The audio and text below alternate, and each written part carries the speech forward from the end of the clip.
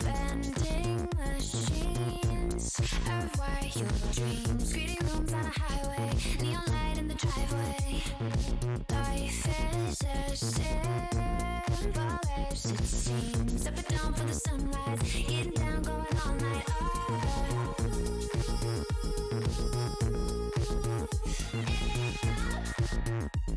With a high of the high life.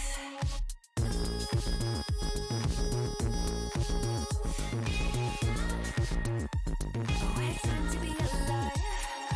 Come on for the ride, baby, come into the fire. I just wanna be where the love is set free. No one ever gonna leave, it's a beautiful dream. Come on for the ride, baby, come into the fire. I just wanna be where the love is set free. No one ever gonna leave, it's a beautiful dream. We've been counting electric sheep. I would trade any mansion for the car or the canyon. It's all we need. Get on your feet. Leave your phone, fuck your phone, mom, 'cause I don't really care. I don't care. With a high of the high life, yeah. I don't care. What a time to be alive. Come on for the ride, baby, come into the fire. I just wanna be where the love is set free. No, we're never gonna leave, it's a beautiful dream. Come on for the ride, baby, come into the fire. I just wanna be where the love is set free. No, we're never gonna leave, it's a beautiful dream.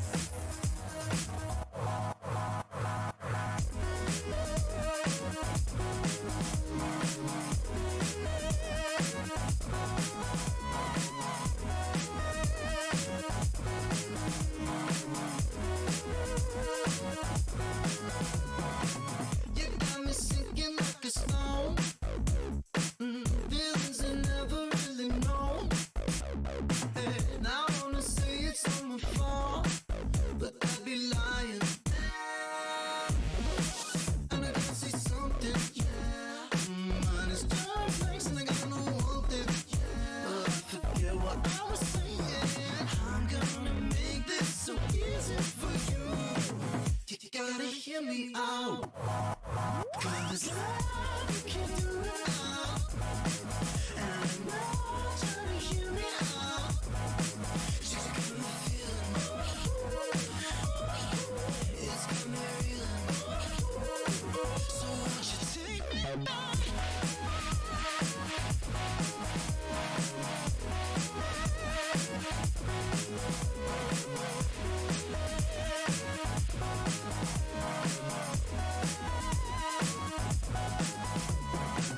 Feels like I'm in this all alone. Silent you and I never know. You see your future without me. The bad news around it, please. And I gotta say something, yeah. Mine is just place like I know one thing, yeah. But I forget what I was saying. I'm gonna make this so easy for you. You gotta hear me out. 'Cause love, you can't do it. Yeah, let's go. Let's go. Try to hear me out. Let's go. She's got me feeling. It's got me reeling. So won't you take me back?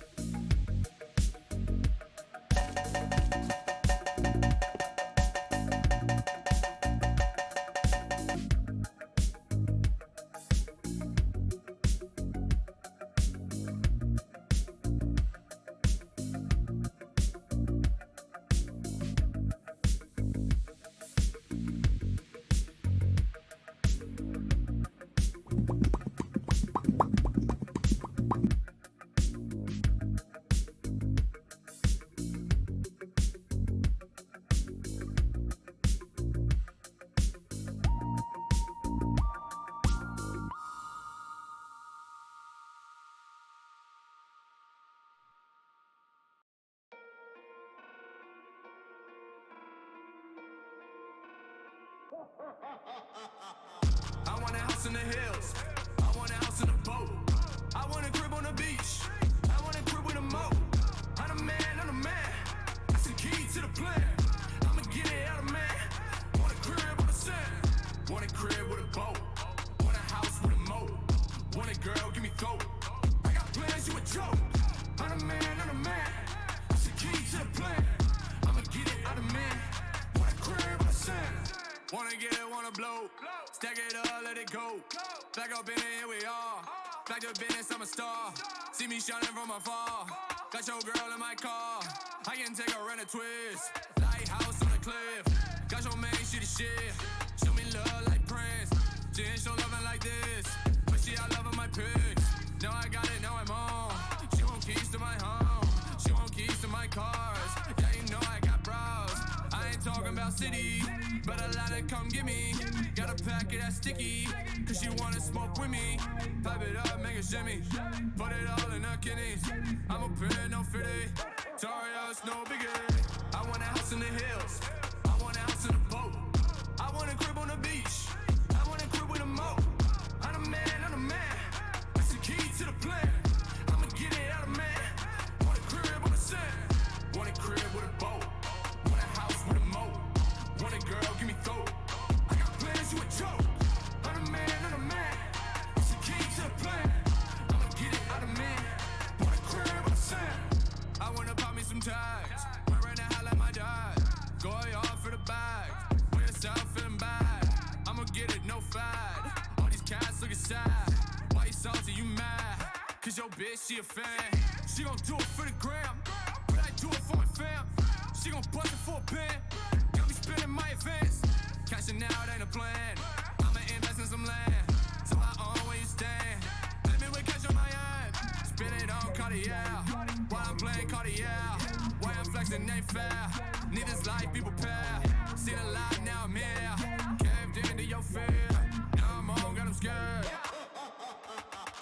I want a house in the hills. I want a house in a boat. I want a crib on the beach.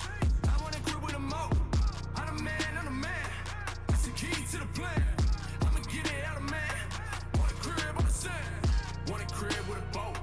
Want a house with a moat. Want a girl, give me throat. I got plans, you a joke. I'm a man, I'm a man. That's the key to the plan. I'ma get it out of man. Want a crib on the sand. Want a house in the hills. Want a house with a boat. Want a crib on the beach. Want a crib on the moat. I'm a man, I'm a man. That's the key to the plan. I'ma get it out of man. Want a crib on the sand.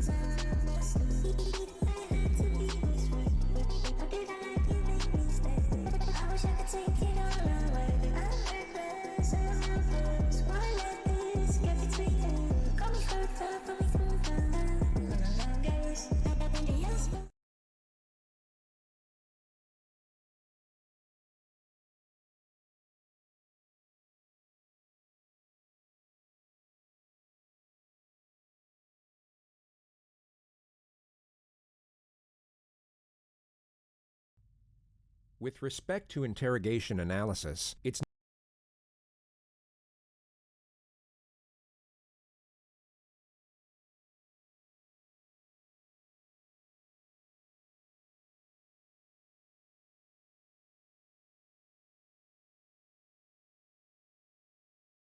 no secret the benefit of hindsight gives you a considerable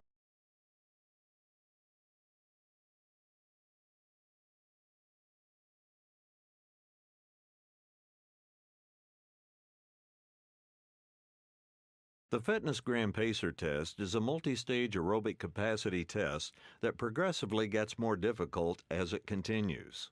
The 20-meter pacer test will begin in 30 seconds. Line up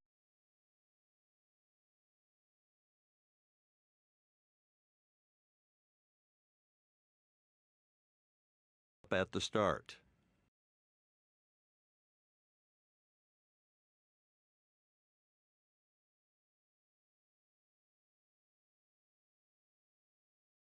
Considerable advantage when evaluating information. When you know a subject is guilty, it allows you to exclusively look for guilty behavior. The knowledge of outcome highlights the imperatives while stripping away non-essentials, and this allows you to calculate certain things that would otherwise be overlooked by cause of your own doubt.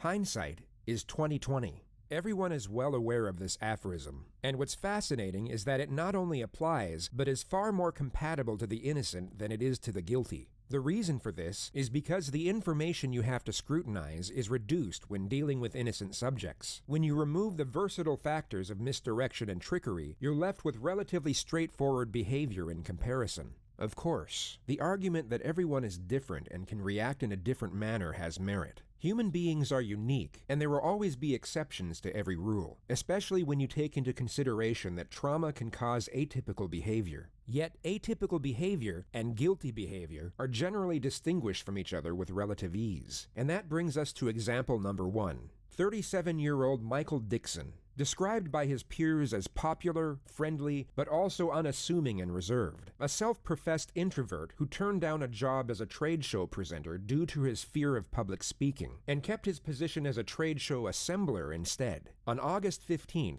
2003, in Hamilton, Ontario, police were called to report a man breaking into a jewelry store. 2 officers responded and chased the perpetrator from the store down an alley before momentarily losing sight of them. At the same time, Michael Dixon was getting off a bus nearby coming home from work. He was the first person the police saw when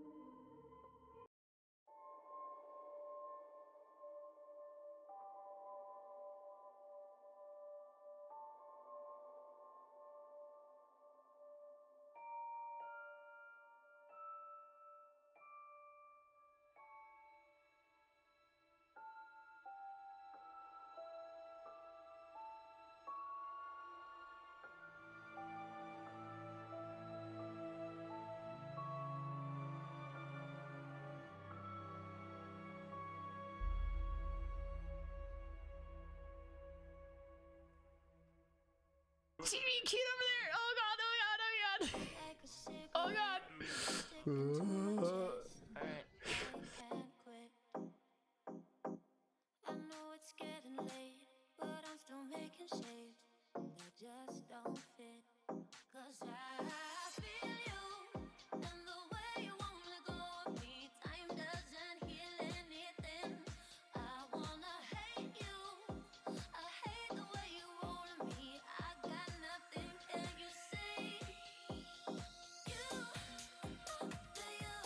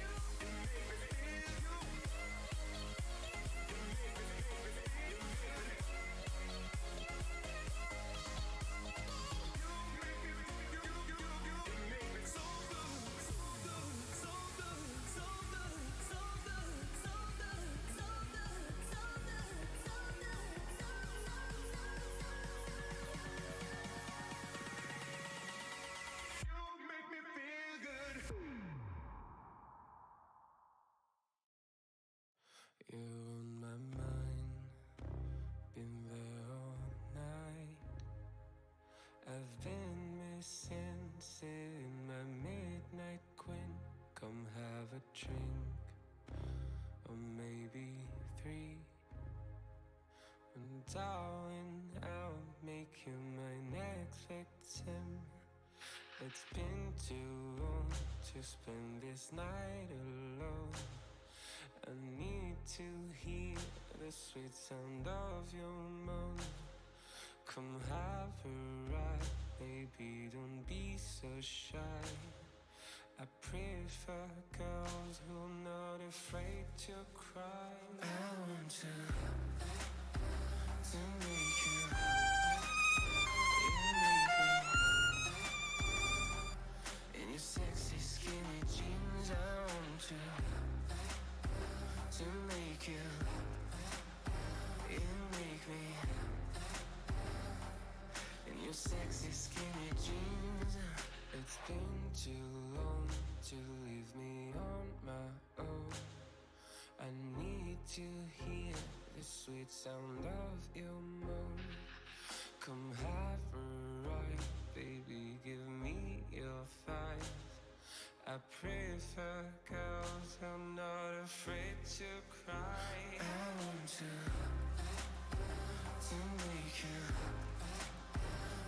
make me.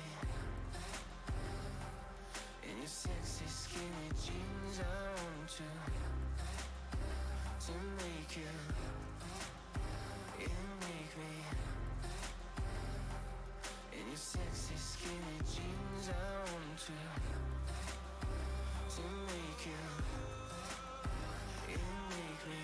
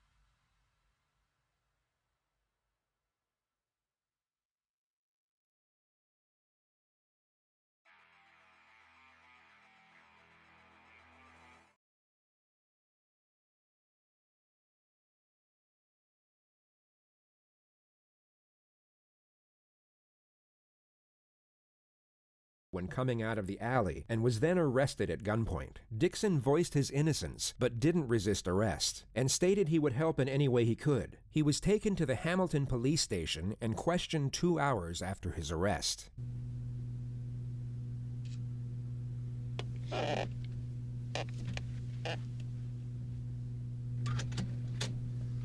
Sorry to keep you waiting, Michael. It's okay.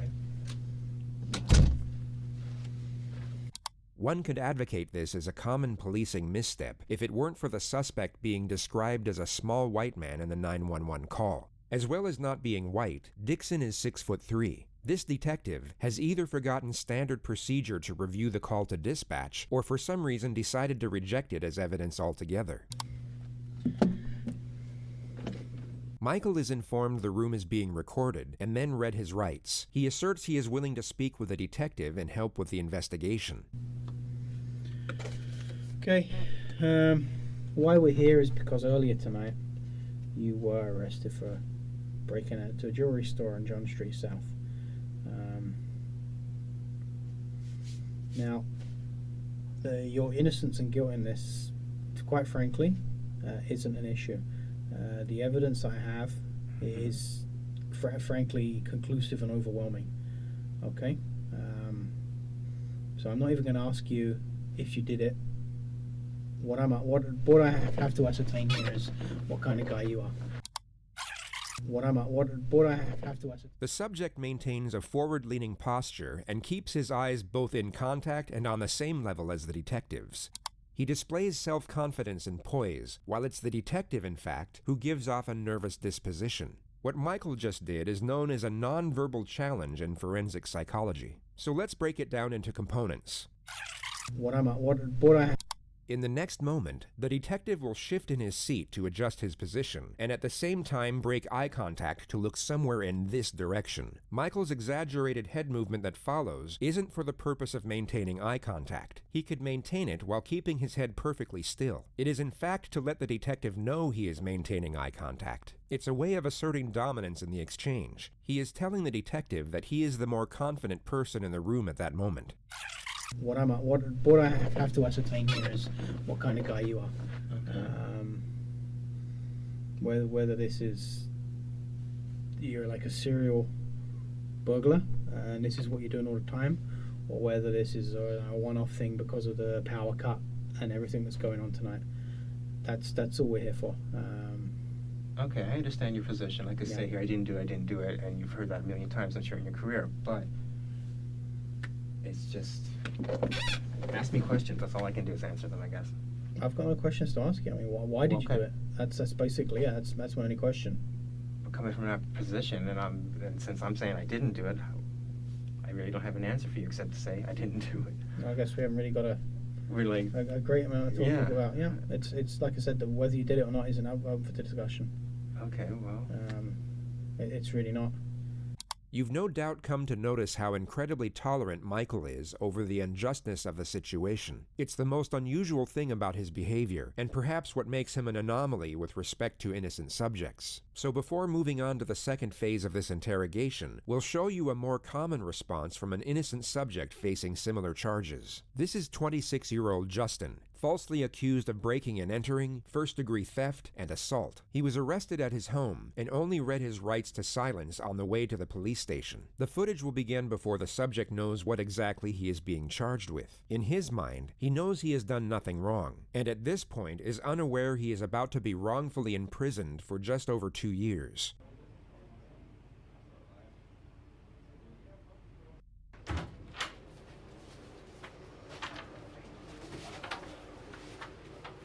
Justin, get that form. You know what I read you earlier? The 19th of February. 2 days ago, so it'll be Tuesday. Alright? About 5, 6 in the morning. Where were you at then? I was at my mother's house. You call her and ask her. I was downstairs asleep. Did she know you were asleep at that time? Yeah. He doesn't see the interrogators as a threat, but more of an inconvenience. His responses are short and concise. He does not seek approval. He only responds to a question or states a point. I mean, did she see you sleeping at that time? Yeah, I don't never leave. If I ain't doing nothing, I stay at my mother's house. So I'm not working, I'm at home. You didn't go to labor ready that day or nothing, looking for a job, yeah. Okay. That morning, house got broken into. Okay. The detective's strategy is to reveal the charges in a periodic manner. Getting a confession to one charge at a time is far easier than gaining admission to all of them at once. The plan is to reveal the break-in and robbery charge first, then reveal the assault at a later stage. The detective goes on to explain that the accuser named Candy said she saw him loitering around her house in the evening hours of the night, and a short time later witnessed him break in and steal a multitude of valuable items. The detective then explains that she picked him out of a 12-picture lineup of suspects. She says you broke in this apartment. Okay, well tell me why. Justin is now aware of the burglary charge, which holds a possible 20-year prison sentence due to previous convictions. He will now begin to forcefully assert his innocence, and each time he does so, will bring forward his posture and strengthen his vocal emphasis while making the assertion. Alright, so I mean, she's saying that I was there before? Is that what she's saying? She's saying she's seen my face before the break-in happened? Yep. 'Cause I didn't break in her house. I don't know who she is. I don't know what you're talking about. I don't know no girl named Candy. None of that shit, man. Why is she saying that you're... I don't know why she's saying I don't know why I don't know. What were you doing there? I was not there. I don't know this girl Candy. The only Candy that I even heard of is this guy I know named Tim Stahl dates her. The person he just mentioned was the accuser's ex-boyfriend. Okay. That's it. How do you know Tim Stoll? I grew up with the dude, man. The accuser's testimony was later picked apart in court. She was caught lying on the stand multiple times, and Justin was exonerated. He was proven innocent not just beyond all reasonable doubt, but essentially beyond all doubt. The last thing I heard about them two, she had him arrested for domestic violence. That's all I know about this girl Candy. I ain't never went in that girl's house, none of that shit. I didn't do that shit. I didn't. As God is my fucking witness, I did not do it. This level of certitude is rarely seen in people who are hiding something of a sinister nature. Even with the knowledge of how the common subject reacts and time to study and rehearse this specific behavior, it would be extremely difficult, if not impossible, to replicate it in a convincing manner under these conditions. If you found the most talented actor in the world and asked him to mimic this behavior on a movie set, he would be able to do so in a near-identical manner. Yet if you place that same actor in the real-life situation of an interrogation room, with the prospect of facing decades in prison for a crime he knows he has committed, his acting capabilities won't be anywhere near as effective. The survival instincts mentioned at the start of this video will be nullified by the burden of guilt, and the ability to perform under pressure will be significantly diminished. But to set aside behavior analysis for just a moment, focus solely on this image. Most of you watching at this point will get a sense of integrity from this picture alone, that the subject is both honest and confident in what he is saying, but still uncertain as to what the detectives are thinking or going to do, a mixture of sincerity and fear. The knowledge of outcome will have no doubt influenced this perception, yet what's intriguing is that most of you will have gotten this exact same perception completely void of hindsight. It's a hard thing to accurately explain, but it's something you can just feel. And this instinctive feeling is what the guilty have an almost impossible task at emanating. And, you know, when you say he didn't have a weapon, he's on the ground, and you put something up on the thing and then gets out. I thought it was a shotgun. I mean, what are they saying? So I fought with her, so now, I mean, they're saying, okay, I fought with her, so I must have killed her. I mean, come on. I mean, that's, you know. You're being arrested for soliciting to commit murder. You attempted to hire someone to kill somebody else. And that's why you're here, and that's what you're getting charged with. Okay, no. You don't understand, or? No, I never did that. Why should I believe you? Because I'm a very trustworthy person, and the people that do know me, they know how I'm a calm person. I am not an argumentative person. I'm a low-key guy that's quiet. I'm not about confrontation. I'm not about anything that elevates to that level. I mean, you could, like, if someone like yells at me, screams at me, I just take it and I just try to get it by the wayside and get it back to where it's just a cool conversation to where like none of that gets to that height. Because I am not that person.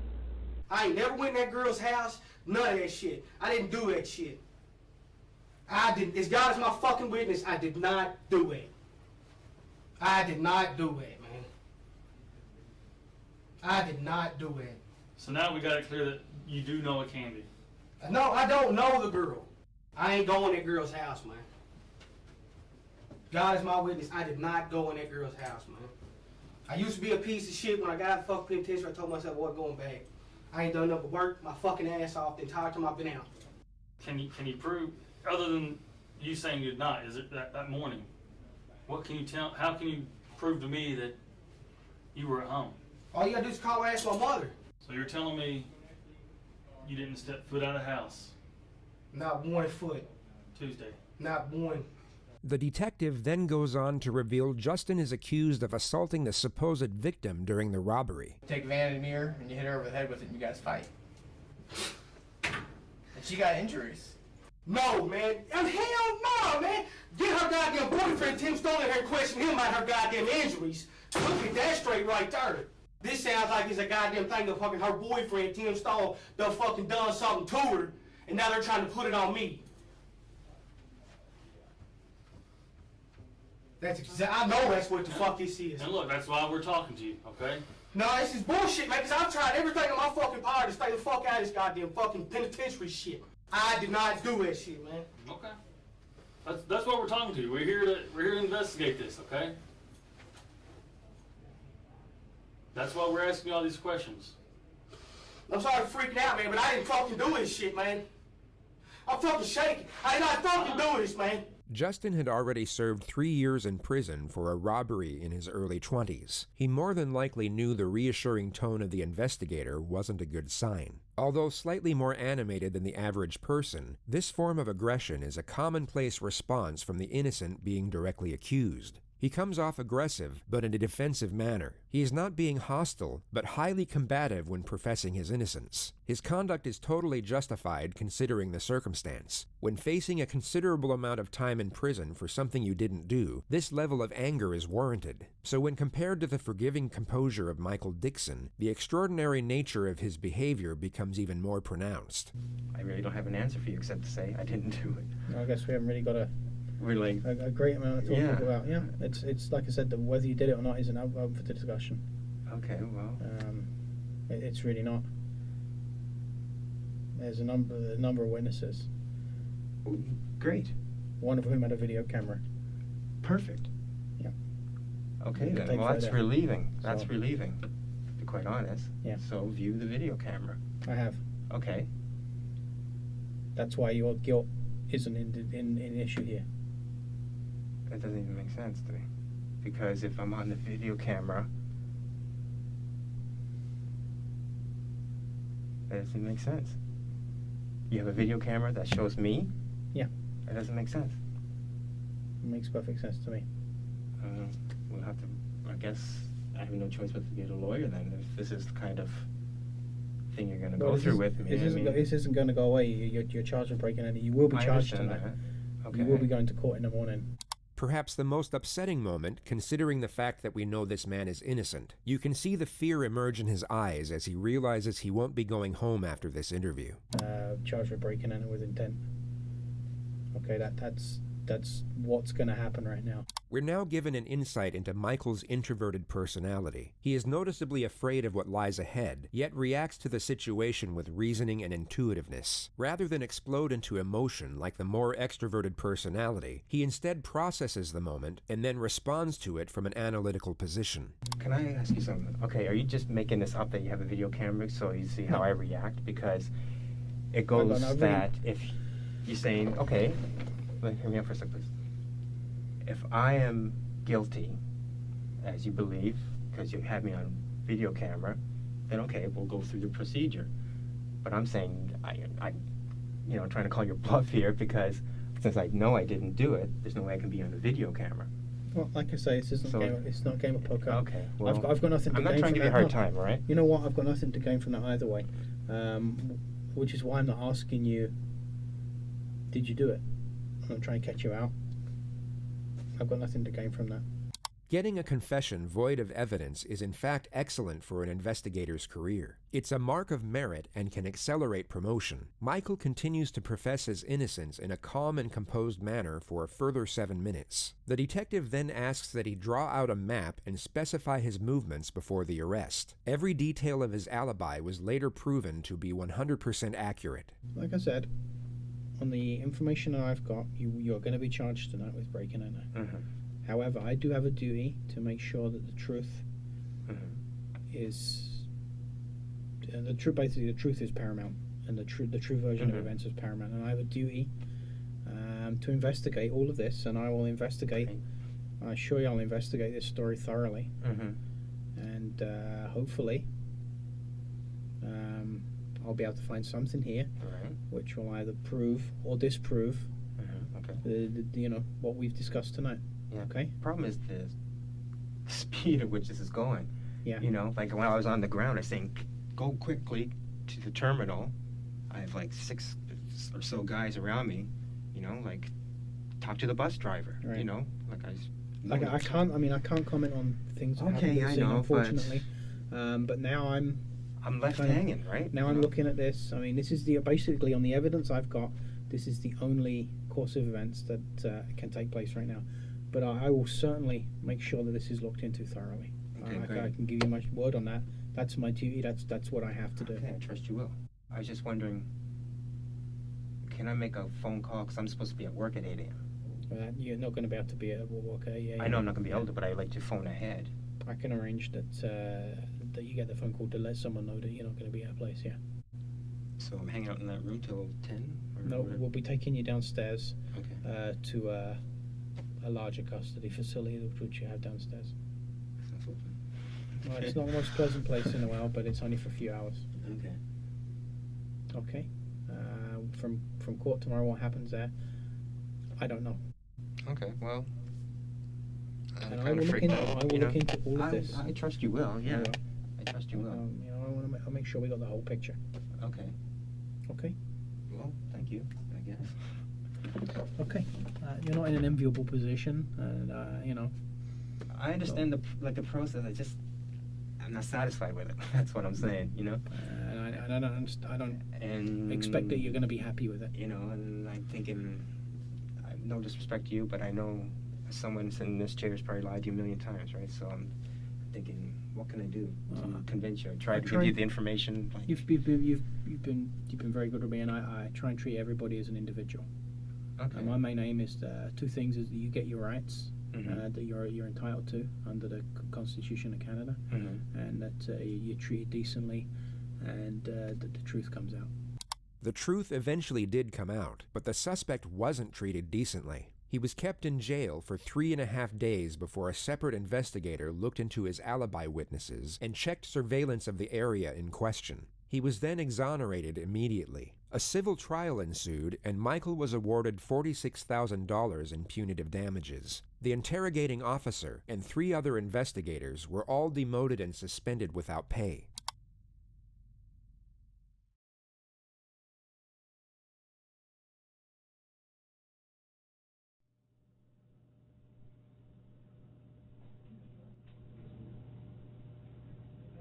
This is 26-year-old Dawson McGee, sitting in a police interrogation room in the early hours of a Tuesday morning. The Monday night before, he stabbed his own mother to death for asking him to move out of the house and get a job. Dawson is unaware that he is being recorded on a hidden camera. In 3 seconds from now, he will hear the sound of the door being opened by a detective. And at that exact moment, you will see a remarkably noticeable switch in his demeanor.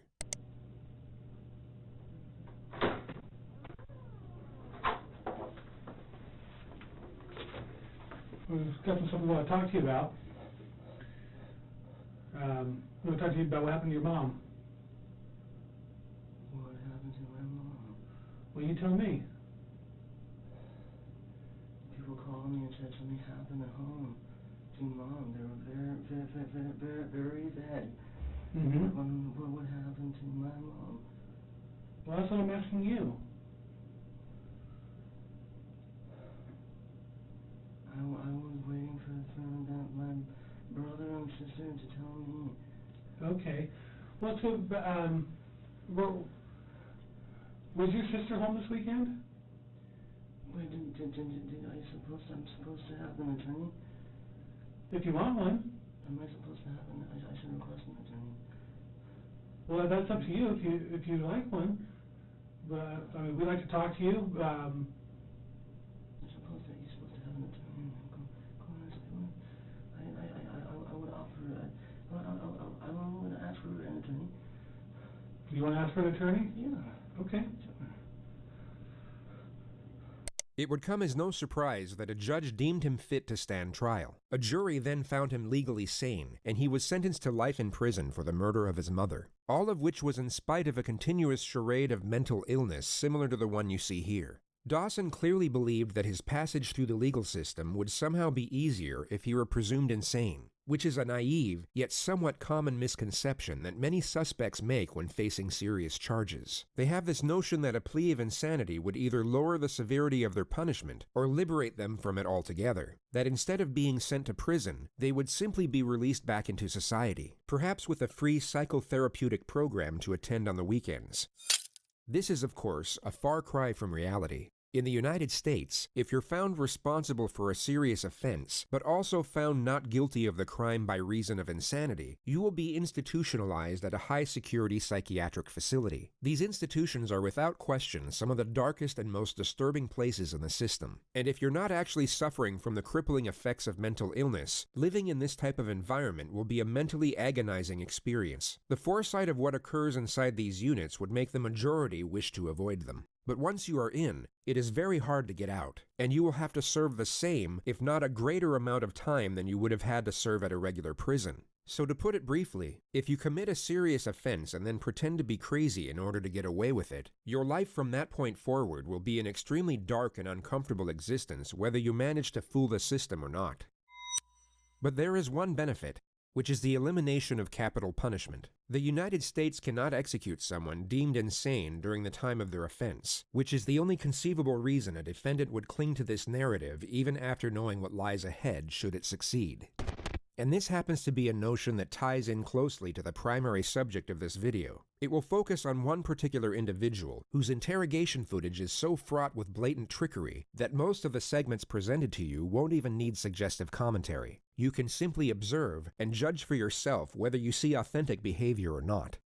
But before showing you what pretending to be crazy looks like, we'll briefly show you a genuine case of the criminally insane, or at least a far more convincing one. This is 18-year-old Jared Murray, a freshman at East Central University in Oklahoma. On a Wednesday evening in December, he asked fellow student Gennaro Sanchez for a ride to Walmart. Once they got there, Murray pulled out a handgun and made Gennaro drive to an isolated country road where he shot him twice in the head. He then attempted to hitchhike to Canada, but was soon apprehended by police on the side of the road. He immediately confessed to the crime once apprehended, and was then interrogated by the arresting officer. I went down to his dorm room and asked if I could be given a ride to Walmart in exchange for $20 gas money. So he took you to Walmart? Yes, sir. And did you both go in?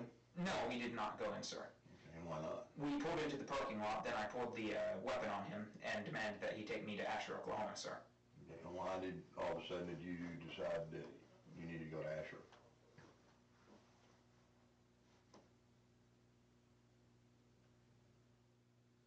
Because I was planning to take him out into the country and kill him. Okay. Did he say anything? He panicked, wanted to pull out his phone. I yanked the phone out of his hand, and then he panicked some more, kept telling me not to kill him. To make him feel more comfortable, I unloaded the clip, unloaded the bullet from the chamber, handed them over to him, and that eased his nerves a little. Then I pulled a second clip out of my pocket and set it on my lap. And so you're driving east, and so I guess at some point, did you decide now was the time? Yes, sir. Okay, and what happened? I loaded the gun quickly, chambered the round quickly, shot once, missed, shot a second time, hit, jumped out of the car, went around. He was driving 10, 15 miles an hour, so it was rather slow. ran around the hood of the car, and of course it was slow when he wasn't purposefully driving. Tried to pull him out, couldn't get him out until he already had hit the tree. Pulled him out there, dumped him into the, before I dumped him into the ditch, I heard him gurgling. I'm not sure if that was a physiological or physical process after death, but I thought that he might have still lived through that somehow, because he was gurgling, so I shot him again and then shoved him down in the ditch. He makes a half-hearted attempt to conceal the body with a handful of leaves and a stick. He then walks in the direction of the highway. Did you get back on the highway? Yes, sir. And which way did you go? North, sir. And what were your intentions? When you were walking north? Canada, sir. You was going to Canada? Yes, sir. Okay. He states that his plan was to escape into Canada, but he had nothing to escape with, not even a passport. I had tried hitchhiking most of the way because the only way this was going to work, factoring in my belief that y'all found a crime scene, is if someone were to give me a ride there and then. And then whenever your patrol car was pulling up behind me, I didn't know it was a patrol car. I stuck my thumb out and you was there for the rest. Jared, I want to ask you just point blank, because, I mean, you sat here and confessed to pretty much everything. In my mind, and I think you might agree with me, just cold-bloodedly killed a young man tonight. Yes, sir. Or last night. Have you ever killed anybody else? No, sir. You will now see the detective attempt to establish a motive for the crime. I guess I'm having a hard time understanding what you got out of it. Can you help me? I don't really get anything out of it. Do you feel any remorse? I'm sad that I got caught so quickly. Tell me why I should believe you that there just was going to be one person that was going to suffer from your consequences of killing. You have no reason to believe me, sir. I guess I'm just still having a real hard time understanding why. The detective fails to establish a solid motive for a further 2 minutes. The discussion eventually lands on the victim's long-term girlfriend. You don't think she's going to be upset, heartbroken? I think she will be, sir. How did that make you feel? No different, sir. Okay. I think you've been honest with me. I think you've told me just straight up, right out of the book, what happened. Yes, sir. But, you know, you've done a terrible thing tonight. Yes, sir. You killed a young man. Yes, sir. Just for the simple fact of... I was so people shy. Oh my God. Pretty much this is safe for you. Yes, sir. And what do you think should happen to you? Death sentence, sir. And why do you think you deserve a death sentence? An eye for an eye, sir. Do you believe an eye for an eye? Yes, sir. Jared Murray was found not guilty by reason of insanity. He was committed to a high-security mental facility where he is to remain indefinitely. Anything to say for yourself today? No, ma'am. Any reason why you might have done this to this young man? No, ma'am. No reason. No, ma'am. You have nothing to say for yourself. No, ma'am. You want to tell the community anything? No, ma'am. Did you confess to police? Yes, ma'am. Are you proud of what you've done? No, ma'am. Do you have remorse for what you've done? No, ma'am.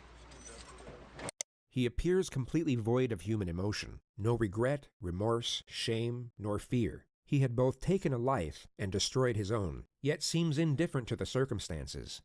With respect to his interrogation footage, the most conspicuous element was the complete lack of self-preservation. He didn't once attempt to deflect blame, nor afford himself any type of justification for his actions. He simply spoke in a factual, non-biased manner, impartial to how his words may have been taken or even twisted to be used against him. There was no calculated structure to his behavior whatsoever. So with this notion in mind, let's move on to the primary subject of this video.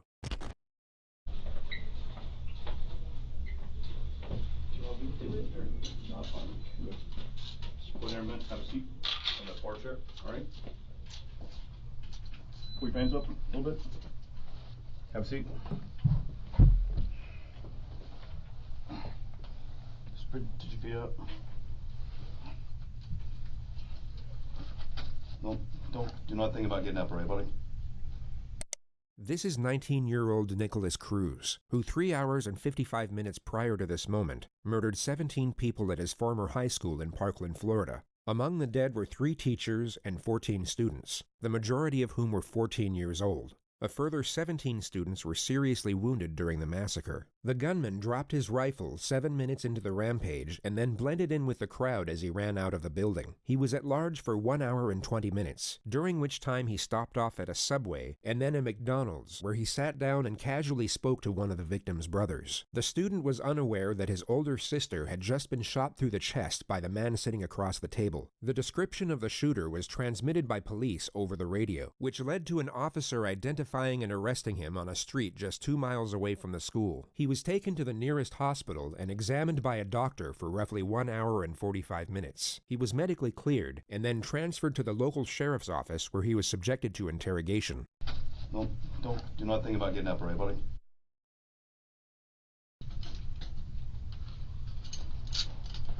From the moment the subject entered the room, his eyes have been fixed upon nothing but the floor. He's held on to this downward-facing gaze as if he's either in a state of shock or disconnected from the moment.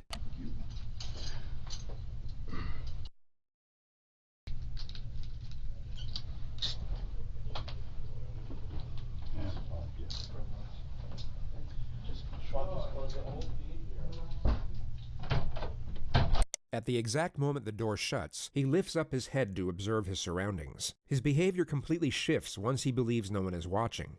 If we look at his demeanor a moment earlier, we can see the contrast. He went from being detached to alert. His behavior changed as the environment changed, which is a recurring theme throughout this interrogation. It shows us that his mind isn't wandering off during these moments of apparent disconnection. He is in fact fully present and very aware of what's going on around him. As he looks up, his eyes immediately lock onto the camera. He now knows he is still being watched, and his following gestures will resemble that of someone with suicidal tendencies.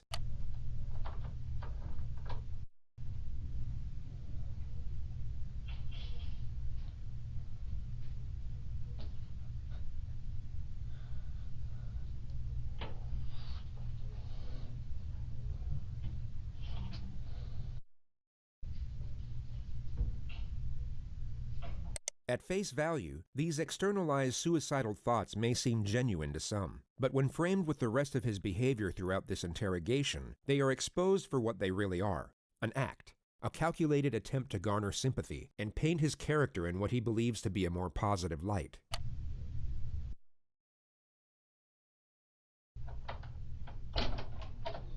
All right, how you doing, Nick? You all right? Gotta be able to speak so I can hear you. All right, I just need to ask you really your name and date of birth just to confirm I got it right, and then I'm gonna see you want a glass of water or something. What's your first name? This is a situation where the proof against the suspect is already conclusive. He is without question responsible for the crimes under investigation, making the pursuit of a confession not essential. The police know he did it, but they need to know why he did it, which would already require a complex strategy in order to obtain the correct information. But the suspect's first recorded statements upon his arrest have now made the procedure considerably more difficult. What's going on today, bro? The demons, man. Demons? Voices. Yeah, no problem. Voices. Voices and demons? Where's the voices? What happened? Shut up. Just be quiet, man. Shut up. Demons, man. Voices. These two words have now forged the primary stratagem of his own interrogation, which is to cut through deception under the guise of supportive examination. The questions will be designed to lock him into a specific narrative about his alleged psychosis, while simultaneously giving him the impression that his responses are for his own benefit. Anything he says now can be used to refute any amendments he might come up with at a later stage. We all know that after this interrogation, he will have significantly more time to think, study, and even seek guidance from professionals about how the legal system interconnects with mental illness. Yet the majority of this forthcoming knowledge could be useless to him depending on what he says during these moments. The more details he gives away, the less options he will have for his defense later on. But pursuing this objective is complicated, as there are two very common scenarios for when this type of suspect gets interrogated. And just to be entirely clear, by this type of suspect, we mean someone who is 1. Pretending to be insane, and 2. Not fooling anyone. Their most common response is to simply shut down. They regress into total silence or some type of catatonic state, and the interrogation never gets off the ground. The other common response is the exact opposite. They erupt into hysteria or supposed delirium, and everything from that point forward becomes incoherent. The lead detective, John Curcio, must not allow either of these scenarios to transpire, and this makes the first 2 minutes absolutely crucial. He needs to create a positive first impression and resemble the furthest thing from a threat, while at the same time maintain a presence of authority. His temperament will be easygoing and non-confrontational, but also encouraging when extracting a response. His role at this moment is the ally. He needs to be liked, respected, but must not be feared. Not yet anyway. Going off the suspect's initial demeanor, the detective will know that he is far more likely to regress into a state of silence at this opening stage, and if he can prevent that from happening within the first 2 minutes, he is over the first obstacle. Alright, how you doing, Nick? I just need to ask you really your name and date of birth just to confirm I got it right, and then I'm going to see you want a glass of water or something. What's your first name? Come on, Nick. Huh? Spell it for me. Okay. Come on, I'm old. You got to talk so I can hear you. N-I-K. O. L. Okay. A-S. And what's your middle name? Come on, man. Speak so I can hear you. Jacob. Jacob. J-A-C. What's your date of birth? Okay, you need to relax, because I'm the last detective or policeman you're going to have to talk to. So right off the bat, that should be somewhat comforting to you to know that I'm the last guy you got to talk to. But the thing about it is, look at me. I got to be able to hear you. Okay? So all I want to do is get basic information from you, and then we'll get into the, whether you want a glass of water, all that stuff. What's your date of birth? 09. January? 09. 09 September.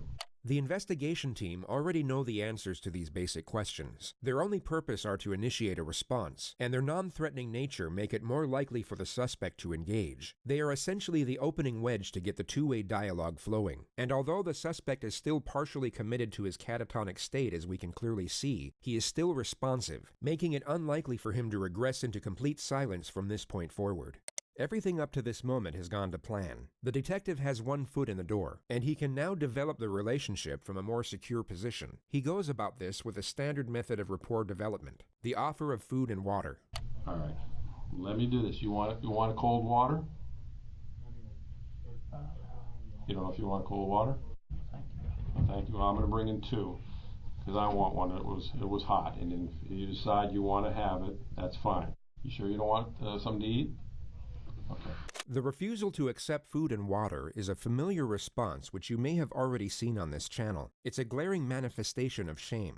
This is not to be confused with guilt nor remorse, both of which require the acceptance of responsibility, which in turn directs our focus outwards on the feelings of others. Shame, on the other hand, shifts our focus on the perceptions of others towards ourselves. The subject is afraid of how it will look if he accepts the offer considering the circumstances. He instead wants to appear as if he's so negatively affected by the events that he's unconcerned with meeting his basic needs.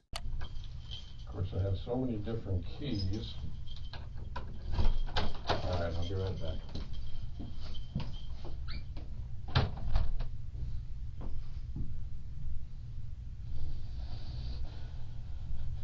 Once again, his demeanor abruptly switches when the detective leaves the room. With his head buried in his hands, it's anyone's guess as to what is going through his mind at this moment. But what you are about to see next is extremely revealing.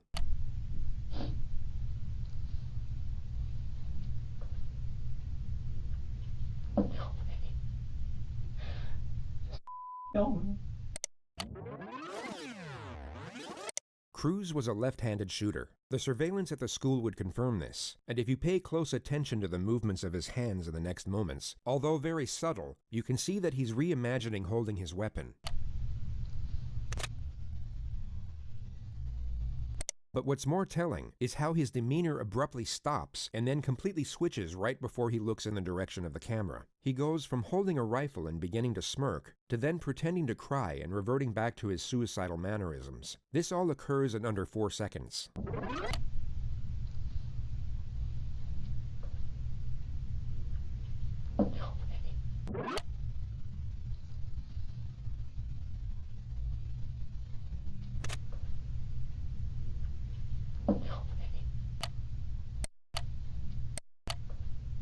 It could be assumed that for a brief moment, he was not only recollecting the attack, but gaining gratification from doing so. He then remembered he was on film, giving reason for the sharp adjustment. His true self was reliving the attack and enjoying his work, while his false self was so dejected to the point he was externalizing suicidal thoughts. Complete opposites.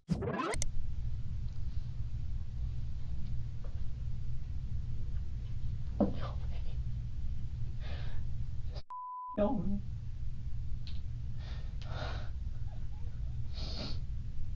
His next calculated charade is one of self-harm. He first bites himself without drawing blood, or leaving any marks that were visible in his jail intake photographs.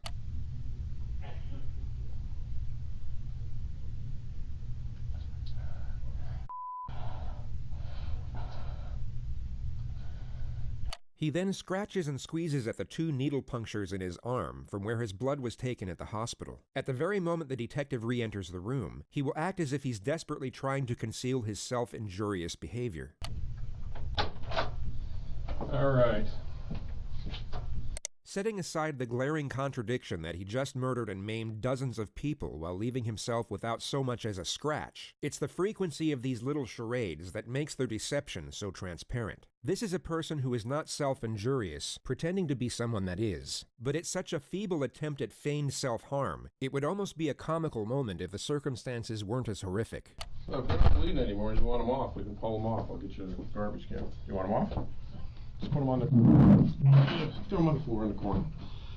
Alright, this one is mine, because I already opened it. This one's yours in case you change your mind. The next 4 minutes are the extremely tedious process of getting the subject to engage further through basic questions. The topic of his phone will now be brought up. What about your phone? Do you have a phone? I lost it.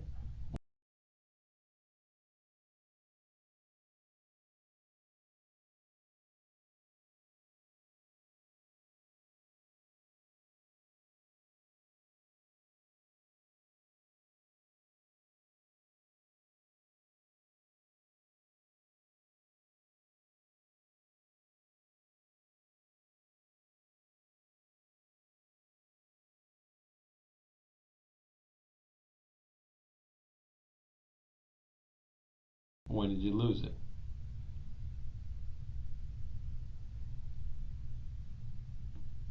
Today. Today? Today. Okay. What kind of phone is it? I don't know. Okay, is it a flip top, an iPhone, a Samsung? It's a phone. It's a phone. What's the number? I can't remember. Okay.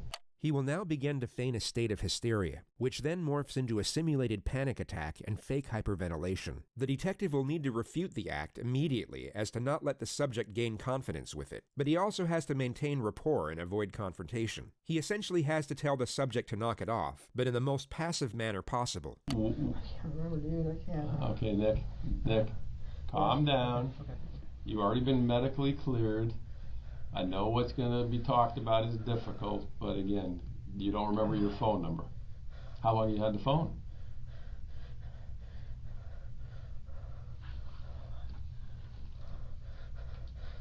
How long have you had the phone? Nick, the doctor's already looked at you. Okay. Okay, you're fine. You're not having any problems at the moment, and you're perfectly fine. So calm your breathing down, all right? And I want to believe certain things that you're going to tell me, but, you know, if we're getting where you're going to hyperventilate over a phone number, okay? All right? All right. So what's your phone number? Huh? 954. Okay, 954. The manic episode is somewhat curbed, but the subject is still clearly committed to it. 954-821. 2007. 2007. No. 1007. 1007. And again, going back to what kind it is, do you know if it's an iPhone, a Samsung? I don't know. How long have you had it? Every kid knows what the phone is, man. I got kids your age. Ever since my mother died. I know, I heard about that. That's what I was going to talk about next. This is a turning point. Cruz's adoptive mother had indeed passed away the year prior from pneumonia. The topic is sympathetic towards himself, and it seems to have stopped the feigned hysteria in its tracks. Compared to his neurotic behavior in the minutes leading up to this moment, he all of a sudden appears calm. He is clearly receptive, and thus responsive, to the cue of compassion when it's directed at himself. The detective recognizes this, and although he said he would talk about the subject's mother next, he instead focuses on it immediately to keep him engaged. Alright. So, but you had, since your mom died, how long has your mom passed? I can't remember, I think. Okay. This November. year, last year? November. November? Okay. Okay, when your mom passed, were you living with her? Yes. Okay, what city was that? Parkland? The subject drops the act and becomes more engaged in the conversation. The detective inquires further about his mother for roughly 3 minutes before shifting the discussion. It focuses mainly on the subject's background, and he first declares that he was depressed for the majority of his childhood. He then reveals his history of drug use, which consists of marijuana and Xanax. After that, he claims to have attempted suicide by alcohol poisoning 2 years ago, but in his own words, was able to sleep it off. He then states that he was employed at the Dollar Tree for the last 2 years working as a cashier. So you've been able to hold down a job for 2 years, that's pretty good, right? Yes. Other than Dollar Tree, where else did you ever work? Lawn mowing. What? Lawn mowing. Lawn mowing? Oh, okay. Alright, when you tried to kill yourself with alcohol, your mom was still alive. What were you depressed about back then?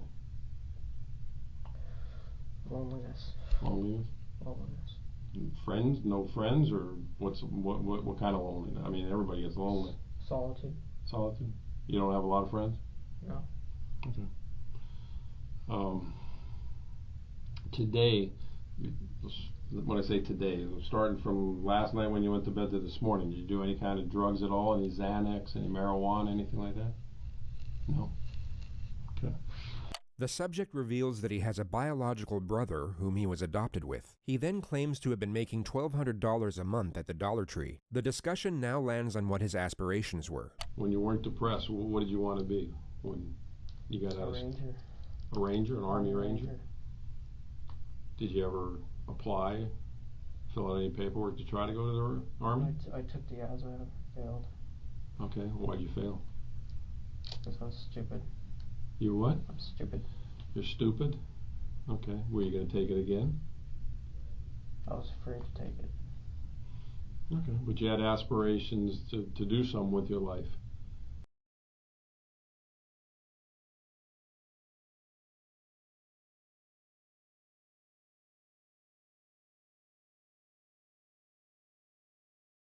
You wanted to be that's a hell of a thing to want to be, an Army Ranger.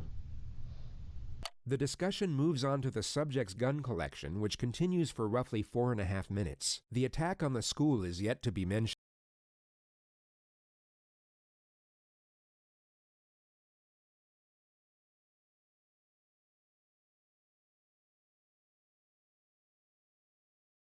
But the last gun to now be discussed was his choice of weapon to commit the massacre. What made you choose out of all the guns to want to buy an AR-15?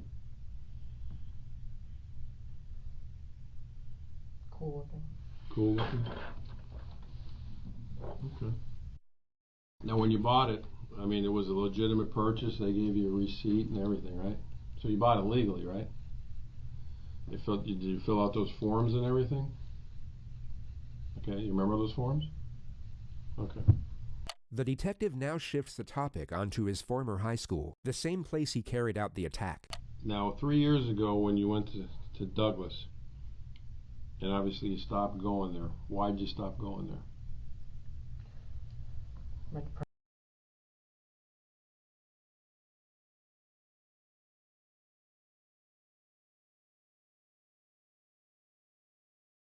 depression worsened. the depression worsen, and what was going on?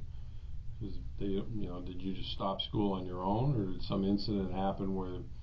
Yes, some incident. Well, what was the incident that happened? Fought a kid. You fought a kid? You remember the kid's name? Ian. Ian. And did you guys both get in trouble for the fight, or? Yeah. Okay. Well, what did they do? Suspend you? They suspended me. Okay. And what happened from there? After you got suspended, did you go back to school? Yeah. Okay. What happened then? Why'd you stop going there then? Felt embarrassed. You felt embarrassed because you got suspended, or you felt embarrassed because of why? Because of the fight. Okay. Well, what was embarrassing about the fight? What were you guys fighting over? A girl. A girl? Well, what was embarrassing about it? I mean, did Ian get the better of you? Was that what was embarrassing, or he got the better of you? Okay. He has just provided the state with a solid argument for a motive. Establishing a reason for an offense is critical when dealing with claims of insanity. It can not only indicate premeditation, but also calculated malice in connection to the crime, something considered absent in the mind of the criminally insane. He also asserts that he was lonely and depressed while attending the school, all of which can reinforce the argument that he was exacting revenge upon the community in which he felt ostracized. All right, so you go back to school. What ends up happening? You just stop going to school out there, or you got into more problems? Got into more problems. What was the more problems? Failing class. Okay. Not going to school. Okay. And this was all while your mom was still alive? Yeah. Okay. Did there come a point in time where you just stopped going there, or they expelled you? Or I just stopped going and then transferred me. They transferred you? When they transferred you, was that upsetting to you? Yeah. Okay. As we know, the suspect has made the claim about hearing a voice which he labeled the demon. The detective will now attempt to get a detailed narrative of these perceptual disturbances. He will do so by asking a series of open-ended questions, and then continuous follow-up questions thereafter. This will lock him into specific claims about what he was hearing. The more information he gives away, the less he will be able to amend later on. And the more questions that are posed, the more likely he is to make contradictions that can be used against him.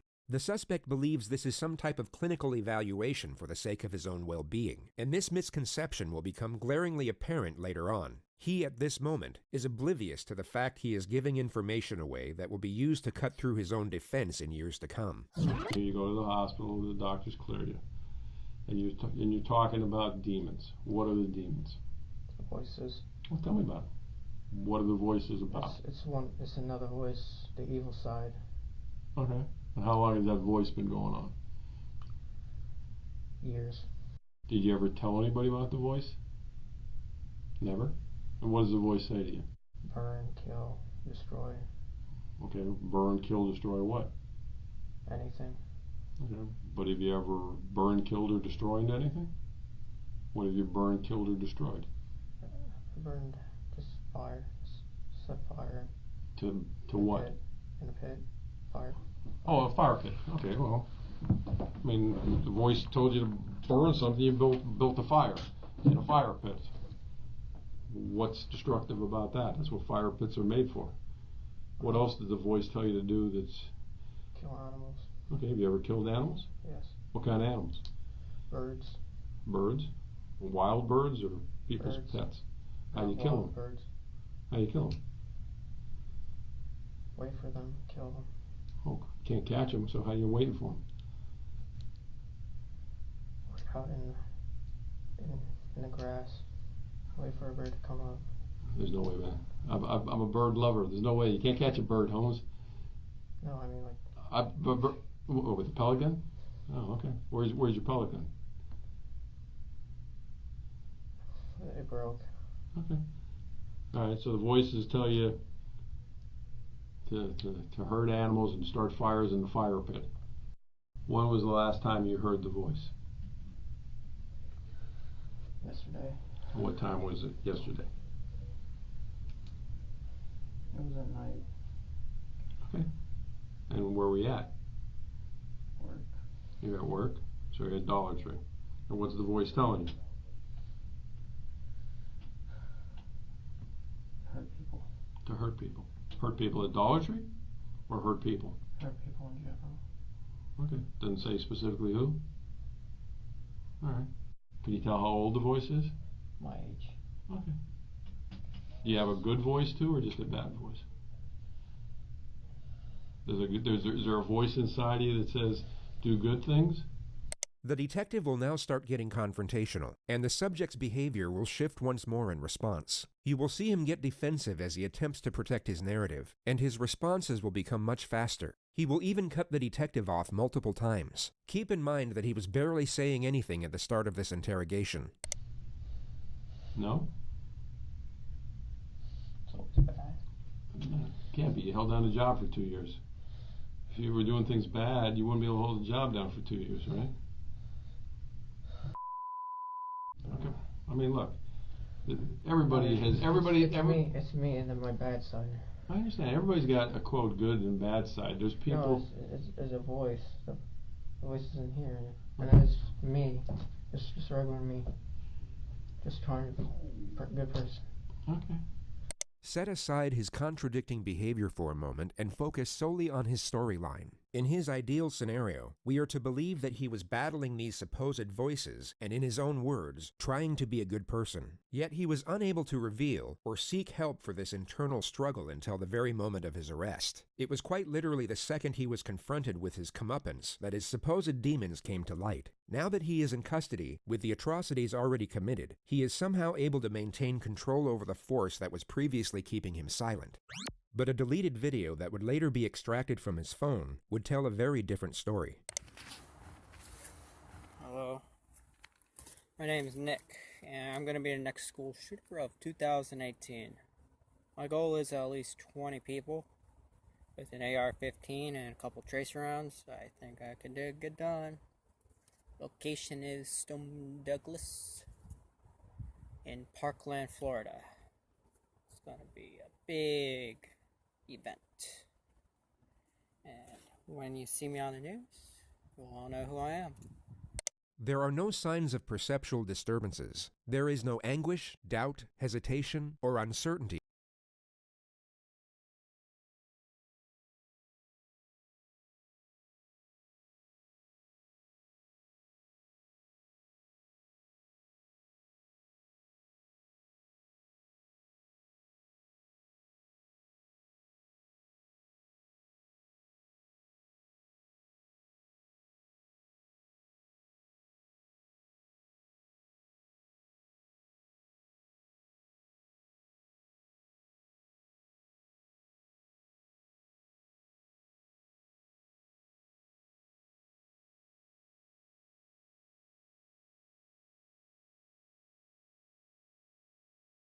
When announcing his intentions. By his own narrative, he claims to have continuously fought against the evil intentions of the voice. Yet from a visual standpoint, there is no conflict in this video whatsoever.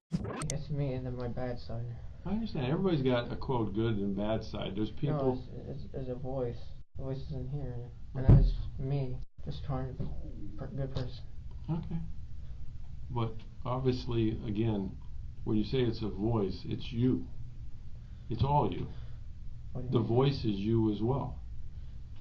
Yeah. The voice didn't force you to do anything, right? No, the voice did. It's two voices. There's one half that's the good and then the bad. Yeah. His rapidly interchanging behavior has now gone from catatonic to manic to hallucinatory to now highly attentive and cautious. Okay, well, the voice tells me to go to lunch and not pay for my meal. But I pay for my meal because I know that's the right thing to do, right? Okay, let's talk about it. Because the voice didn't tell you to take Uber, right? Yes, it did. It did? Yes. The voice said take Uber. Yes. Did the voice is in me. You're the voice. No, in here. Okay, it's in your head. Yes. What is it? A male voice or a female voice? Male. Male? The subject was beginning to panic, but the detective dials it in for the time being and switches the discussion back to more trivial matters. It seems that he wants to consult with the investigators outside before maximizing the pressure, and he reestablishes a certain level of trust before leaving the room. Let me go. I'm going to go back and see what everybody's doing as far as what they need me to do. You're not a psychologist or anything? Or? No, I'm not.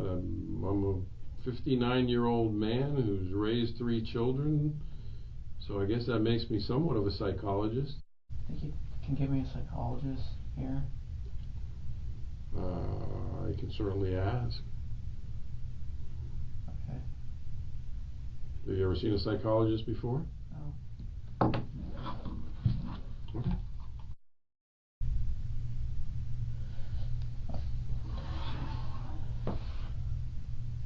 The subject scratches his arm for another 2 minutes. He then switches to a hallucinatory state and appears to be seeing things in the room.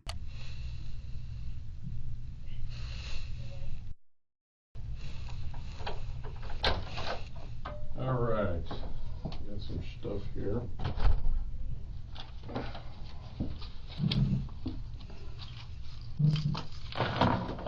The detective will once more dismiss the act by pretending to not see it. He will then pose a question to the subject, and the charade will cease immediately. You with the water. Well, you put it back over here. You definitely don't want the water, huh? It's very interesting to observe his facial expressions at the exact moments he abandons fake behavior. These are the very brief junctures in which his true self appears to surface. It's easy to get distracted by the present situation as he sits there in a hospital gown chained to the floor, essentially helpless to the cunning devices being used against him. But in moments like this, we are reminded of what we're actually dealing with. A very short time ago, he was not helpless at all. He was the one preying on the helpless, offering them none of the sympathy nor mercy of which he is now trying to garner for himself. All right, this school or this psychologist you want to talk to.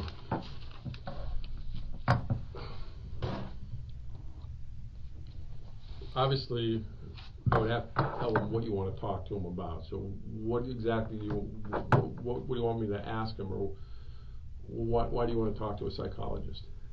Find out what's wrong with me. Well, what do you think's wrong with you? I don't know.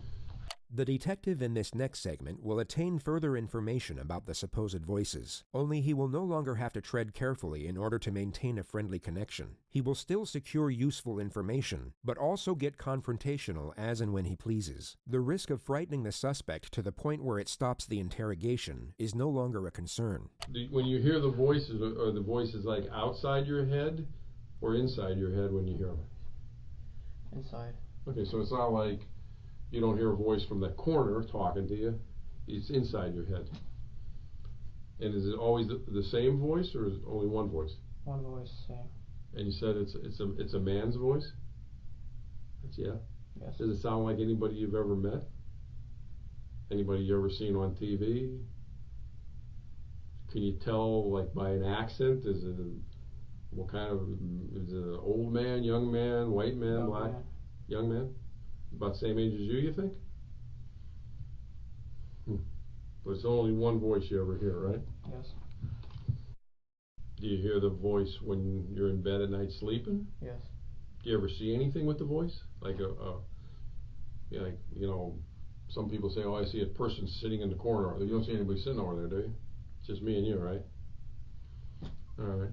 Do you always obey what the voice tells you to do? I try not to. Okay. Well, how many, on any given week, how many times do you think you hear the voice? All the time? Once every day. Once every day? Morning, afternoon, night? Always the same time? Usually in the afternoon. About what time? 11 to 12. Why do you think it's those hours? I don't know. It's always around lunchtime? Now, you talked about demons, and then you talk about the that's voice. the demon. The voice is the demon. The voice is the demon. So there's not the two. person, whoever it is. Does it have a name? No name. Does it ever say, hey, my name's Nick. Does it use your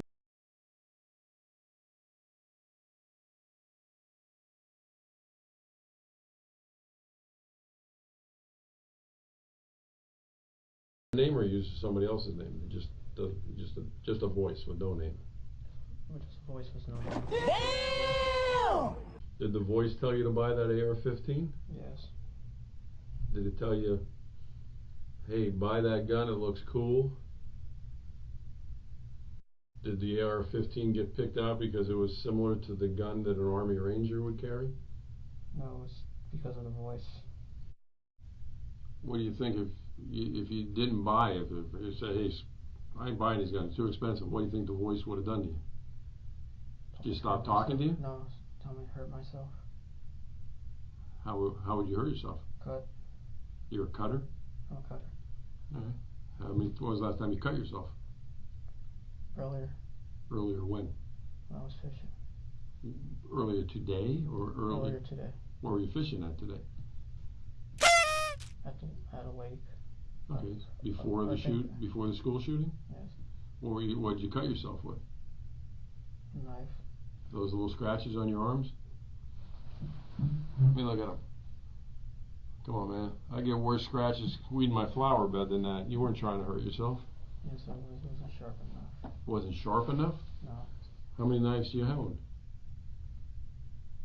4, 5. How long have you been cutting yourself? Years. Years? You ever cut yourself where you had to go to the hospital and get stitches? When you cut yourself, it's because the voice just told you to cut yourself. And if you didn't talk or you didn't listen to the voice, then you were going to be alone because your voice was your only friend. That's kind of what you're saying. Even though you have a biological brother. Since me and you have been talking, have you heard the voices? What's it said? Saying you cut yourself. For you to cut yourself. Does the voice like me? Huh? Does the voice like me? He doesn't trust you. Why doesn't he trust me? I'm pretty relaxed, ain't I? I'm trying to figure that out too. Well, what doesn't he like about me? I mean, I'm kind of grinning because I want to know what the voice's problem is with me.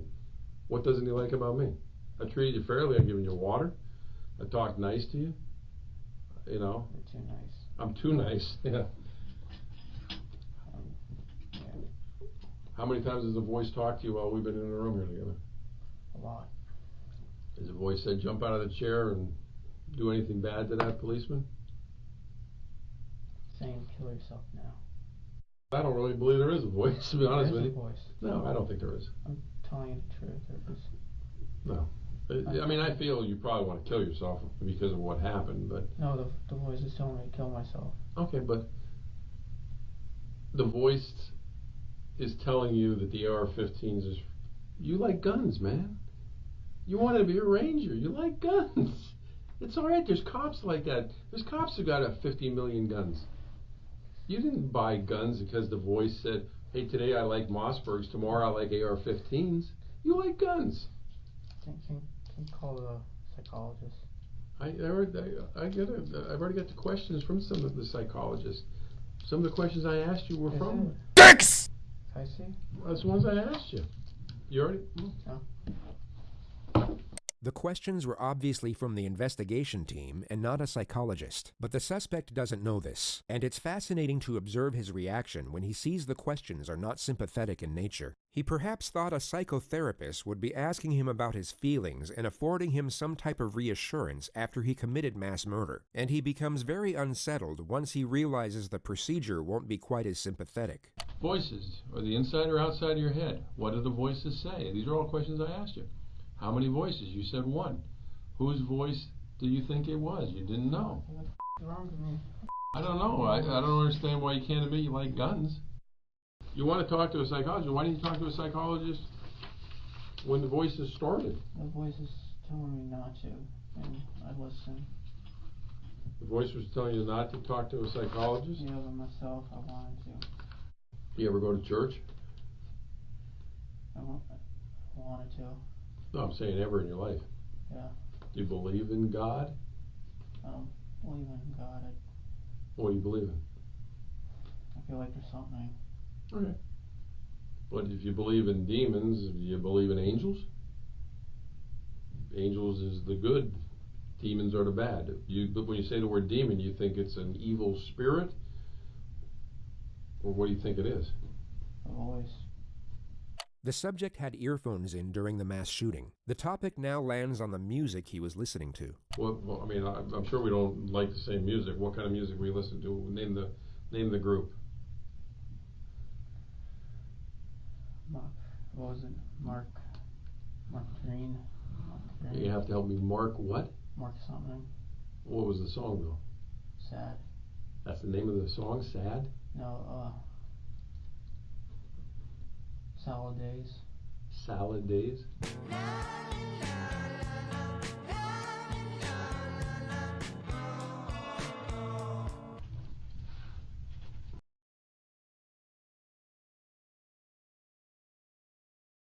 Hold on one second. What else? Oh, you listen to more than one song? What other song you listen to? Just a lot of sad songs. Alright. Did you pick the music yourself? Or did the demon pick the music? Demon, and then myself partially. Alright, which ones did you pick? The sad ones. Which ones did he pick? The evil ones. The evil ones. Give me an evil one compared to a sad one. You already gave me a sad one. What's an evil one? Panzermensch. What? Panzermensch. Panzermensch.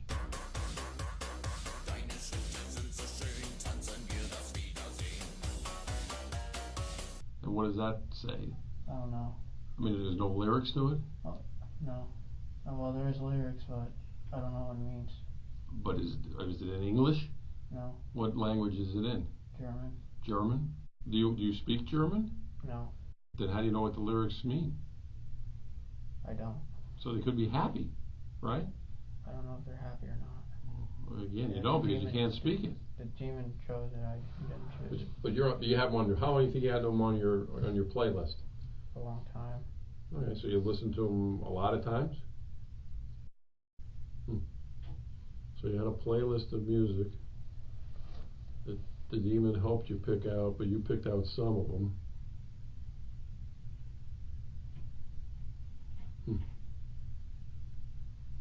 I'm just having a tough time understanding this demon thing. I know. Nobody understands. Well, the Xanax you were talking to me about earlier, where'd you get the Xanax? On the street or? On the streets.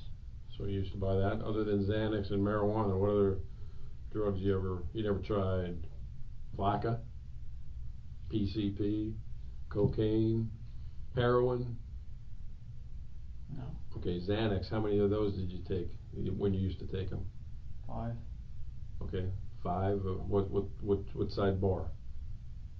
How big? What color was it? Half, sometimes full. Okay, what color? They all White. White. All right, but that was off the street. Did they help you sleep? It made me drowsy. Okay. Did it make the demon go away? Yeah. When was the last time you think you did Xanax? A long time. So if the Xanax helps you get the demons away, Marijuana does it better. Marijuana does better? When was the last time you smoked marijuana? Last week. Last week? Because you're making $1,200 a week. Why didn't you smoke marijuana every day to get rid of the demon? Illegal. It's illegal? Yeah. It's illegal. It was illegal whether you do it once a week or once every 5 minutes. So why didn't you choose to get rid of the demon by doing it? Anytime you heard the demon, just light up a blunt. I mean, you had the money, man. Because I knew it was illegal and I didn't want to do wrong, but he wanted to do wrong. Okay.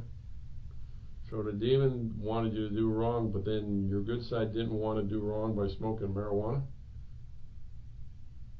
Even though it made him go away. Even though it made him go away. Huh. Well, I don't know why you didn't tell the doctor then you had anxiety problems and marijuana and Xanax cured your anxiety and made the demons go away. It seemed like an easy fix, man. If that's true.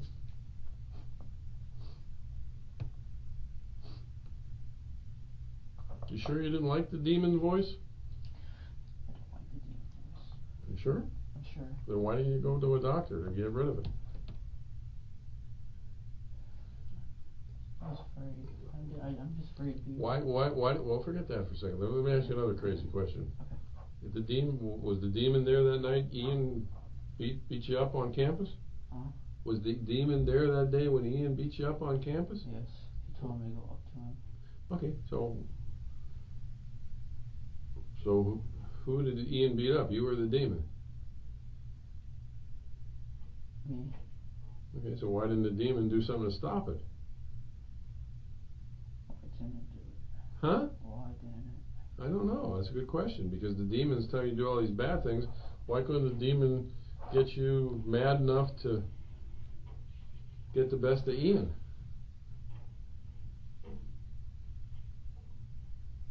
I mean, I don't know. I don't know either. It doesn't make any sense. I don't know. Why? I don't know.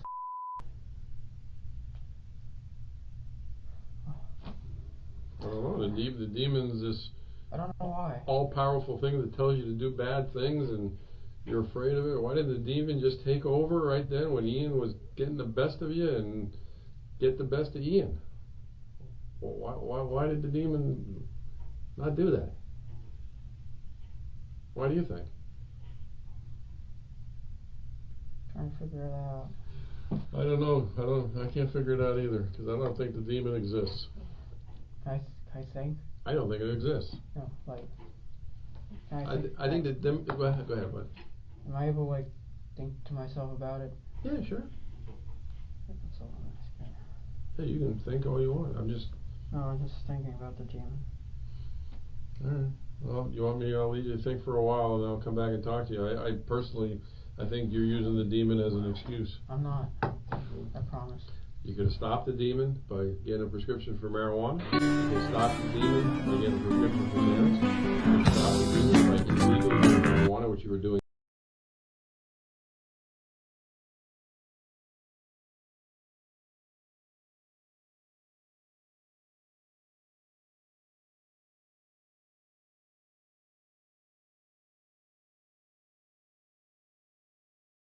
It anyway. You could have stopped the demon by doing Xanax illegally, which you were doing anyway. You could have stopped the demon anytime you want. You didn't want to stop the demon. The subject seems to be coming to the realization that he's not going to be treated as a victim. As he begins to meet this reality, you will notice him exhibit signs of fear. You will then see him attempt to escape the confrontation by feigning a state of psychosis once more. The detective will recognize this, but this time will not afford reassurance. He will instead apply further condemnation, and a visibly frightening realization will engulf the suspect from that point forward. It's essentially the very beginning of retribution. The detective introduces him to the rest of his life at this moment. No, that's not true. You didn't. You could have. I've given you 4 ways you could have stopped the demon, man. Okay, now you're just acting like that because. No. Okay, well, relax. You're just acting like that because I'm making sense. Calm down. I'm making sense, and you don't like when it makes sense. No. Because it doesn't fit into the story you're telling right now. I'm telling you the story. It's true. It's just, well, why are you looking at your arm now? I'm trying to understand why. Well, why didn't you want to stop the demon? I don't know. Because I think you like the demon. No, I don't.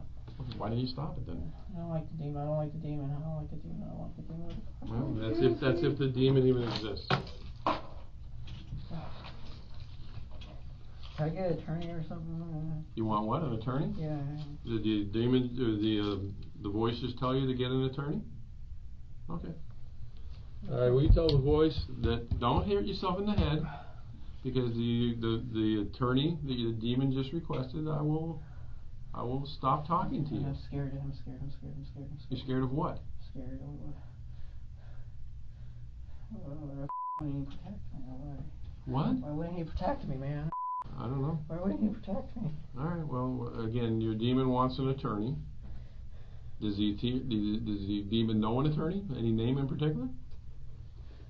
Okay. All right. Well, just relax. You're done talking to me.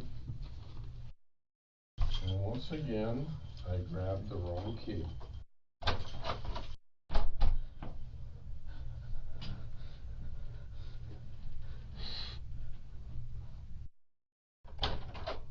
Do me a favor, stay seated.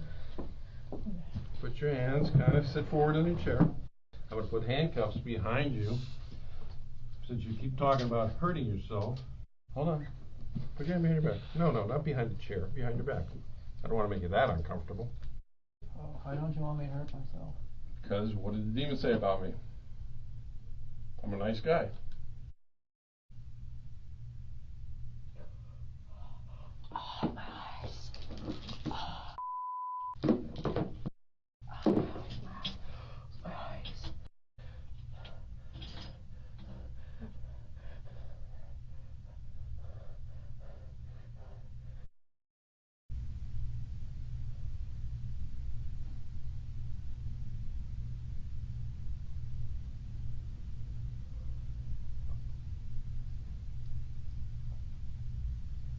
Nicholas Cruz was taken to the Broward County Jail, where he remains in isolation to this day. His trial date is yet to be scheduled. The 20-year-old has been held without bond since last year's mass shooting that left 17 people dead. His attorney said he would plead guilty in exchange for a life sentence, but prosecutors rejected that offer and are seeking the death penalty.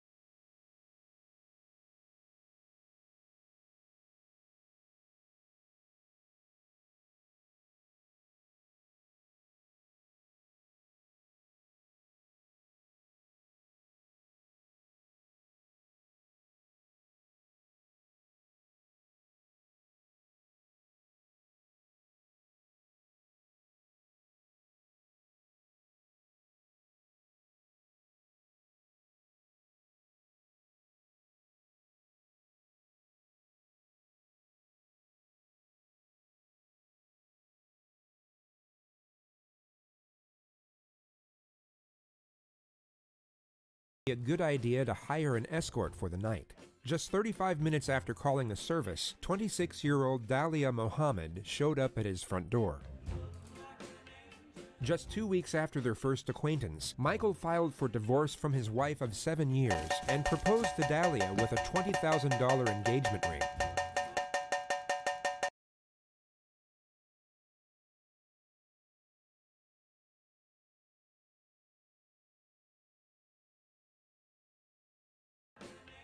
She said yes. It appeared as though the concept of love at first sight wasn't exclusive to fairy tales, and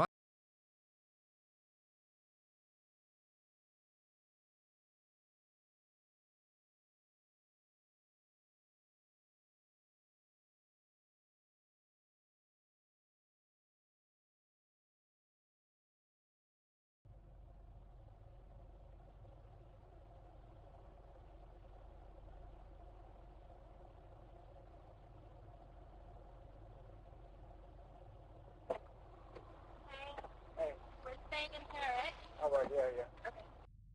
I'm trying to get some stuff out the way. Alright, cool. I'm gonna tell you how I'm gonna do it and when exactly it's gonna be done. Alright? And, if you got recommendations, you know what you want, what you know about him. Dude, is he your husband or something? Boyfriend? Your husband? How many y'all been married? No, for real, because the thing is, after I talked to you today, this phone garbage. You won't be able to get a hold of it. You know what I'm saying? I just want to make sure that, it's what you want. You sure you want to kill this dude? Do we really have to? Alright. It's just, I'd rather be as less, whatever with you. Alright. Alright. This would be the first of a total 15 times that Dalia would look directly into the hidden camera. With the naked eye, she would only see a small hole in the corner of the back seat. Not overly suspect, but certainly unusual, and the fact that she continuously glanced at it throughout this setup proved that she harbored suspicion. But although she had doubts, she appeared to have no hesitation in accepting the risk for the potential reward, which in this case would have been the brutal murder of her newlywed husband. In order to recite the entire sequence of events that led up to this moment, including each of the highly calculated and equally corrupt decisions that Dalia made, this would need to be a 3-part series, so for the purpose of time management, here's a quick rundown of the most notable moments. On February 2nd, 2009, Mike and Dalia made it official and got married. According to reports, Dalia appeared to be a very loving wife, always embracing her husband with public displays of affection and telling him how much she adored him, even to the point point where people around them started to get uncomfortable. Just over a month into their marriage, in the early morning hours of March 12th, Michael's probation officer knocked at the door, with 2 deputies standing beside him. Michael had been convicted in 2001 for a fraud operation. He served 7 months in prison and was rendered 28 years of probation. This was the first time his PO had showed up unannounced, and Michael was informed that multiple calls had come in from an anonymous source, stating that he was selling steroids and ecstasy from the house. They presented him with a warrant and began to search the premises. If the allegation were proven to be true, Michael could have been sent back to prison for over 10 years. Luckily for him, no illegal substances were found. The next weekend, Dahlia suggested a spur-of-the-moment romantic getaway in Palm Beach, and the couple stayed at a luxury hotel that Saturday night. But on the Sunday morning, police were waiting for them in the parking lot, stating they received an anonymous call that he was dealing drugs out of his car. They searched the vehicle, but once again found nothing. 2 weeks later, they went out to dinner, and on their way back to the car, police were waiting for them once more in the parking lot. Only this time they found a small bag of cocaine stashed inside a cigarette pack. Michael immediately broke down in tears, claiming that he had been set up and knew nothing about the drugs. Incredibly, the police believed him and decided not to make an arrest. They later testified that the first reason was due to the conspicuous and unusual hiding place for the cocaine. The second reason was their suspicions of his wife Dahlia, who appeared emotionless as her husband was having a nervous breakdown. On the ride home, as Dahlia was driving, Michael realized that she was the only one who knew where they were going for dinner, and was the only person who had access to the car. So he asked her point blank if she had anything to do with it, and the accusation wasn't taken well. She put the pedal to the floor and got up to 190 on the freeway, all the while screaming at the top of her lungs, claiming to be astonished that he could even accuse her of such a thing. Out of fear of his life, Michael apologized and said that he didn't mean it. The next morning, Dahlia was aware that Michael's suspicions had arisen, and knew she had to divert his attention somehow. So just after making him breakfast, she gave him the incredibly exciting yet completely fictitious news that she was pregnant. Michael was ecstatic. They went out and bought baby books, and the dubious circumstances that occurred the night before appeared to have been forgotten. That very same day, Dahlia contacted her ex-lover, Mike Stanley, a guy she had already used for money and dumped on 3 separate occasions beforehand, yet managed to reel him back in with a single text.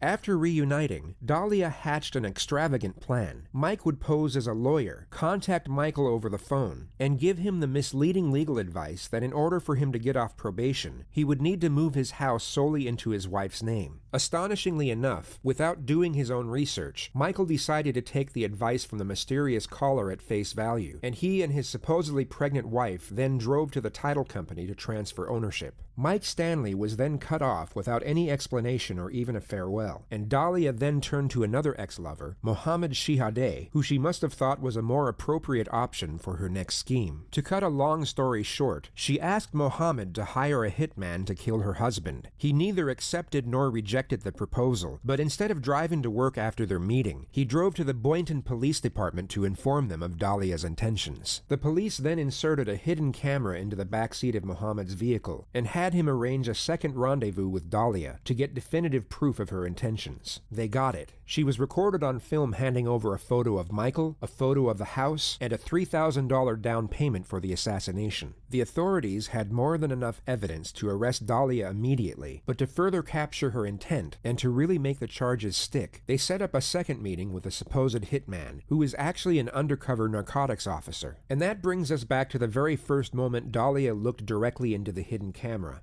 I know I got a picture. I looked at a picture of the house or whatever. How soon can we get everything going? Well, it's up to you.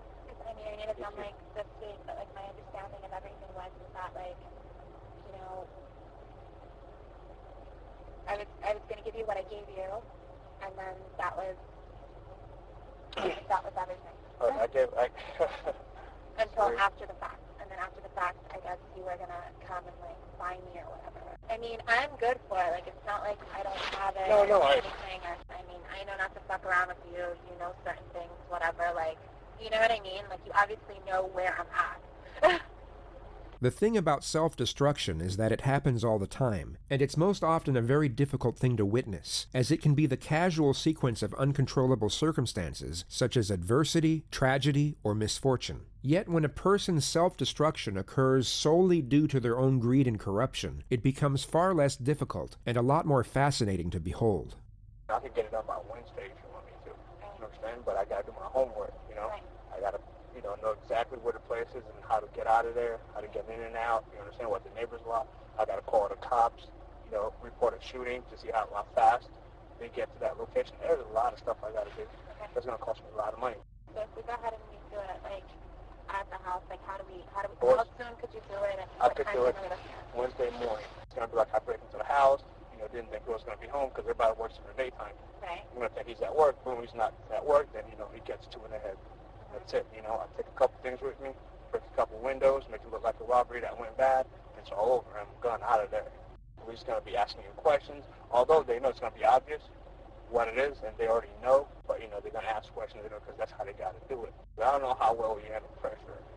I don't know, because I don't want... No, I'm not going to, I'm a lot tougher than what I look. I know you see and you're like, oh, what a cute little girl, whatever. But I'm not. You're extremely beautiful. Thank you, but, I just need to make sure everything's going to take care of. Between now and when it's done, you're not going to have an option to change your mind. Even if you change your mind, I'm talking to him. There's no changing, there's no, I'm determined already. I'm positive, 5,000% sure, Okay. Around 6:30, 7 o'clock, he always walks the dog in the morning. Okay. He walks the dog across, over where the lake is, and our door is always unlocked. I'll be in the house by 6:30 Wednesday morning. 6 o'clock, you're in the gym. All right. Okay. All right. Thank you so much, and I guess... You'll hear from me. I'll hear from you. All right. All right. Thanks a lot. Okay. Bye. Dahlia got out of the car and drove away, believing her husband would be murdered just 2 days later. She followed orders and went to the gym at 5:43 a.m. on Wednesday morning. Police then knocked on the door and gave Michael the unfortunate news of his wife's intentions before driving him to the police station. Dahlia was called back to the house by a sergeant 1 hour later. Everything about the crime scene was fake, except for the news camera which captured the entire incident. I'm Sergeant Ramsey. I'm the one that called you. Thank you for coming. I'm sorry to call you.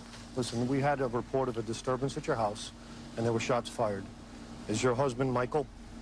Okay, I'm sorry to tell you, ma'am. He's been killed. He's been killed, ma'am. I'm sorry. Listen. No. Try to calm down. Listen. Right now, we need to get you to the station. We need to get you to our police station. We can't let you in, man. We have to do our job. If you want us to find this killer, okay? We need you to calm down. I'm gonna need you to go with these detectives, okay? Does he have enemies? Is there anyone that would want to hurt him? Okay, who would want to hurt him? Witnesses said they saw a black male running from me. I can't let you see him, ma'am. Ma'am, I cannot do this right now. Ma'am, I can't do it. Detective Yopi, I need you to take her to the station. I can't. Ma'am, go with these detectives. If you want to help your husband, okay? If you want to help your husband, you need to go to the station with these gentlemen and tell us everything you know about who he knows, who he's connected to. Don't worry, we've already taken care of dogs with animal control for right now. Everything's under control. And we'll take care of everything else, okay? Thank you, guys. Protocol that we have to do with this with your wife. We got to advise you of your rights, so you know, okay? If you don't understand any of them, you just tell me, and I'll stop and repeat. And first of all, let me just tell you, I'm sorry for your loss.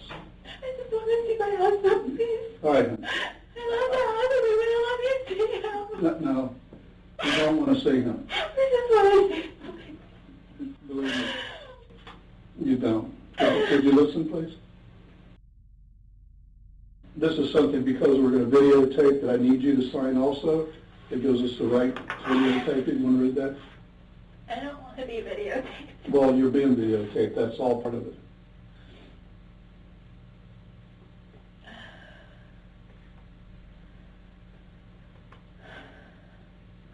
Whose number is that? That's your home number. Oh. Okay. Listen, is there anybody that you know that you think would want to kill your husband? My husband's on probation. For what? Dahlia recounts Michael's entire criminal history in vivid detail, gives multiple reasons as to why someone would want him dead, and even names a potential suspect, who in reality had nothing to do with the situation and was only a former business associate. People weren't happy that he was getting off probation because it's a lot of money he's got to pay back. Well, when you say people, who are you talking about?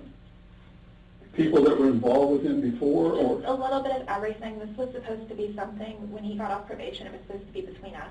And he went and he told, friends of his, he told, certain people, and everyone kind of talks, and he's constantly running into a lot of the guys that he was on probation with. Like a couple days ago, we ran into someone, and that was a target. I mean, and the guy comes up to us, and he's like with organized crime. It seems like a lot of the guys from Boca are starting to move up here, and we're constantly running into, a lot of the guys that he knows and things like that.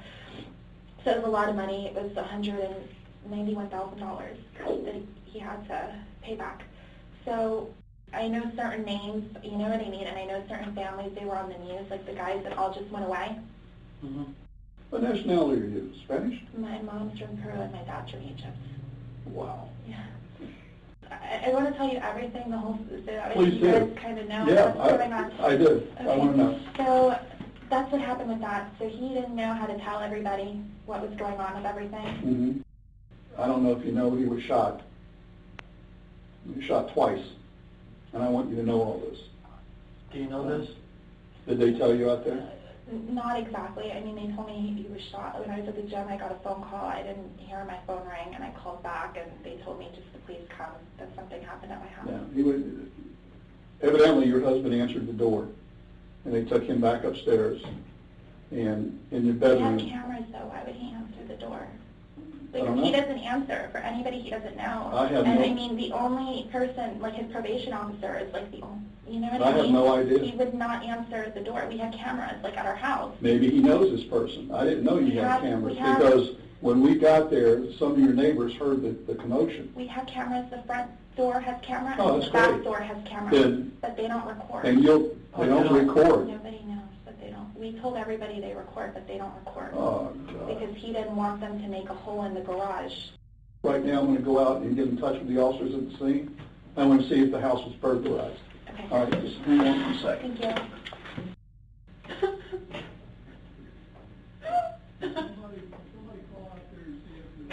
The lead investigator returns 16 minutes later. Now, you know that I've advised you of your rights, right? Yes, you have. Okay. The game's over with. Okay? There's no more games with you and I. Now we're going to get down to serious business. I want to know if you know this guy. Come here. Bring this guy in here. Get over here. Get over here. They bring in the undercover cop who remains in character, acting like he's been caught, but refuses to allege Dahlia's involvement. She happily plays along. You know who this guy is? No. You've never seen him before? I've never seen him before. Ever. Do you know her? Put your head up and look at her. Put your head up. I've never seen him. What were you doing coming out of her house? Get him out of here.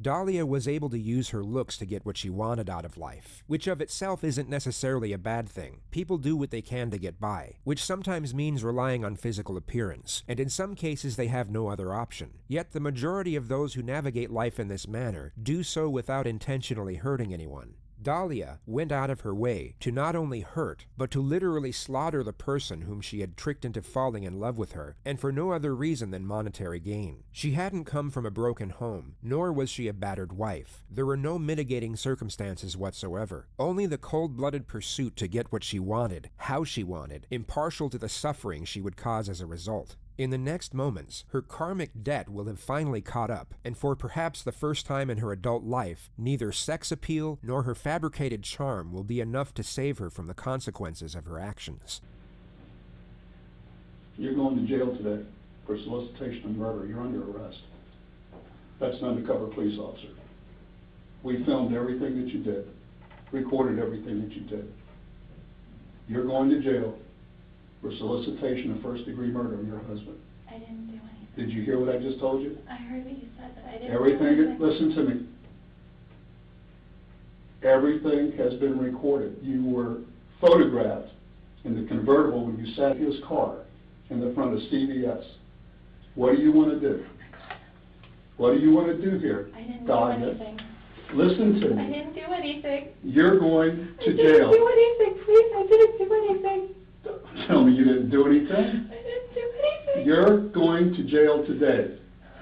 As soon as I'm done, they're going to come in here and handcuff you and take you to the Palm Beach County Jail, book you for solicitation of first-degree murder on your husband. Your husband is well and alive. Thank God. Oh, yeah, thank God. Please? Can I see him? No, he doesn't please? want to see you. I so wanted to see him. He doesn't want to see you. Please? You better quit your playing. Listen to me. I want you to quit your acting and get this over with. I'm not. Yes, you are. I'm not. Okay.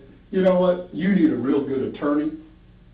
You need a real good attorney because we're going to show them the film where you say you're 5,000% sure you want him dead. You think I made that up? You think I made that up? It's exactly what's going to happen. I'm talking with you. When I leave this room, no other officer will ever talk to you again. Next time we see you is when you're in trial. You can make it right here, or you're going to trial, and you're going to do life in prison. You want to cooperate with us, whatever you want to do. It's over and done once I walk out. I'm not coming back in to talk to you. And no one else is either. What do you want to do before I leave here? Because the next officer comes here, going to handcuff you and take you to the I'd jail. like to see my husband, please. No, he doesn't want to see you. He doesn't want to see you. I'm leaving now. Can I have an officer come in here and cuff the person? I don't know what's going on, please. We'll go ahead and arrest her for solicitation of first-degree murder. I want to see what's happening, please. Can you folks stand up? Stand up, please. Come on. Oh my God. Dahlia is then granted her fraudulent wish and comes face to face with her husband. Oh my God. He's alive. Come here, please. Come here. Mike, come here. Come here, please. Come here. Can't fix it. Why not? I didn't do anything I to heard you. you. Mike, come here, please. Come here. Okay. Thank you. We'll take her back to booking, please. Come on. Dahlia was given roughly 15 minutes in her cell to calm down and have reality sink in. She was then brought back to the interrogation room, where two less confrontational detectives would pursue a confession. They were hoping the immediate switch from hostility to patience would influence her compliance.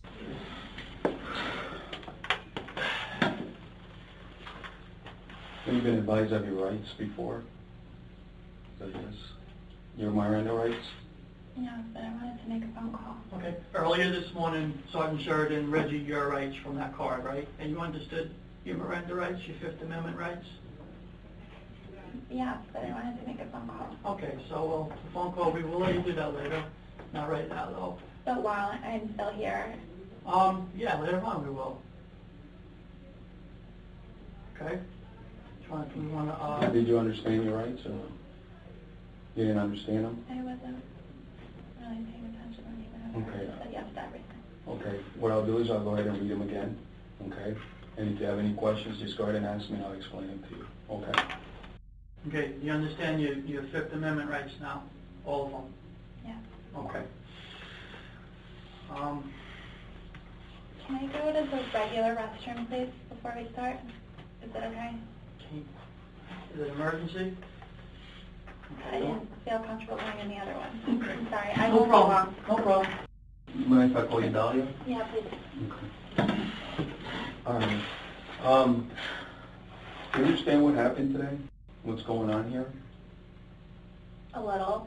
Okay. Now, slowly, I'm understanding a little bit better. What's your understanding? I was told one thing, and now it's like slowly, like all these things are. I don't really know what happened. Do you know that you are arrested today? You're being arrested. That part I understood. Okay. Do you know what for?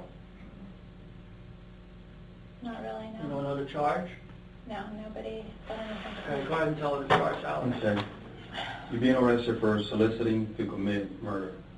Okay, which that means is you attempted to hire someone to kill somebody else, meaning your husband. Okay? And that's why you're here, and that's what you're getting charged with.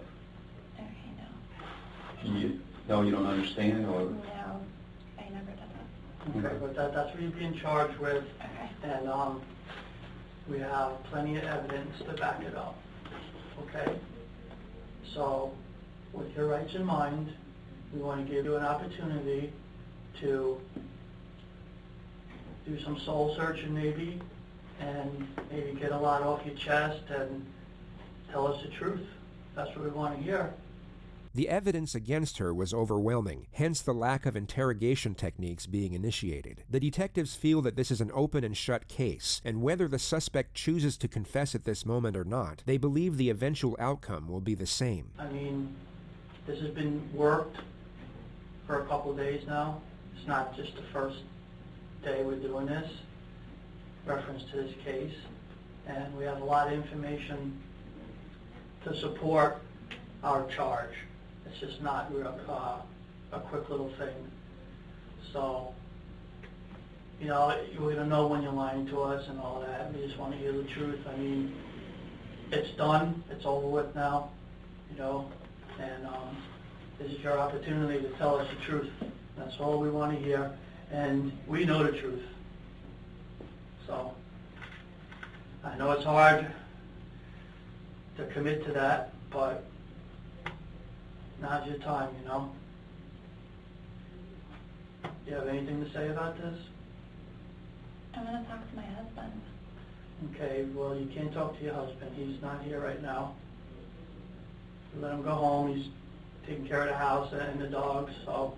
The good thing about this whole thing is that nobody got killed. The tragedy was prevented today. You could look at it that way, you know? That's simple. A big tragedy. I mean, someone's life, so. Everything's on tape, Dahlia. There's no denying it. You know? Everything's on tape, and it's not a bluff, so. You gotta understand this, okay? Dahlia, listen to me for a second, He okay? didn't do anything. Listen to me for a second, okay? This is not our first day, okay? It's definitely not our second day, all right? This is an ongoing investigation, all right? Not only do we have your videotape, we have every conversation that you've had leading to this point, all right? So for you to sit here and deny that you haven't done anything, it's not going to help. Every little thing that you've done since this started, we've been involved in it.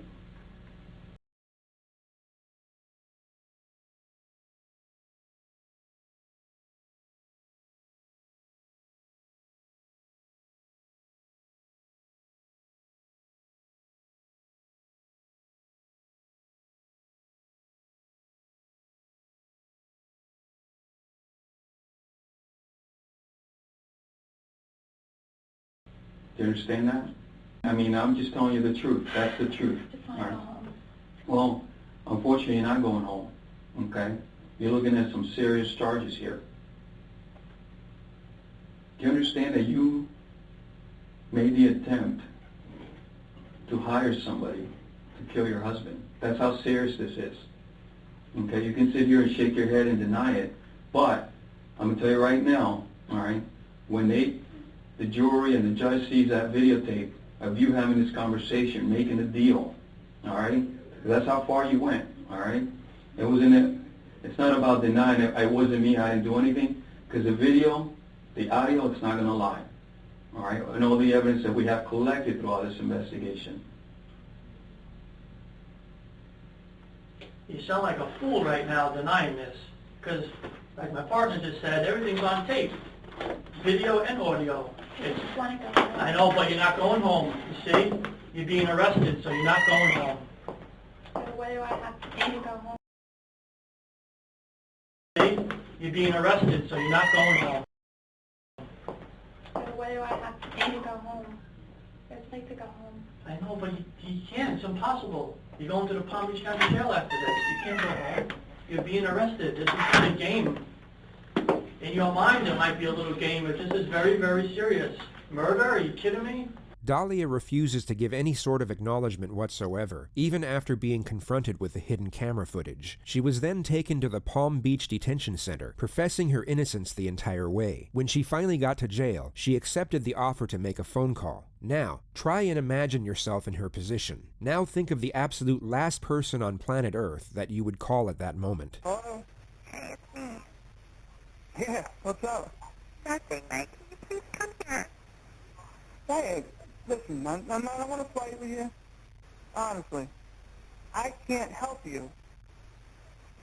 Mike, Don't you understand what just happened? what they're saying is not true. How is that possible? Mike, I'm sitting here. It's not true. It's not possible. You wouldn't even give me 2 minutes to talk to you, but it's not possible. What they are saying is not true. How in the hell did I hear it and see it? Mike, I heard what you heard. It's not true. I heard what you heard and I saw what you saw. Everything they showed you, they showed me. And how is it not? How are you telling me that? I am giving you my word that it's not true. What Dahlia is doing here is known as gaslighting, a textbook form of manipulation used by psychopaths, sociopaths, and all those with narcissistic personality disorder. She is trying to cultivate doubt into Michael's mind by making him question his own perceptions. She does this by using persistent denial and misdirection to try and destabilize his thought process. Yet the hole that Dahlia had dug for herself on this occasion seems a little bit too deep for her device to have any sort of effect. What do you, Guy, I couldn't help you if I wanted to. Mike, please, I need an attorney. Can you please help me? It's not true. Your brother was here and I spoke to him and he's going to go talk to your mom. I called them for you already, right? This is not true. Guy, look, how do you explain what I saw and heard? Mike, I am limited on my phone call. You know more than anybody. It's not true. Just give me time so I can talk to you.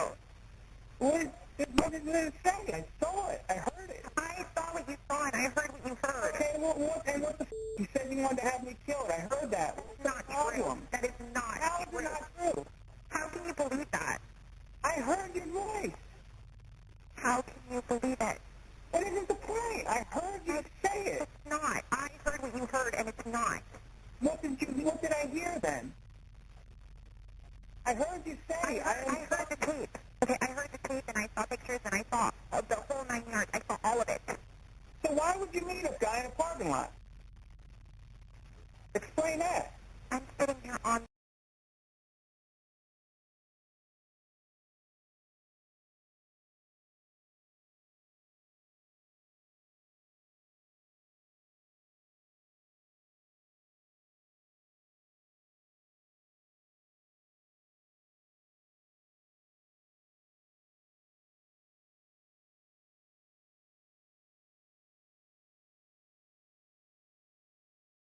I did not hit her. It's not true. It's bullshit. I did not hit her. I did not. I did not hit her. It's not true. It's bullshit. I did not hit her. I did not. Oh, hi, Mark.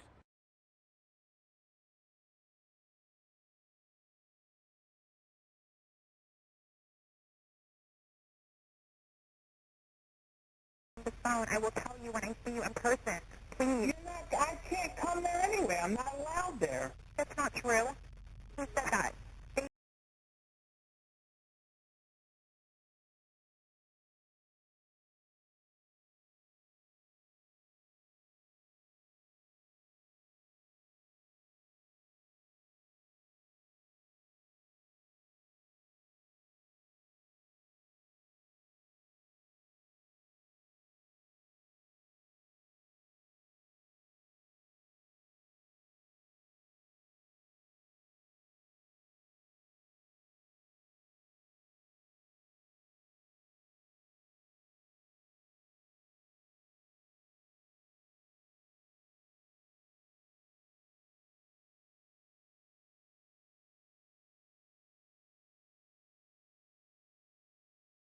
to tell you that on purpose.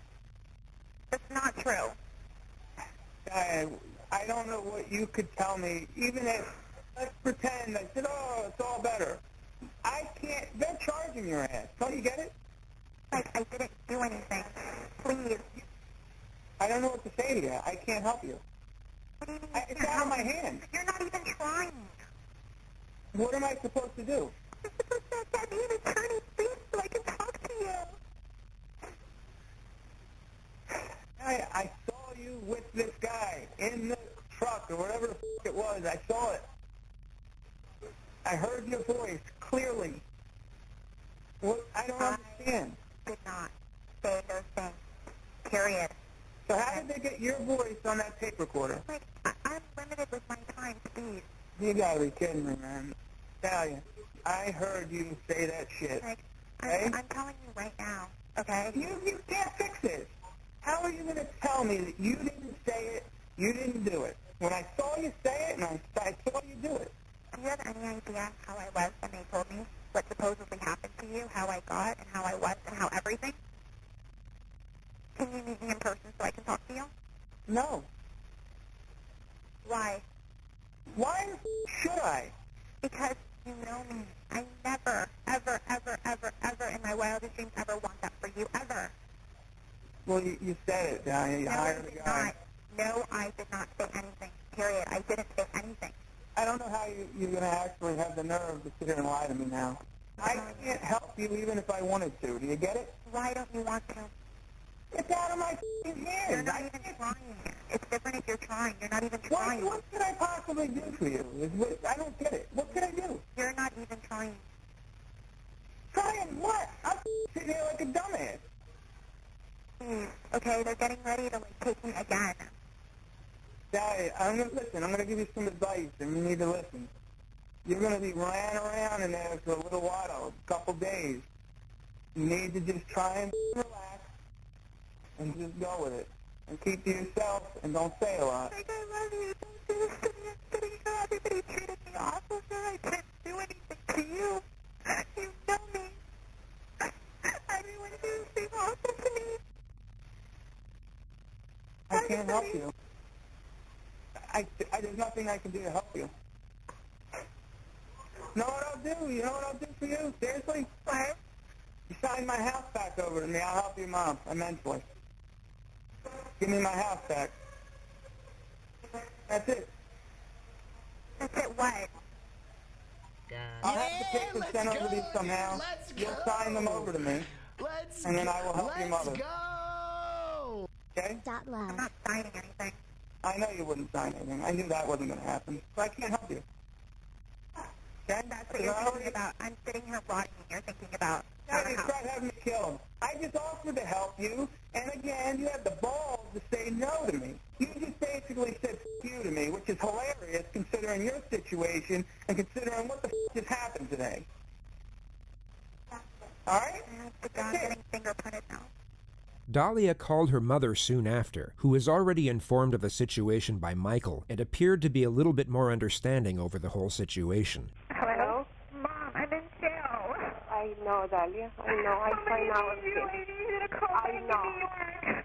Okay, who do you want me to call?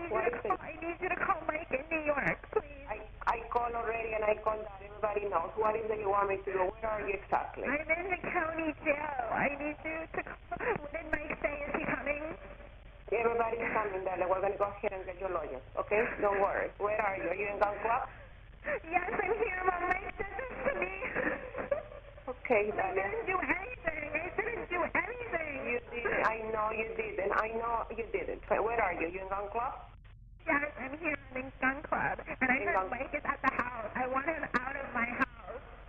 Okay, well, right now we're going to need to have a lawyer first, okay? It's my house. The title's in my name. All right, okay, don't worry about that right now. Dahlia spent 20 months in jail before standing trial in April 2011. Her defense was bizarre. They claimed Michael DiPolito was a fan of reality TV, and the murder-for-hire plot was a hoax, just so he could get on television.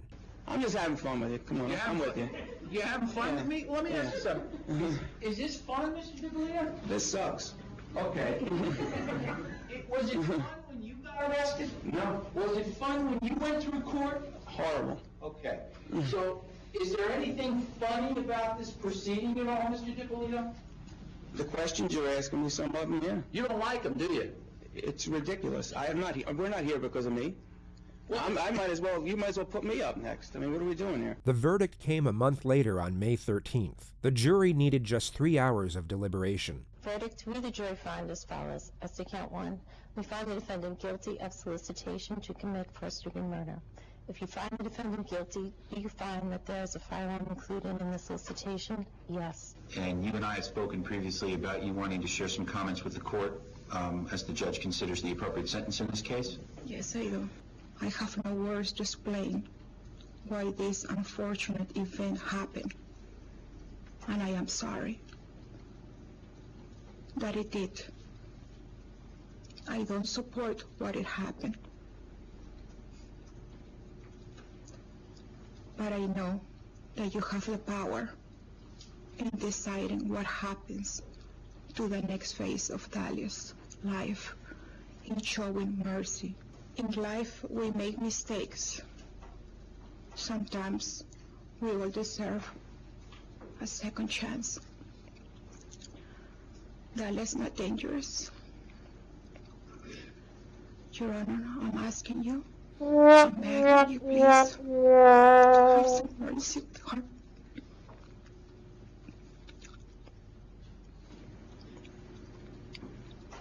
Thank you for listening. Thank you.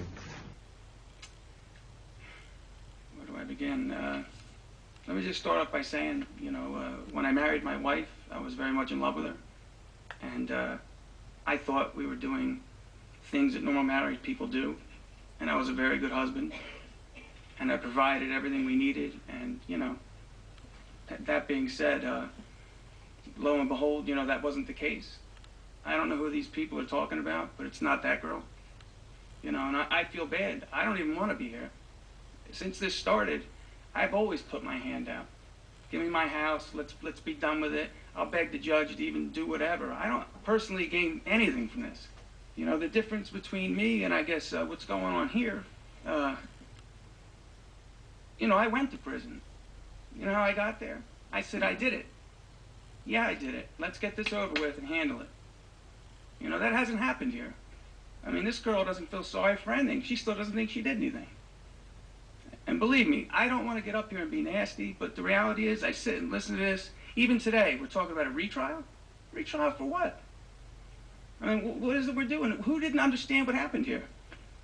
They still don't want to admit anything happened. Nothing bad happened. It's all good. Let's just all go home and it's fine. I'm not okay. My father died.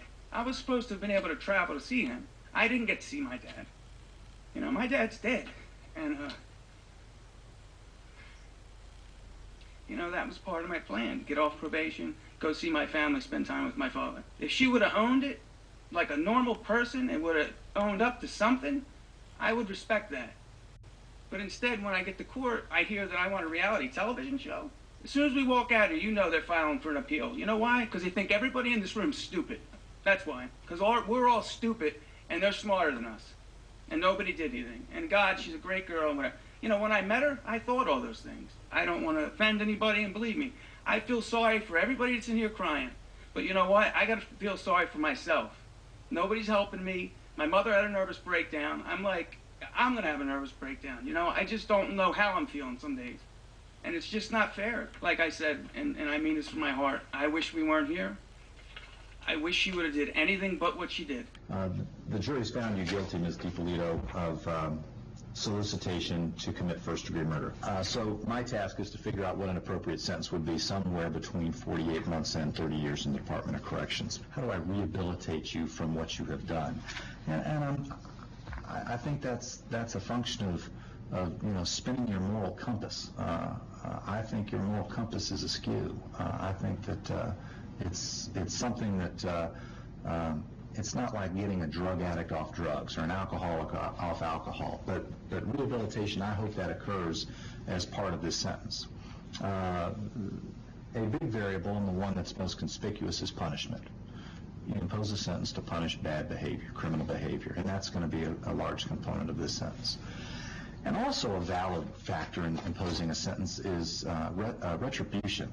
And retribution is giving society the vent, the outlet, the sense of that person got what he or she had coming. So I consider those factors and try to figure out what weighs most in tailoring a sentence for you.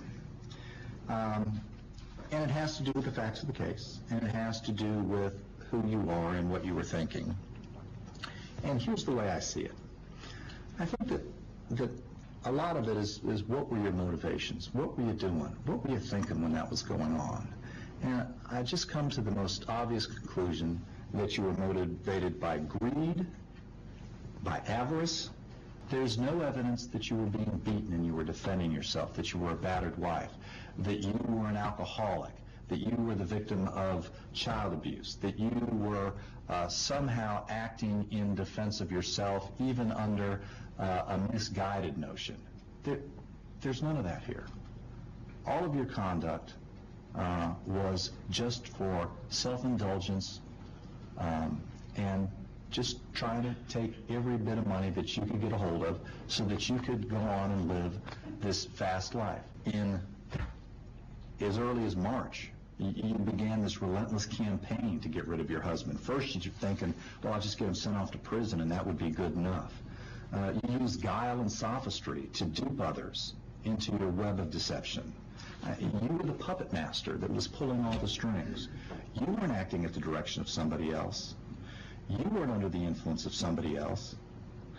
You were the one calling the shots. And you were engaged in a course of conduct not over some momentary lapse of good judgment. This wasn't like, I ran a red light, I shouldn't have done that. Or, oh, what was I thinking? I had the gun in my hand and I shot it because I was angry. It was weeks and months that you continued with these different schemes to try to rid yourself of your husband that was just something out of a novel. And it was horrible to watch it unfold as the trial testimony came out. It was pure evil. After those attempts to have your husband taken out of the picture by way of sending him back to prison for a long period of time, and when you learned that it wasn't good enough to have the house in your name, that if you wanted to sell the house, you were still going to need his signature, I think that's when it started to turn to even more sinister behavior.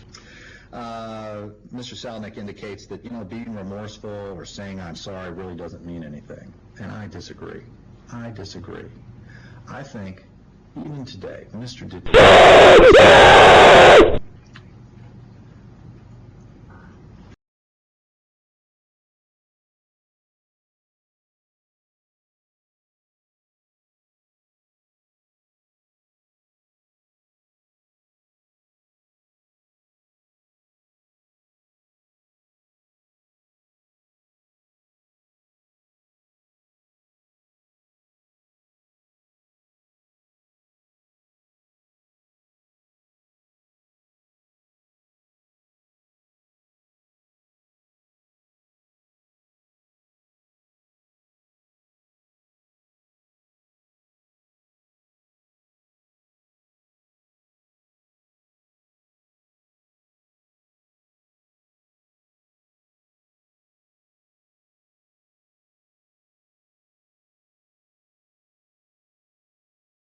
I think that I'm sorry, it's my fault, I did it, would have gone a long way.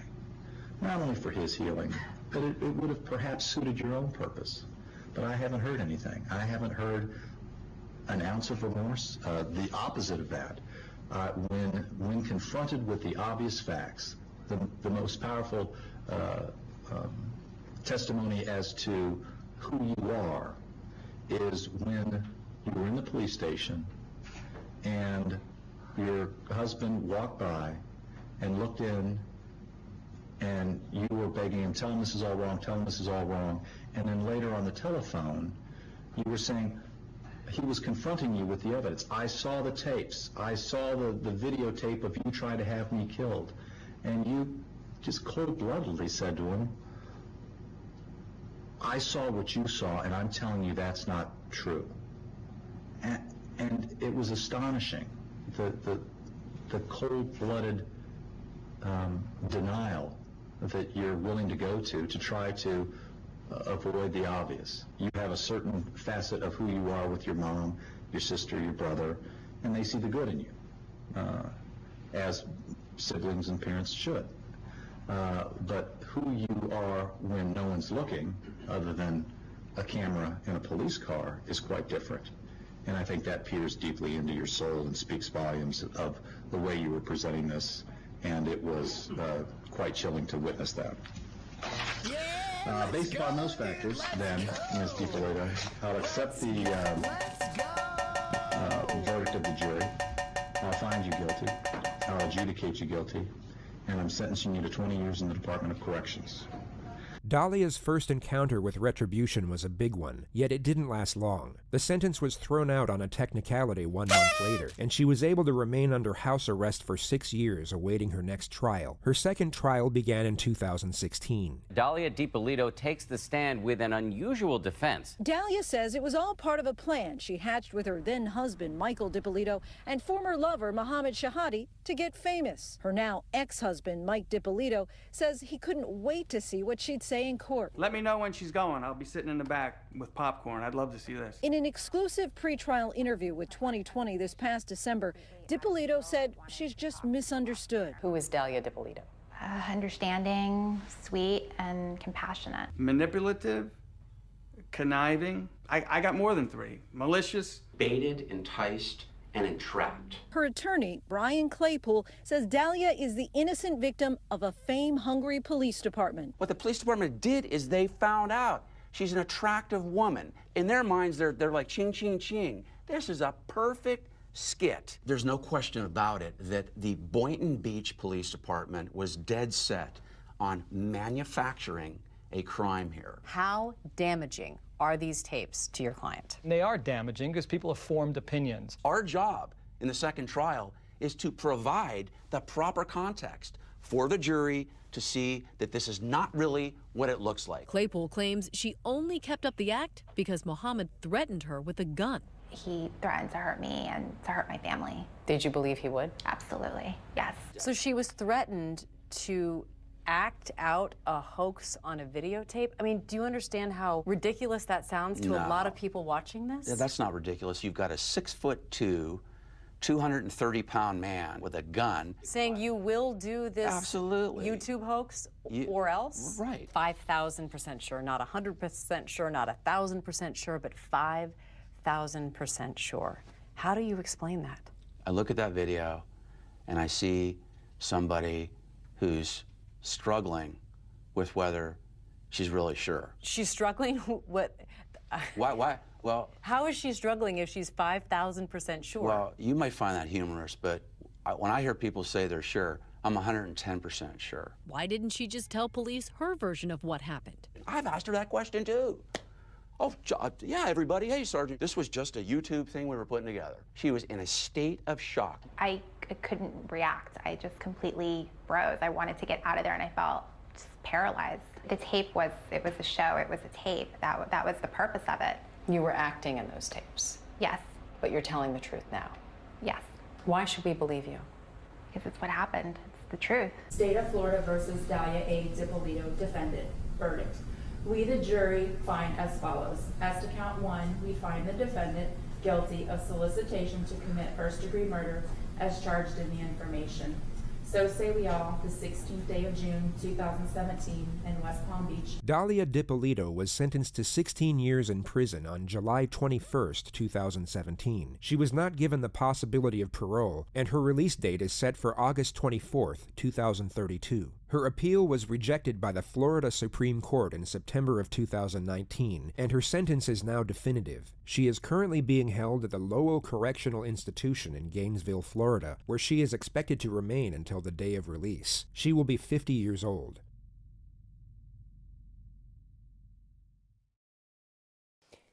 If your crazy prostitute wife that you gave your house to tries to get you thrown in jail on drug charges and then tries to pay someone to murder you, it's got to be somewhat satisfying to have that person call and ask you for help. It's like, I really need your help. And you're like, yeah, I bet you do. But you tried to kill me. I spit it from my block, it's an ode, I admit it here, the city.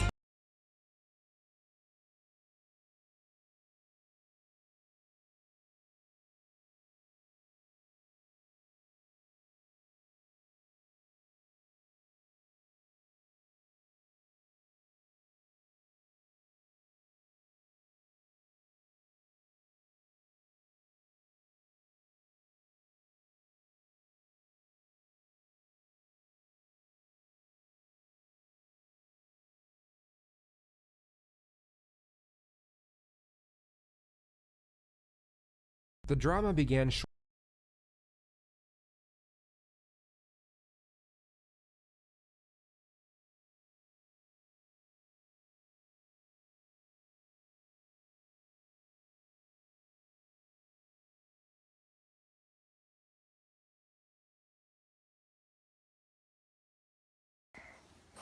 Hey everybody, say hi. Say hi. No. You don't want to say hi? Careful, Cece, there's a table there. Daddy.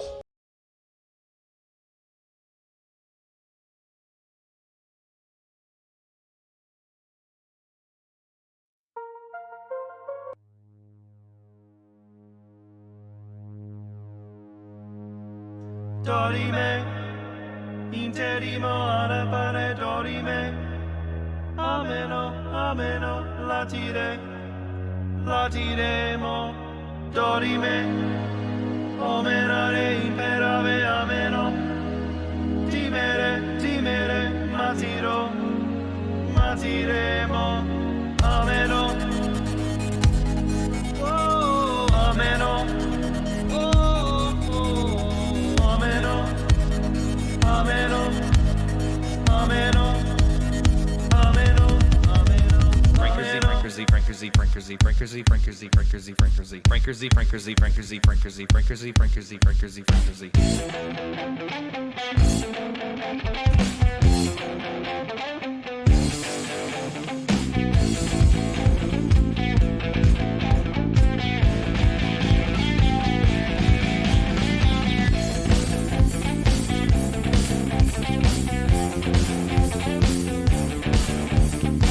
And now for a poet about Forsen.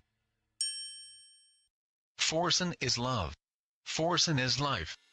Forsen's hair looks very nice.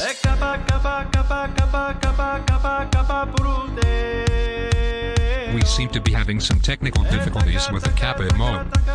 Please type Kappa in the chat to make sure it works. Thank you.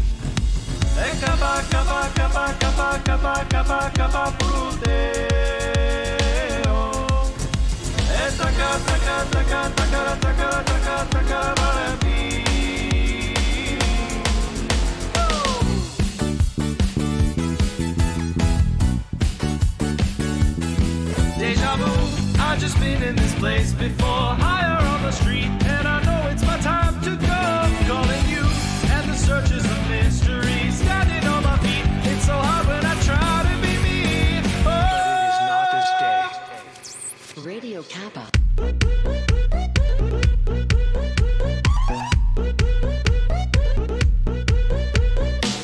Now we cry, new moms a-ho. Could it be worse?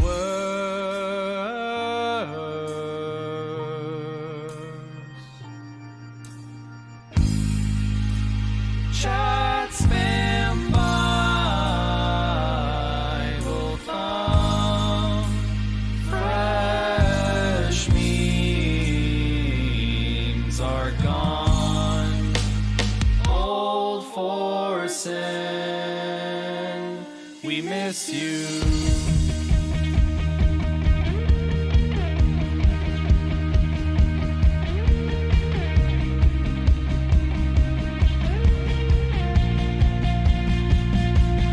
Well, I remember, I can feel it coming in the air tonight. Oh Lord, and I've been waiting for this moment for all my life.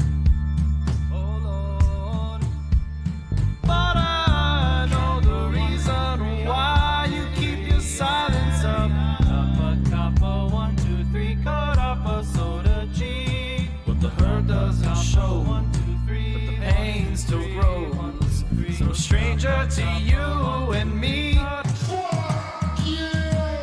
you ready?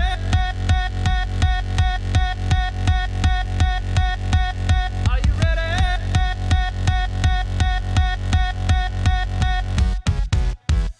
Now I'm the kind of guy who don't want to stick around just cause you're famous. Everybody knows that money doesn't blow me away. What I'm saying is your times don't impress me more. Maybe it's your smile, but it's something that it doesn't for me. Are you quiet, Warlock?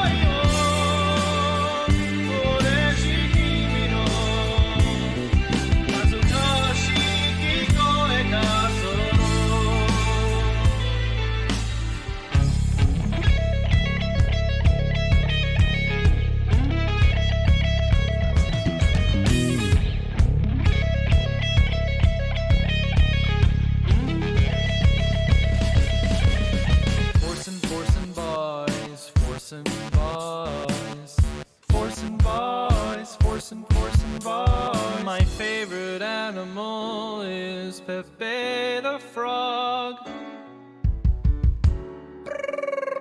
Yes? Hello, this is Doug. Here come that boy. Shit, what up? Never gonna give you up. I'm just a memer. I meme my life away. Away. I'm just a memer who memes all day. All day. Neverland is home to lost boys like me, and lost boys like me are free. Neverland is home to lost boys like me, and lost boys like me are free. Twitch TV is home to forcing boys like me, and forcing boys like me are free. We didn't start the drama, it was always burning since the world was turning.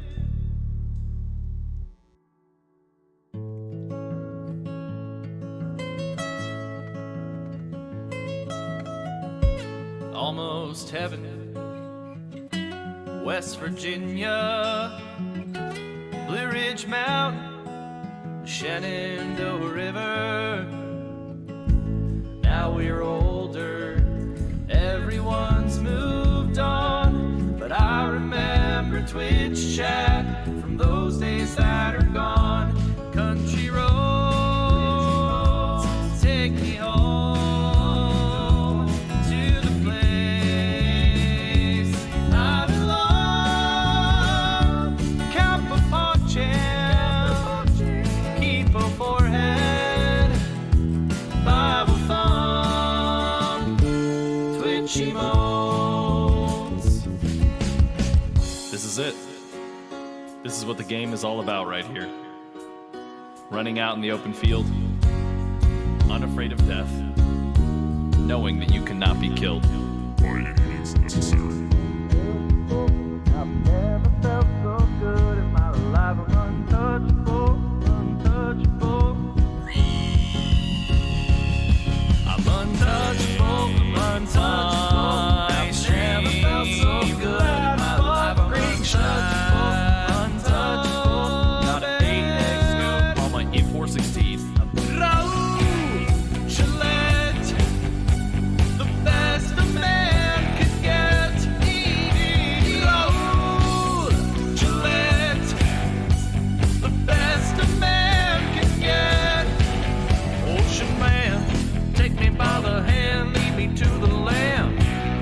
understand.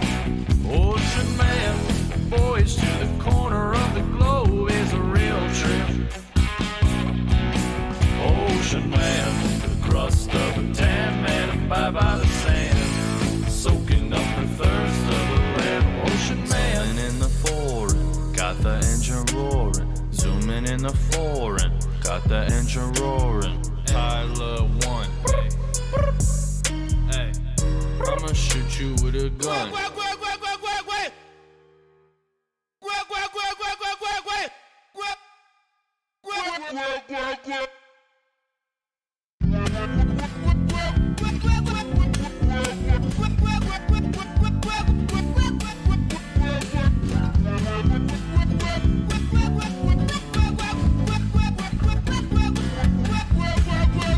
Mr. Sandman, I'm so alone.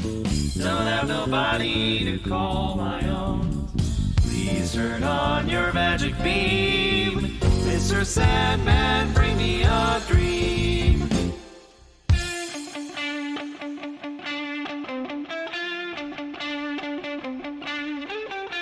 You got me there.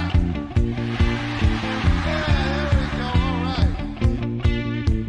Slaves, get your ass back here. Slaves, get your ass back here.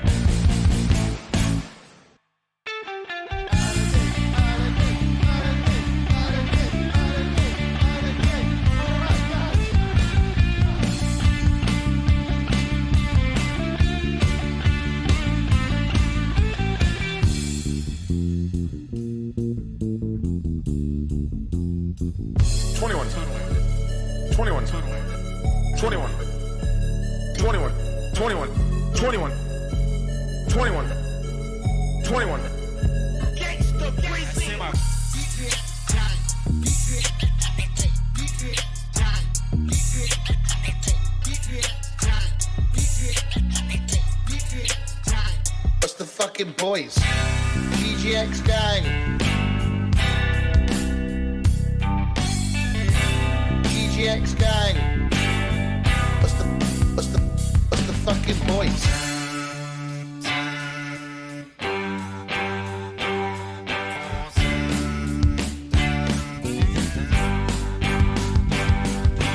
I am a doggy, W not geeky. I am a doggy, W not be pepega. I am a doggy, Navayaki marika hee. I am a doggy, Navamarika marika hee. Go again, go again, go again, boys. Go again, go again, go again, go again, go again, boys. Go again, go again. Sup, y'all? It's me, it's your boy Asmongold, it's your boy Asmongold. Sup, y'all? It's me, it's your boy Asmongold, Asmongold.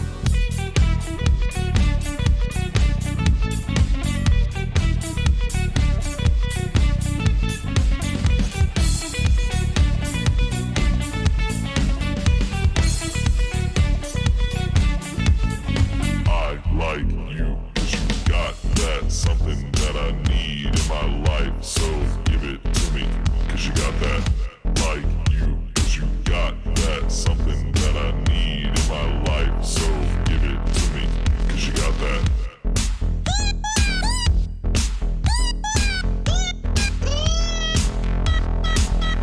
We hope you enjoyed your stay.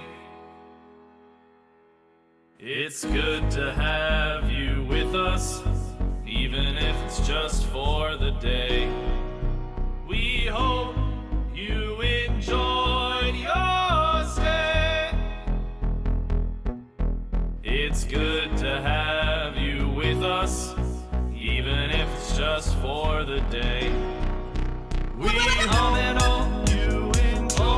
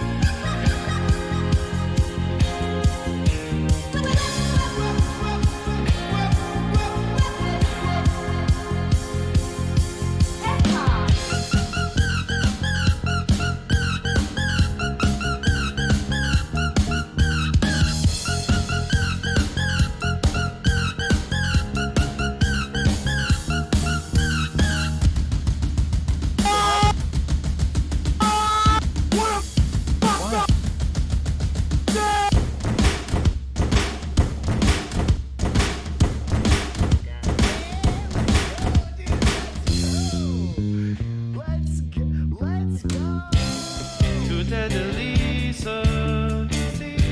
Des l'idée de cible. Oui, je fais la liste des choses qui m'indispensent. J'en ai marre de ceux qui pleurent, qui ne regardent à l'autre, qui se lamentent, qui se fixent sur l'idée de l'idée fixe. J'en ai marre de ceux qui volent, des extrémistes à deux bords, qui voient la vie tout en moi. Oh, si. You got jebaited. You got jebaited. You got jebaited.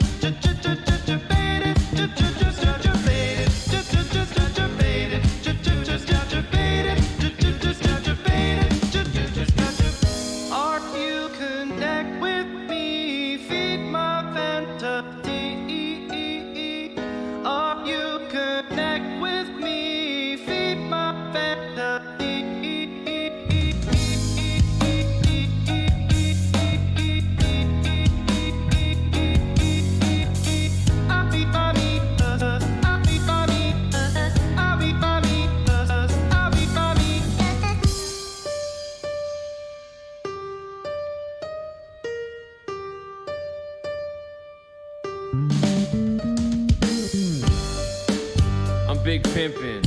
What you talking about? Quit simping. Eric acting like he hot shit. In reality, he not shit. Why you acting like you pop shit? All you do is talk shit. I'm toxic, bitch, I rock shit.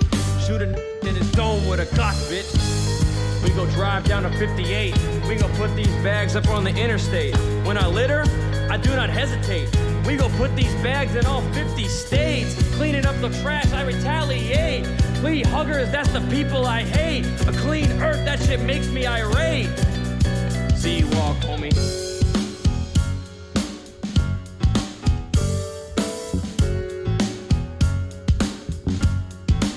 When I'm feeling lonely, sad as I can be, all by myself on a charted island in an endless sea.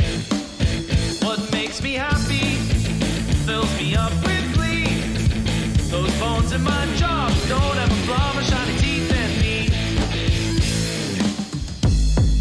Bog on the beat, buy your beats now. Bogbeats.com. Bog on the beat. Bog on the beat. Give me that asshole slut. That's anus looking good. Give me that asshole slut. That's anus looking good. Tell me you like me. Tell me you're feeling me. Come over. Why don't you sit over here? You're making me quiver. I see you watching my figure. Ain't it funny? You with him, you say you love me. I've been trying to get away for some time. Part ways with the life I chose. Take back what's mine. But it's all good. But it's all good. But it's all good. But it's all good. But it's all good. But it's all good. But it's all good. But it's all good.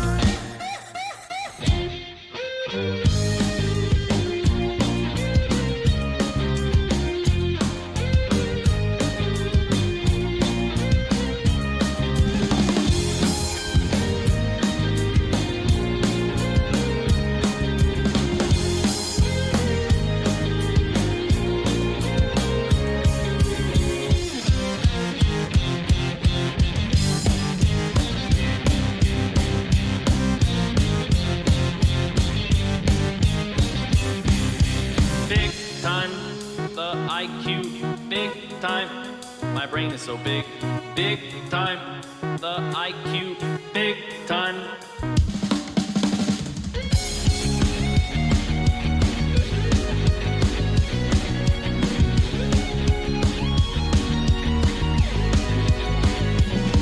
I love to sing about the moon and the tuna and the springer. I love to sing about a sky of blue or a T42 or anything with a swing or two. And I love you. I love to sing.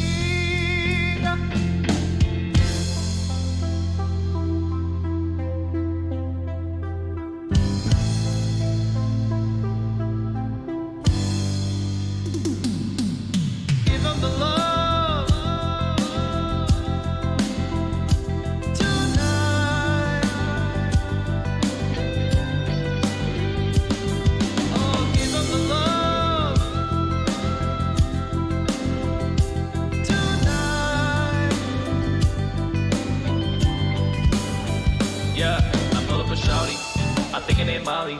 She stay off the Molly. That shawty a junkie. Don't talk to me. You're not my woman. You're not my woman.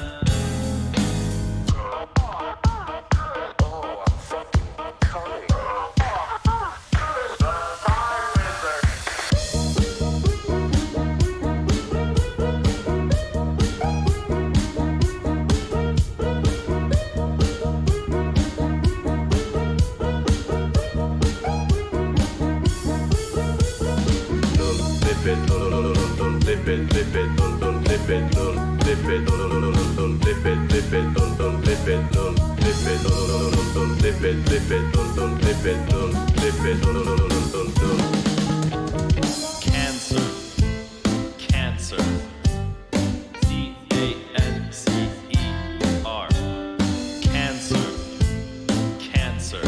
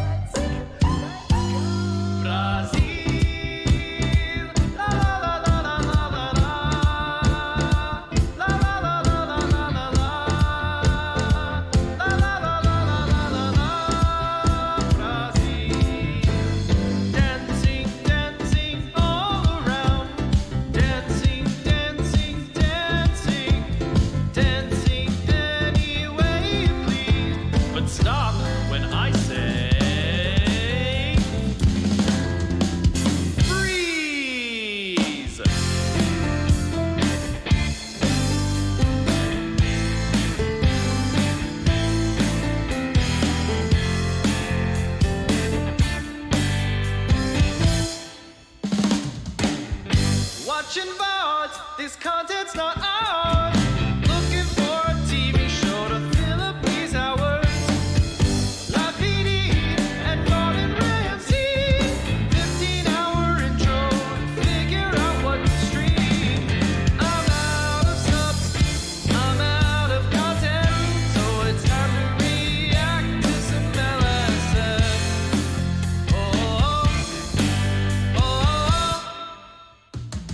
Pepega. Pepega. Pepega. Pepega. Okay. Okay. Fuck outta here. Okay, dude. Very good. Very good. Okay, dude. Bounce, bounce, bounce. We're gonna bounce out. Okay, dude. Very good. Very good. Okay, dude. Good one, Matt. Good one, Matt. Good one, Matt. Good one, Matt. Good one, Matt. Good one, Matt.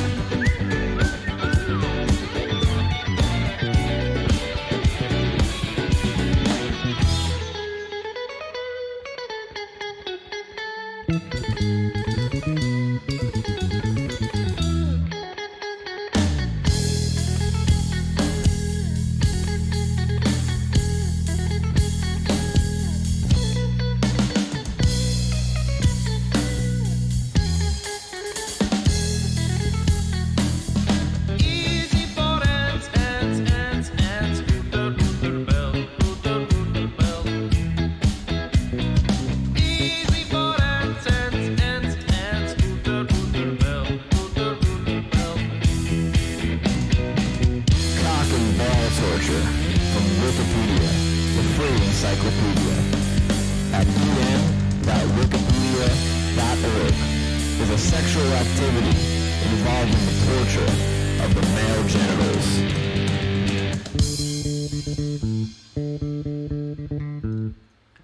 Thin fuck Greek.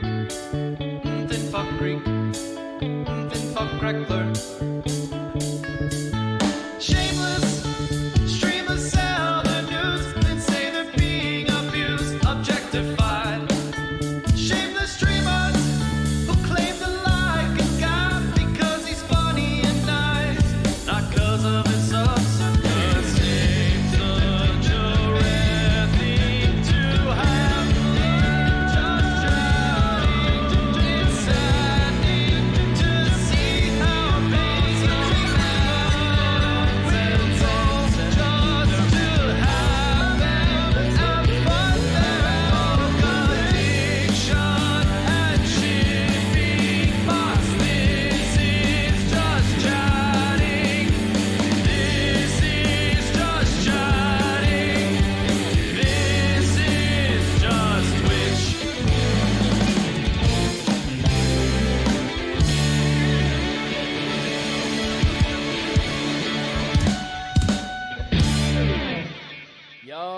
I stream on Twitch.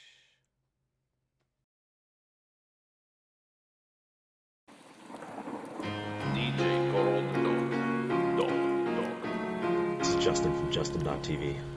With Justin TV, you can watch, broadcast, and share live video and chat with other viewers. Have fun. Gazing through the window at the world outside, wondering, will my meme spread world?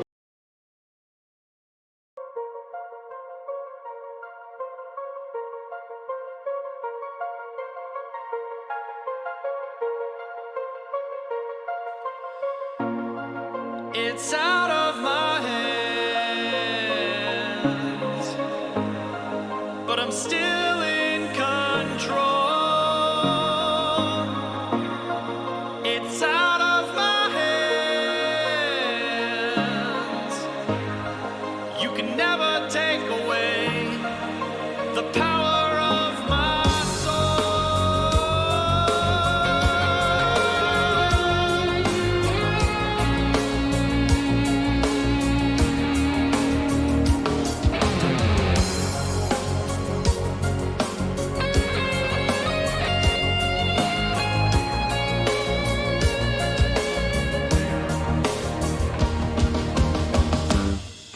Remember when a fast chat was a good chat?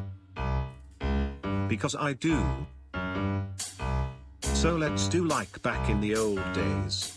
And spam some try hard. What is chat's favorite emote? Try hard. How do you get rid of the joy friends? Try hard. Free Wi-Fi? Try hard. Real trap shit. Yes, I'm sipping on tobacco, and yes, I'm singing on El Chapo too. And we don't give a fuck about you, unless you send your pennies to the GGX crew.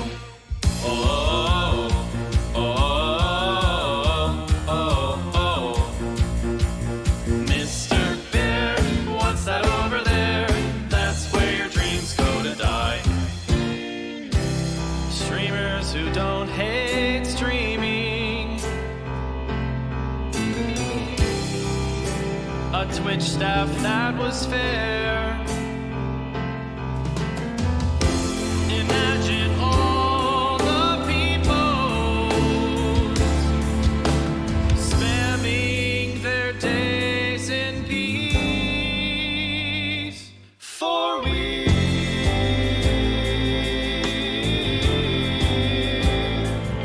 you really know how to make me sigh when you give me those wonky eyes. I miss the old Felix, balloons of gold Felix. You said welcome to the jungle, felt like home Felix. I still miss the day, swear it feels like yesterday. Talking about how rainbows need a little rain.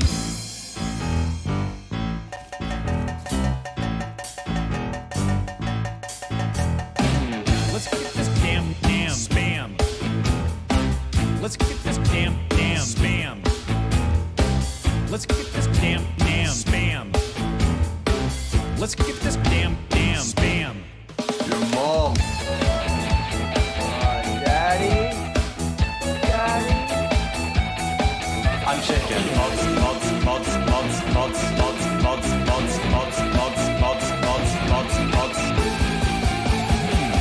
Dito on, do. Dito on, D. Dito on, Dito on, Dito on, Dito on, Dito, and Dito was shooting some free throws at the YMCA. Dito did free throws. Dito was trying to drop some pounds. Dito on keto. Dito is way too damn cute. I might eat him up. Dito burrito. It's always sunny when Dito is free though. That's why I called him Dito DeVito. Whoa!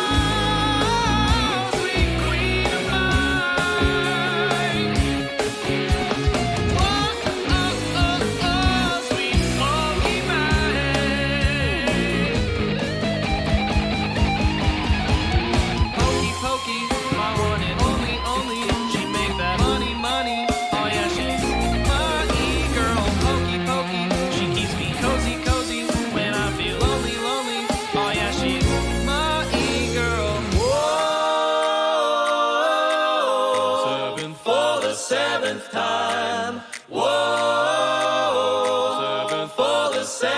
If you said you had 2 million subs, I'd go on Raj and say I choose love. Who else could I date? I'm losing count at this rate. I think I've cheated for the 7th time. And now I feel XQCL. And now I feel fuck you, Eric. Britney's little simp. You're like a dog on a leash. You're a fucking wimp. Don't forget you're also scared of her parents, yeah. So fuck you, Reddit recap. So go and join r/Ludwig Ogren. Soil boy. Soy boy. You are raw. You are raw. You are raw. Hey Soda, you're so retarded. Guess what, fuckface? Fucking rowing a boat. Hey Soda, you're so retarded. Why don't you use the shovel? Oh, you're such a big man, Hassan. This is a deranged pervert. This is a Why deranged. don't you use the shovel? Destiny, do you love black people? Just answer the question. It's nice to see you. Take a picture. I'm your VIP. Don't you remember? If Nim wants to, he can bring up black people. Just answer the question. It's nice to see you. Take a picture. I'm your VIP. Don't you remember? If Nim wants to, he can bring Sebastian Ford's never chatted like this before. Eldo Sabe, typing on people chatting all night long. Never chatted like this before. Hey, Pope, you want to come out here? Yeah. You want the smoke, so ask for the check, oh please. I just made a big bang. I just bought a Bentley. Always on your mind, feet. I'll be living right free. Girl wanna fuck, even though she just met me. Built differently, I'm built differently. I'm built differently. I'm built differently. I don't even know anymore. You are Why am I here? now it's time for you to die very wrong. I was all alone. I was all alone. I was all alone. Eating my spaghetti. I'm a loser. I'm a fuck up. My dad told me to suck it up. He said, get a job, son, and quit being a bitch. Get out of bed, honey. It's time to get rich, but I don't really care about the money. All I care about is feeling sane and happy. But I am eating my spaghetti alone. Feels like I feel it in the streams all over Twitch.tv. Feels like Twitch summer.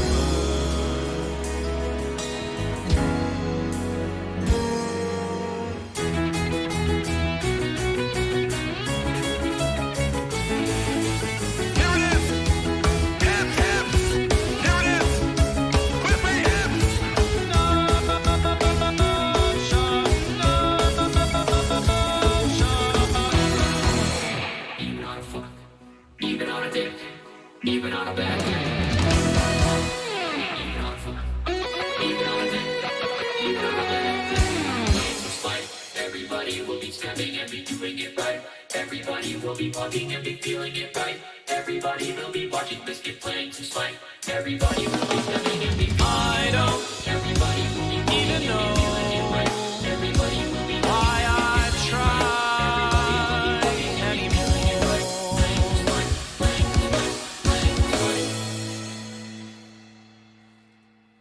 When your gifted sub runs out, when you don't know what chat is laughing about, it's all sad.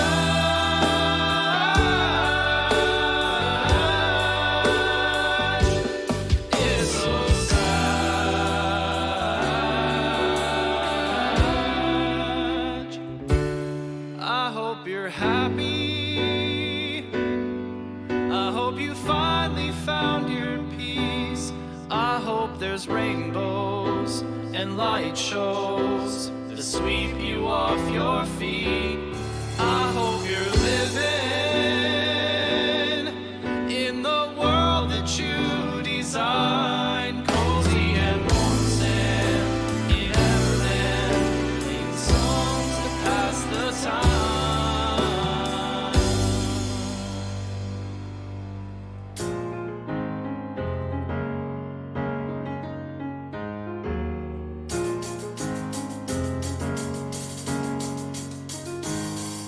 Imagine you wake up and instantly strap on that bottle right in your wang. Get it done, put it down, go right back to bed, done. Get right back to sleep, no issue, no toss and turn, none of that shit. That's why I peed in bottles.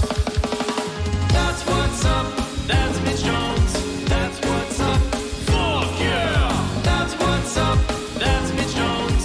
That's what's up. This song is ill nasty. That's what's up, that's Mitch Jones. That's what's up, fuck yeah. That's what's up, that's Mitch Jones. That's what's up. It's out of my hands, but I'm still in control. That's what's up, that's Mitch Jones. It's out of my hands, queen of mine. You can never take away. Let's get this down and spicy, so you're so retarded.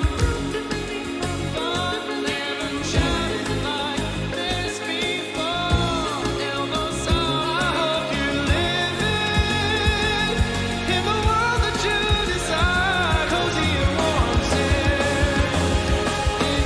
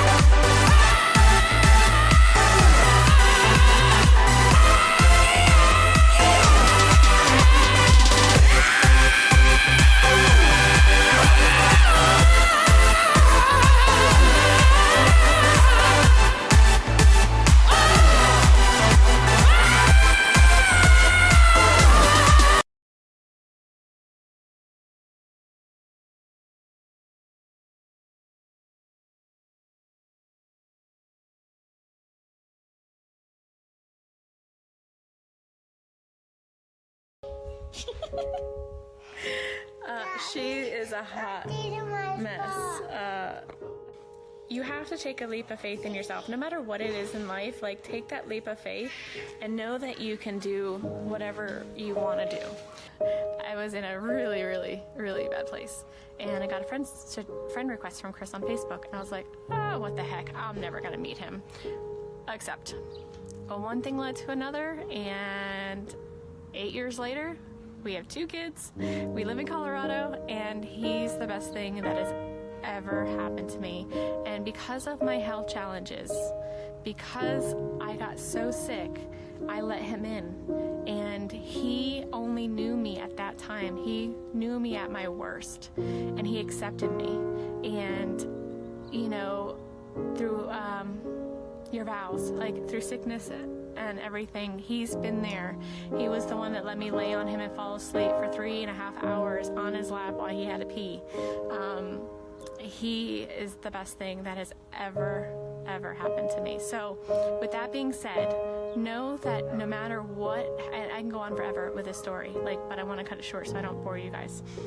Know that no matter how hard life gets, no matter how low you feel, know that deep down, like in your heart, that there's a purpose, there's a reason for everything. We may not understand it at the time.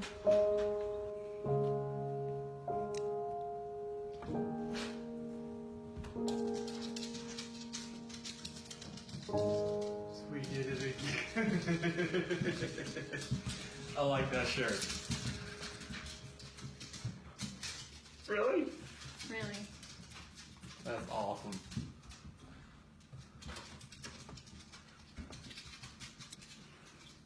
So pink means... That's just the test. I know. It just says the pink is going to be girls.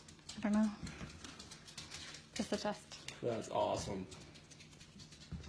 My name's Nicole, and I'm calling because I'm concerned about a friend of mine. She's not answering the door. She's not responding to text messages, phone calls, and there's no movement in the house whatsoever. Hi. You're Nicole? Yes. Okay. What's going on? So my friend, we were out of town for a business trip this weekend. Right. And I dropped her off at 2 o'clock this morning. She's 15 weeks pregnant. She wasn't feeling well. And she had a doctor's appointment this morning at 9, and I told her to let me know if she needed me to take her. She's got 2 little girls. And she was very distraught over the weekend, wasn't eating normally or drinking, and we kept trying to force it on her because she's pregnant. Her husband and her supposedly are separating, but she didn't know this. She thought they were just having issues. He disclosed that to me today. Because I called him and I was like, have you talked or heard from Shanann since she left for work this morning? Because I can't get a hold of her. I called, I texted. Her car's in the garage. Her shoes she wears every single day right in the front door. She only has one vehicle? No, they only have the one vehicle in his work truck. Okay, that's what I'm asking. There's She took not the girls and went on a play date, but they're 4 and 2. She went on a play date. Why wouldn't she take in a car? They're both in car seats.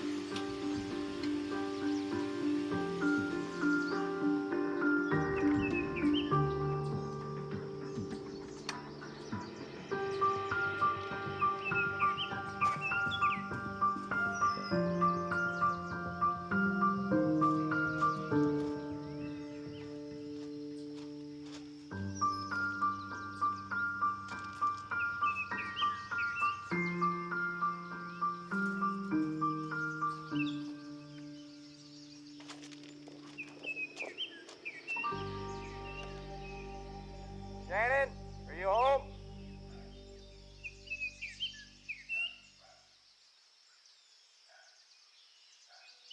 Police department, if anyone's inside, make yourself known.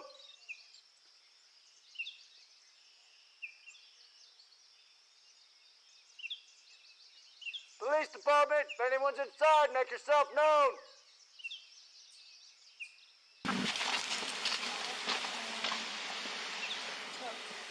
Is there a key code, Sandy, to open the garage from the outside? What is it? His mom's gonna get it. Okay. Hey, Chris, Officer Coonrod for the police department. Pretty good. So, do you have any idea where your wife is? Yeah, I mean, I don't see anything out of place. I'm not hearing kids. I'm not hearing anything. Yeah, and all of her stuff is here, and I set off the alarm by trying to open the garage forcefully, and that didn't work. So, and their alarm's one of the ones where it goes off and it feels like it's making your ears bleed. Mm-hmm. So if she was in there, She should have heard it. yeah, she would have while she was sleeping, because they have little things on the wall on every room to go off. The neighbor has a camera system. Mm-hmm.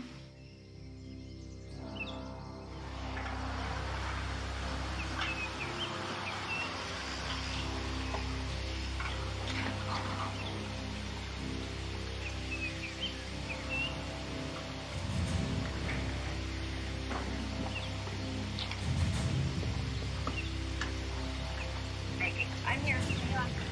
Yeah, keep me on the phone. Okay, get mad.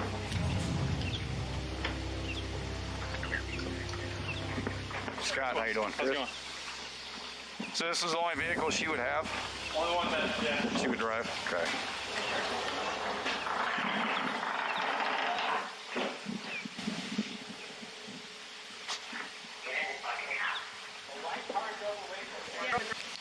We're checking the house for consent. Down your phone. Oh. Well, Any friends that you know she would be hanging out with? I know. I guess her parents are out of state. Across country, North Carolina. Oh. Yeah, so that's not happening. She could play. All the girls' blankies are gone. Their blankies they sleep with, they don't leave anywhere without them. Okay. Nothing else appears to be missing though, just stuff you'd take for a quick trip. You have full ring.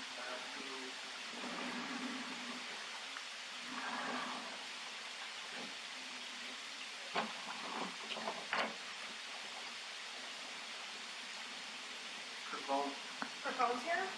Yeah. Her phone's here. Does she work? Yeah, she works from home. Oh, from home? She works, this is her lifeline.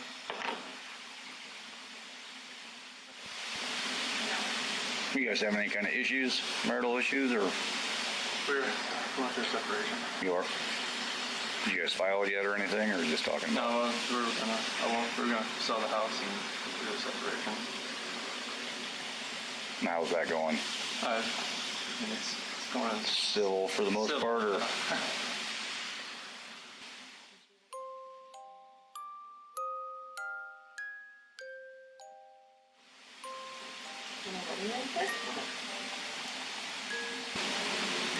There was no note or anything by the wedding ring? No. It didn't look like she went through and packed up a bag or anything. This and all that in the bottom, so it'd be kind of hard to tell if she took a little bit, or it'd be easy to tell if she took a lot, but it's hard to tell if she took a little bit or not. Okay.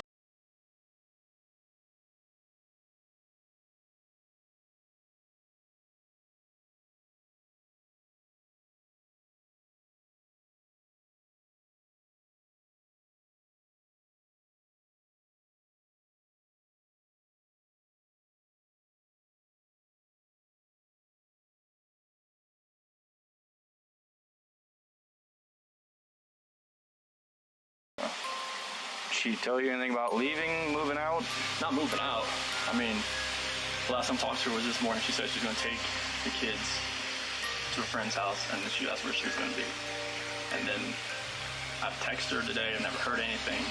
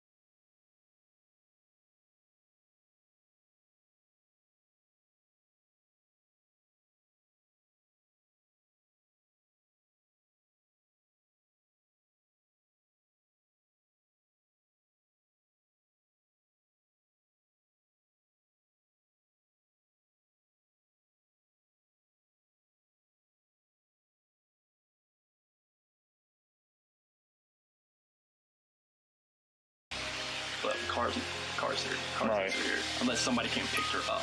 But the people that I know, nobody's heard from her, nobody's seen her. Right. Definitely an odd one. Yeah. I don't know what to do right now. Should I drive around like the normal route that she would be? Where does she normally go to? Just like drive where like she would normally take the kids to school. People that I know that live down, people that live, Kristen lives down that way. That's the only routes I know she really take. She go to their house frequently, or? And not much, but.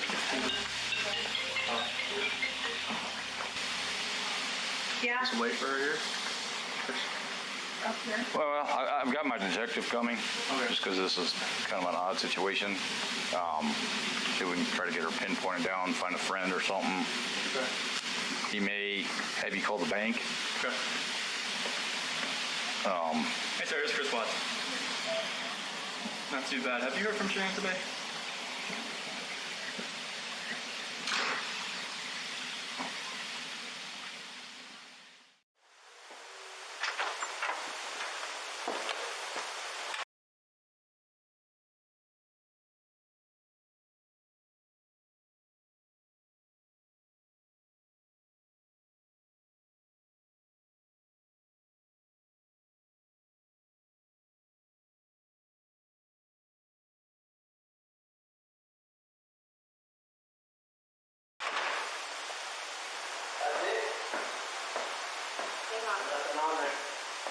What's that?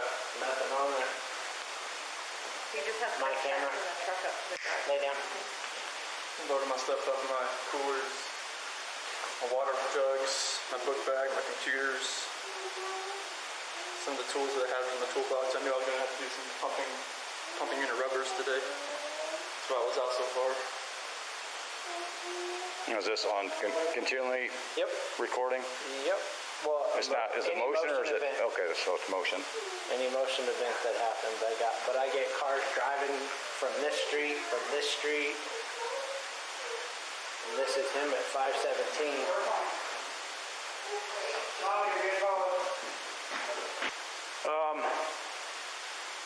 My detective just showed up, so he'll probably want to talk to you. He'd probably, like I said, he might have you call at the bank and see if there's any kind of activity. Because if there was any sort of action out there, His camera's I would have got it. Like we had issues the other week when people were stealing stuff out of like garages and stuff like that, and I had parked my truck right here. Park right here. Yeah. So someone, I could see where someone tried to jim me with a flathead screwdriver over there, and it was just like. But if any action would have happened, any cars or anything left your house, I would have. If it would have been like right in that area, it should have picked. Oh, it'll pick up anything coming down the street this way. You know where that tree there too? Oh yeah. Okay. All right, appreciate your time. Yeah, no problem. Thanks. Hopefully something comes up here. Yeah.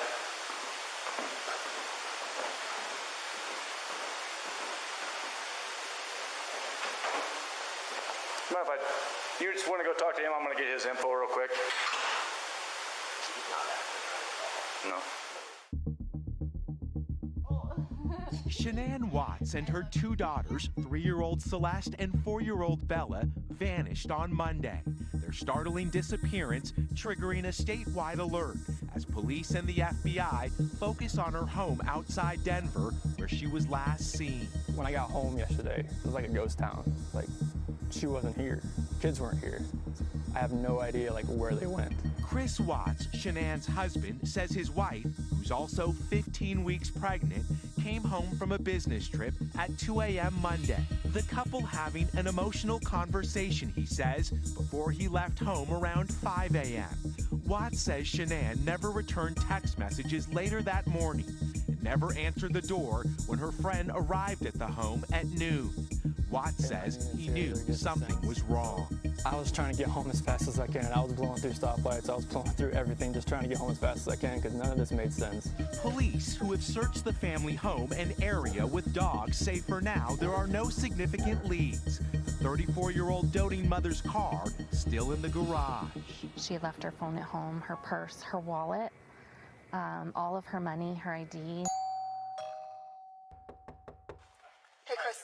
So we need to have everybody step out of the house. Okay. Because we don't want the dog to get confused with all the stuff Correct. that's going on. So you can leave that there. You can leave your camera there. I'll bring it Okay. outside. We just. I don't want to mess you guys up at all. Because my son has,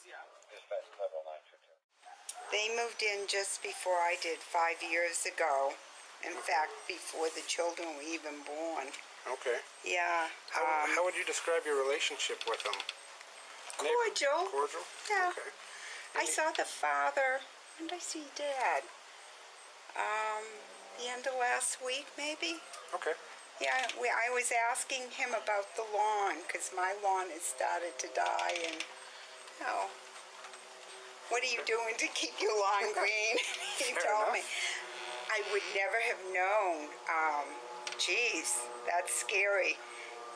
Mom and Dad used to live over there, too, with them. Okay. When was the last time you saw Mom and Dad? Oh, I believe it was Dad, and that could have been maybe.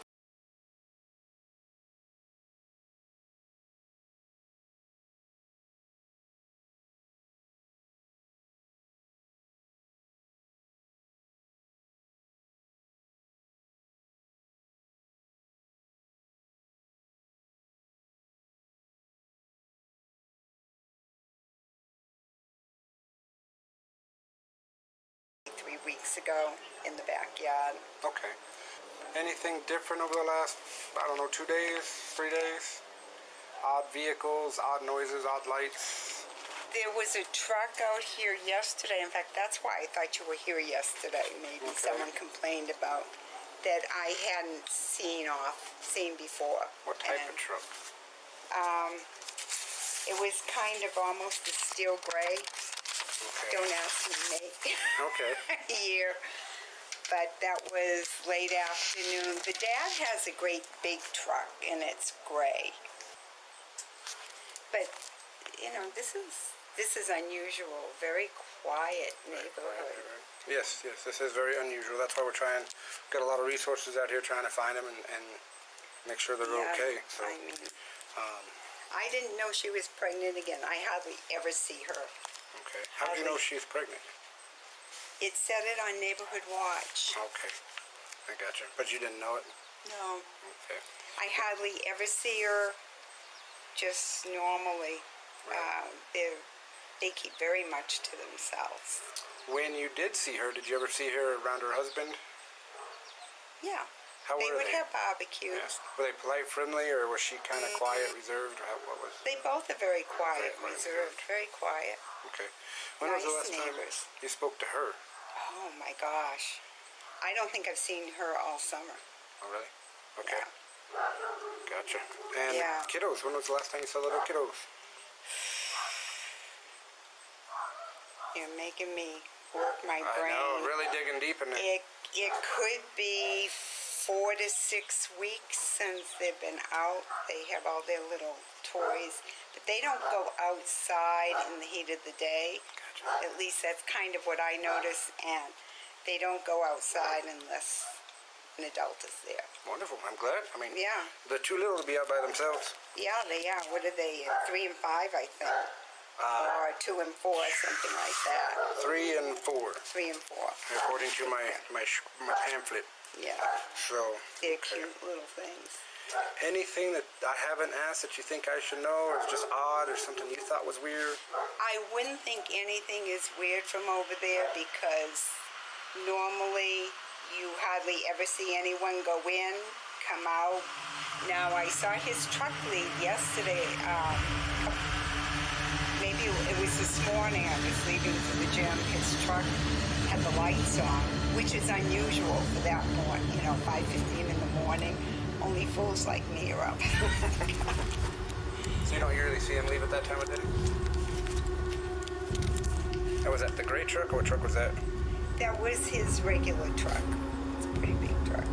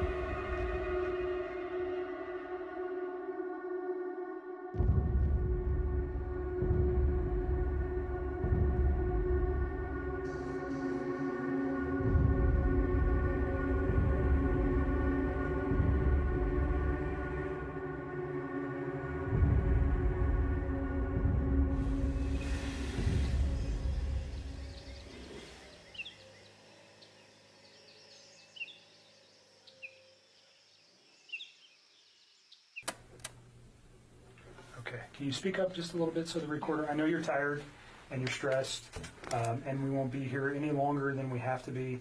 You've already had a conversation with people before. You came here on your own free will to talk to us. We picked you up at your request and brought you here. You can get up and leave at any time. You don't have to talk to us. If there's a question you don't want to answer, don't answer it. If you don't want to talk anymore, just tell me I want to leave. And I'm kind of in the way of the door, but you're not being interrogated as a criminal suspect. We're here to understand your relationship with Chris and what you know about Chris and his family, and events relating to Chris Watts. Okay, so let's just start with like a timeline of your getting to know Chris, how you guys met, where you met, all those things. And let's just run. And I'm not going to ask you specific questions unless I think it's necessary. I'll let you just tell me your story. I think it's a little bit easier that way. So I just want to know how you met him, where you met him, how long you guys were dating.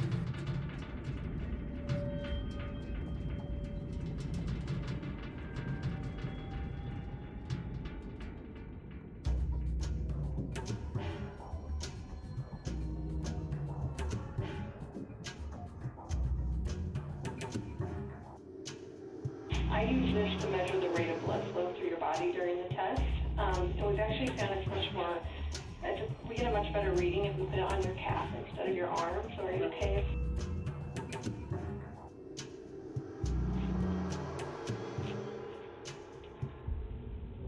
Did you know we use these? Okay. And I use these. Right.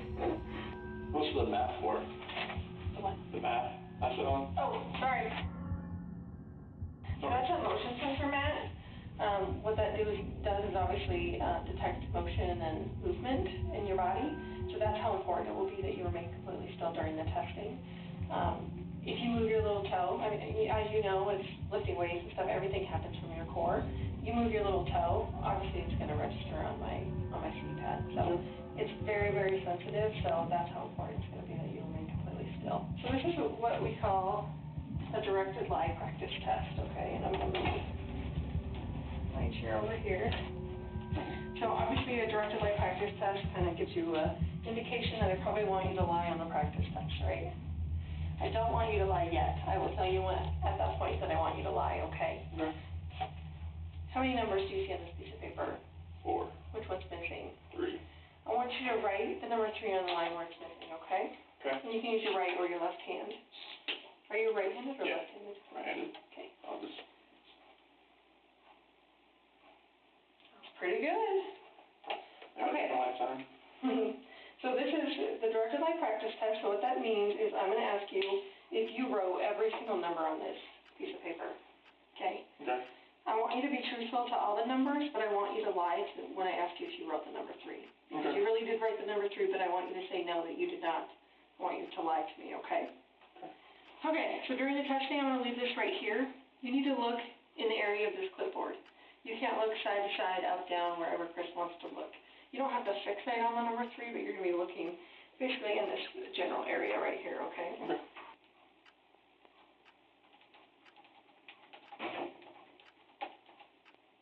So I will tell you when the test is going to begin, and then I will tell you when the test is going to end.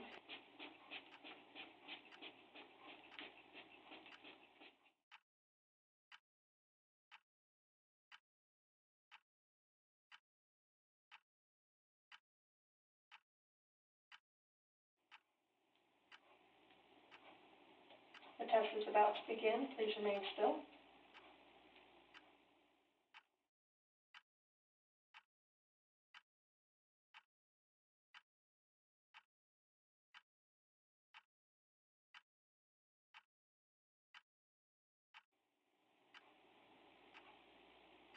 Regarding what number you wrote on the piece of paper, did you write the number 1? No.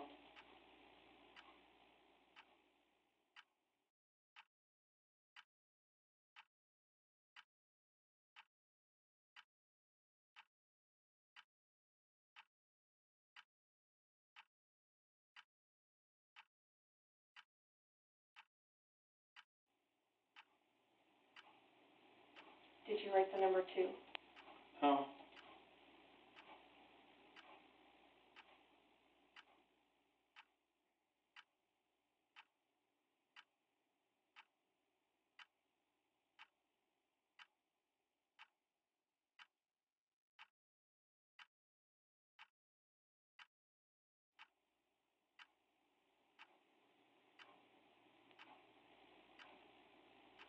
Did you write the number 3? No.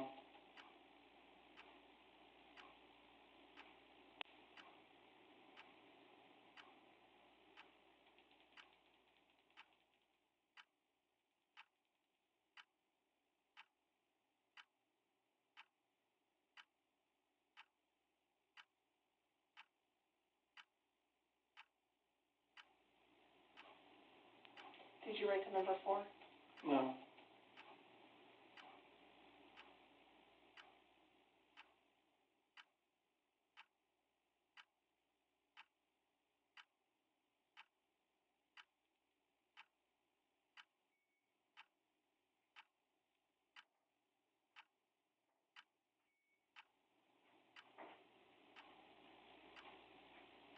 Did you write the number 5? No.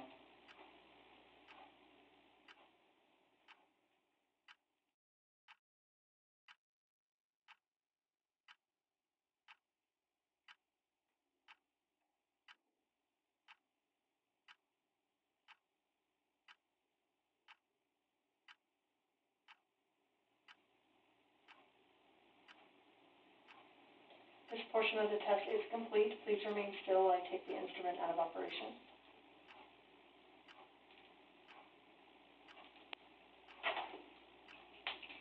Okay, you can relax. How'd you feel? You did great. You remembered to lie and everything. That was awesome. So, you obviously are a really bad liar. Have people told you that before? Like, the second you tell a lie, like, they can tell, like, on your face that, because the second you lied to the number 3, like, I don't know if you heard me clicking, but I had to, like, turn down the sensitivity because you were starting to go off the page. So, that is what I need to see as a polygrapher, because that tells me that you know it's wrong to tell a lie, and you're actually having a significant reaction when you lie. So, that is awesome. So, thank you for being a horrible liar. No, that's a good thing. That's a good thing. We don't want to be good liars, so thank you for being a horrible liar. He didn't have a wedding ring on his finger, and every time I talked to him, he didn't tell me that he was in a relationship. He didn't even mention his kids right away either. And then one day he told me that he had 2 kids. I was like, that's pretty cool. And started telling me about his kids. That sounded like a sarcastic comment. No, I thought it was kind of cute. I was like, oh, he's a dad. It was like right around Father's Day, too. Because we don't have it on tape, we discussed prior to turning the tape on Tuesday, which would have been the 14th of August, you had read some newspaper articles on the 13th and the 14th that regarded this case. You had also had a conversation with Chris at some point during the day on Monday. And on Tuesday, because of what you found, specifically what you said was, and don't let me put words in your mouth, but you found out that his wife was pregnant. And yes. And you did not know that prior? No. And you found that out via the newspaper articles, and that caused you concern? Well, I just realized that he was lying to me, and I was like, well, if you can lie to me about this, what else are you lying to me about? And it made me realize that maybe his wife was in danger at that point, and it was day 2, too, and she still wasn't home. Tonight we have someone who claims to be from Chris Watts' past. Chris Watts' recent past. Now, we are not going to show you this person because he wants to continue his life without consequences for speaking out in this case, but we are going to let him tell his part of how he connects to this story. This is a story that we have to be honest with you, we can't independently verify, but it is a story that could be extremely telling as we try to figure out what happened in the Watts family. This is a man who claims to be Chris Watts' former lover, and he joins me now live. Sir, can you hear me okay? I can. Some of the stuff you're talking about is pretty hard to believe. And we're getting to the point where we're wondering if you're wasting our time. Oh.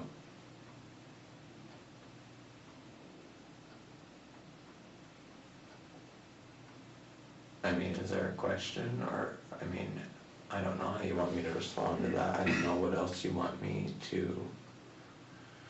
These are the challenges that we have, right? You told us that you watched the video over and over, okay? So we know that you're aware of everything that's out there, and all you've talked about are things that anyone else knows. You haven't brought forth any information. You're having sex with a guy in his car, and you don't know anything about him other than what the public knows about him, okay? You took $60 from him. You're a self-admitted booty call, and so now we're wondering if you're a hooker who maybe blew a guy who was a murderer and maybe feels guilty about it, or maybe feels like you're going to get in trouble about it. I don't know what's going on with you, but I don't know why you're here tonight. No, I'm not a hooker. So you already said, but you removed text messages? I deleted all of his stuff because he lied to me. I mean, that's what it was. It was the hurt that made me delete it. And then it was the lie that made me start questioning everything else he'd been telling me for the last few days. And that's when you decided to come forward? Yes. Okay. So just for context, yes. When people delete stuff off phones, usually we go, No. It wasn't malicious at all. It wasn't malicious at all. He lied to me. It just hurt. Like, I had never felt like he'd ever lied to me before. And it was a big lie. I mean, telling somebody that you're in the midst of a divorce and then you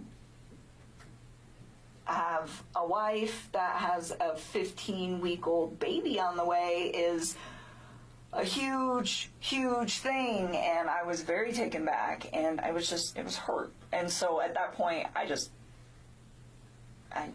deleted it. I had a few more quick things to say to him, and then I just got rid of him. That's literally what I did. I just cut him out of my life. It would have honestly been like a bad breakup kind of thing. Like, if none of this other stuff would have happened, that's what it would have been. That would have been the end of it. The information was not destroyed because there was anything in there that would be harmful to you or potentially to Chris at this point, but harmful to you in particular. That's not what you did. No. You did it out of, excuse my language, this guy's an asshole, so I'm getting rid of him, and I'm getting this stuff off my phone. That was like me kicking him out of my life. Okay. And then, like I said, and then realizing that he lied, that was when I was like, okay, maybe his family is in danger, and they're not coming back, and they're not staying with a friend. Okay, so you let me know when you're ready to begin. During this part of the test, I want you to focus on the back of the chair, okay? Not looking up, down, side to side, anything like that. I want you to Was I doing that? No, you did great. But obviously the clipboard is gone now, so your area of focus is going to be like in this area, okay? Okay. All right, you ready? Do it. Okay, stay still. The test is about to begin. Please remain still.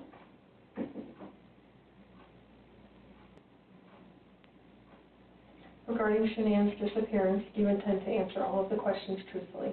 Yes. Is your first name Christopher? Yes.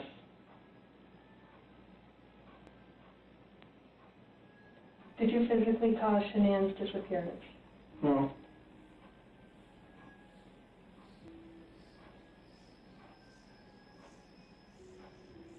Were you born in 1985? Yes.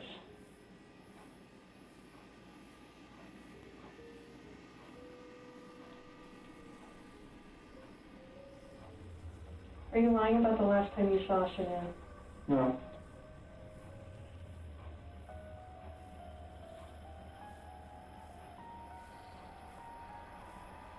Do you know where Shanann is now? No.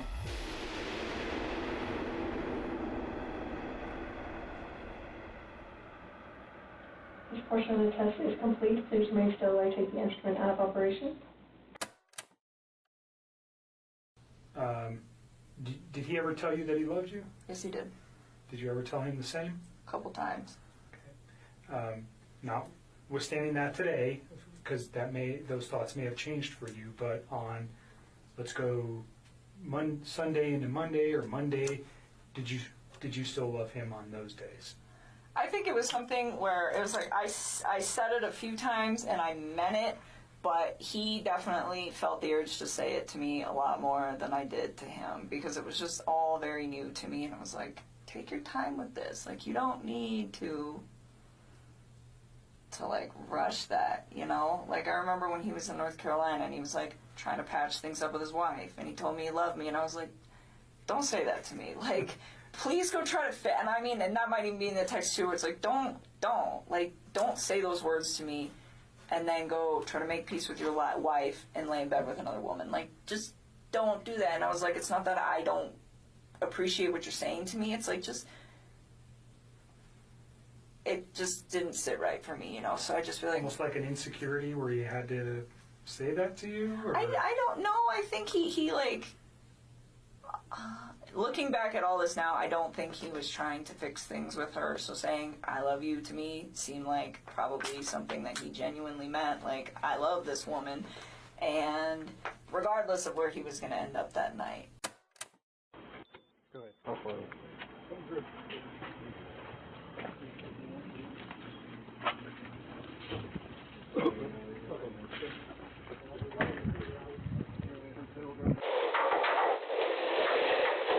So, it is completely clear that you were not honest during the testing, and I think you already know that. You did not pass the polygraph test. Right. Okay. So now we need to talk about what actually happened. And I feel like you're probably ready to do that. I didn't lie to you on that polygraph, I promise. Chris, I know. Stop. It's time. Just stop for a minute. Take a deep breath. I want you to take a deep breath right now.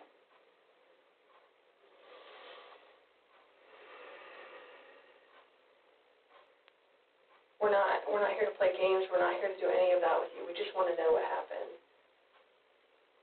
So can you start from the beginning and tell us what happened? Everything that I've told you, I did not lie on this polygraph. I don't know how much I could tell you right now. Like, I did not. It's not even an option right now because you did not pass the polygraph. So I know you were being deceptive. So that's not even an issue right now. The issue right now is what happened to Shanann, Bella, and Celeste. This is where the rubber meets the road, Chris. Like, don't let this continue any longer, please. I'm not trying to make anything continue. Like, I want them back home, like. But you know they're not coming back home. We're confused as to why you're not taking care of your beautiful children. I'm not taking care of them right now. Right now. Where are they? I don't know where they're at. I don't know where they're at. Chris, right now your dad's outside. He flew across the country to help you. Okay. We know that something happened to all three of them. But I want to know, did something happen to these baby girls first that you had to take into your own hands and deal with? You had to clean it up for Shanann. And you either cleaned up after Shanann or you made the mistake. And I mean, I want to believe that maybe Shanann did it and you felt compelled to fix this so Shanann didn't look bad. That's what I want to believe. But I don't know. You're not telling me that, so it makes me think the worst. Like, did you do that to all three of them? I did not do anything to these kids. Not do anything. What did Shanann do to them? Tell us, Chris. Chicks are crazy. Can I talk to my dad or something? Absolutely. Come. Do you want to bring him in here? No, I just need to talk to my dad. Like, he flew across the country. Hey, Chris. I can't. How about this? If we brought your dad in here, would you please tell him what happened? Can I just go talk to him? I've been in here for like 5 or 6 hours, and I'm like... Absolutely. Before we get him. Can I go out there and talk to him? Well, I don't know that you want to do it out there, because there's a lot of people going through the halls. Should we bring him in here? We'll step out. Well, how about this? If we bring in your dad, will you promise me that you'll talk to him? I'll talk to him. Those are things you need to do.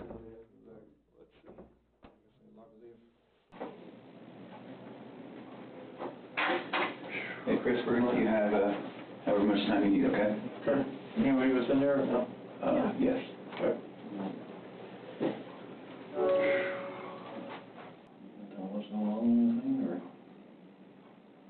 I mean, it's, polygraph failed it. Is there any reason why they shouldn't? They know I had an affair. And they know. I can't complain about that. Anything else you want to tell me? What's going on, or what happened, or anything? Or you know anything about? I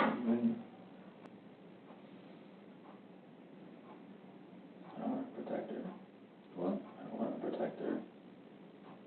You don't want to protect her? She hurt him?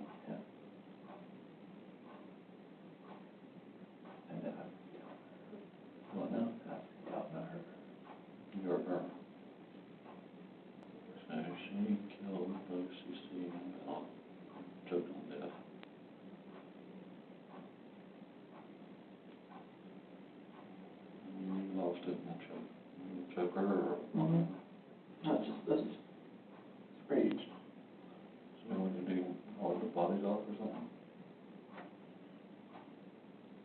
I mean, I didn't know what else to do. I freaked out. I didn't know nothing else to do. What's that? Is it okay? You sure?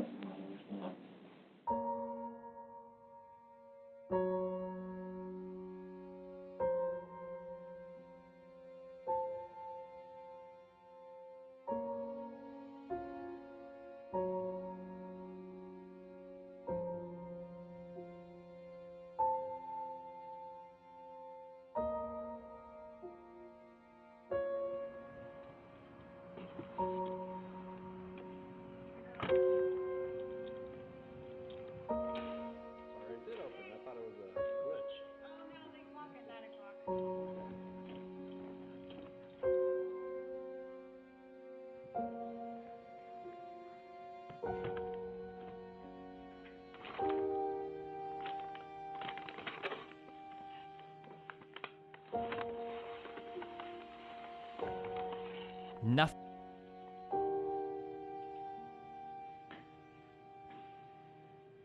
It's always that. What do you think black people? Liar, dude. What a fucking Weasley little liar, dude.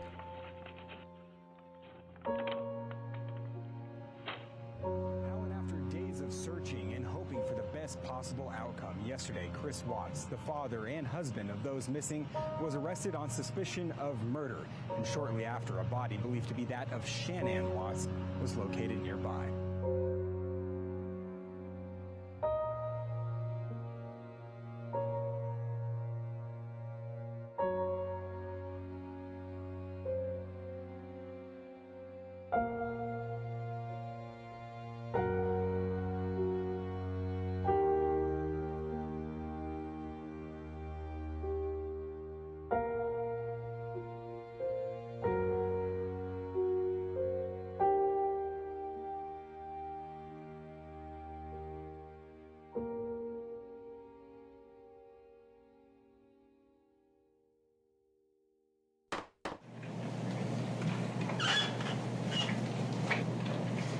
So what I would like to do is explain the procedures that we're going to use regarding the sentencing hearing.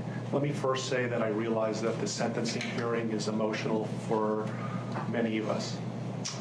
And I expect that your behavior in the courtroom, both in this courtroom and the overflow courtroom, is appropriate.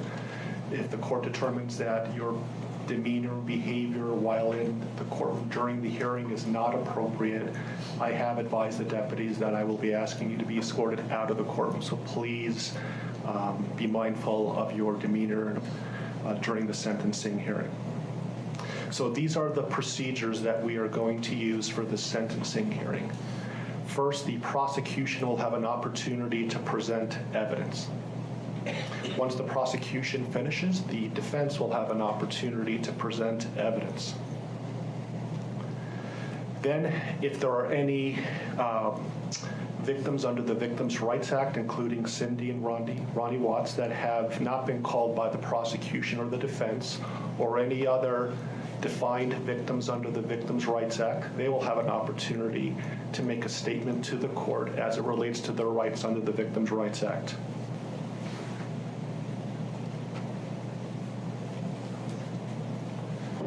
Good morning, Mr. Ruzick. Good morning.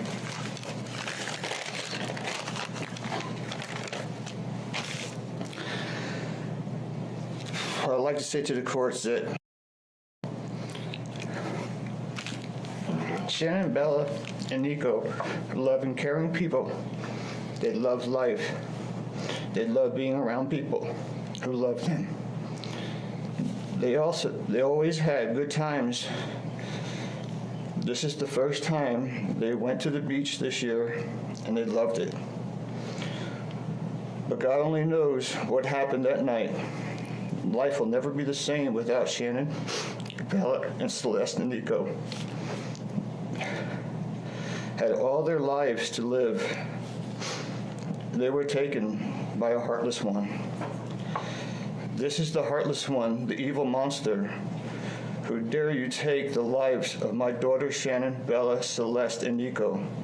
I trusted you to take care of them, not kill them. And they also trusted you. The heartless monster, and then you take them out like trash. You disgust me. They were loving and caring people. You may have taken their bodies from me, but you will never take the love they had from me. They loved us more than you will ever know, because you don't know what love is, because if you did, you would not have killed them. You monster, thought you would get away with this. I don't know how. The cameras do not lie. You carry them out like trash of the house. Yes, I seen the videotape. You buried my daughter Shannon and Nico in a shallow grave, and then you put Bella and Celeste in huge containers of crude oil. You heartless monster. You have to live with this vision every day of your life, and I hope you see that every time you close your eyes at night. Oh, I forgot. You have no heart or feelings or love. Let me tell you something. I will think of them every day of my life, and I love them every day of my life. Prison is too good for you. This is hard to say, but may God have mercy on your soul. I hope you enjoy your new life. It's nothing like the one you had out here. May the courts have no mercy on you. It's hard every day. It hurts in so many ways. I have heard people say that you're not a monster. No, you are not. You're an evil monster. Thank you. Love you, Shannon, Bella, and Nico. Love you, Pop Up and Dad. And one other thing. And Shannon says she is super excited for justice today. Thank you, Your Honor.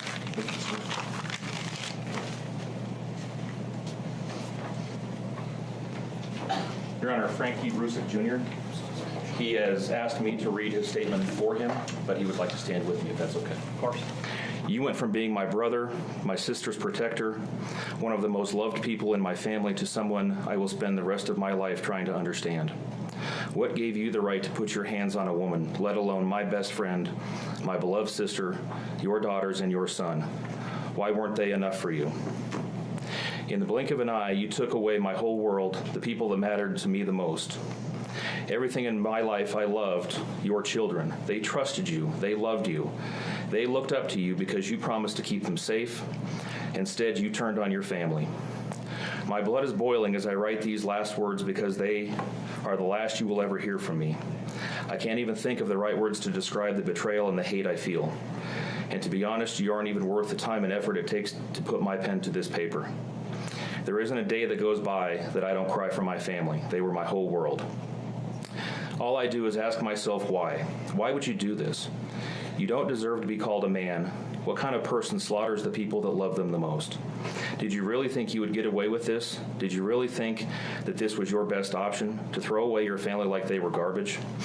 They deserve better, and you know it. I hope you spend the rest of your life staring at the ceiling every night, being haunted by what you've done. None of us deserved this. Hearing my mother and father cry themselves to sleep in this hotel room causes me anguish that is beyond words.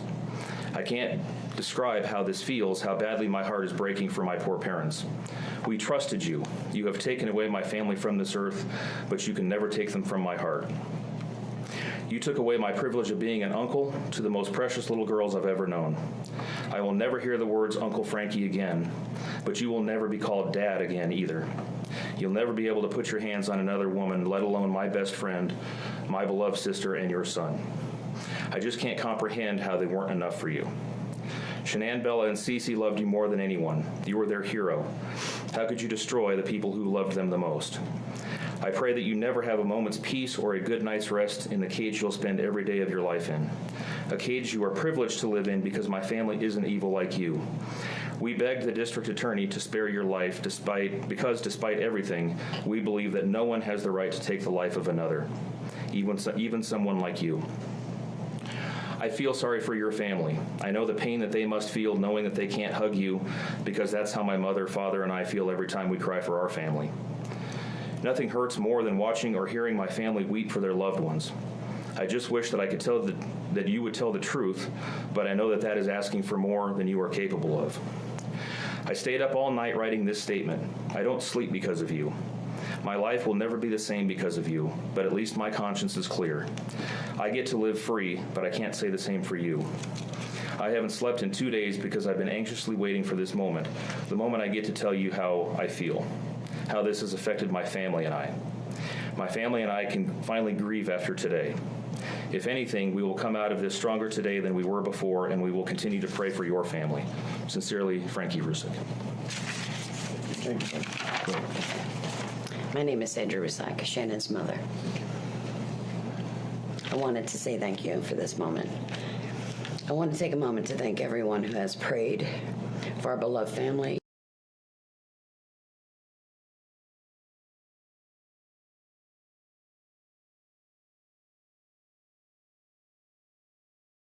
Who had sent gifts, cards to us from all over the world.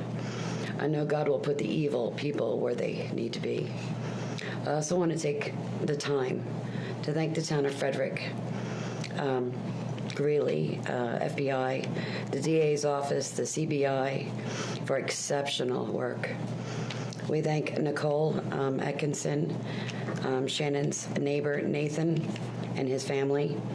To me, they're our heroes. They really are. God bless.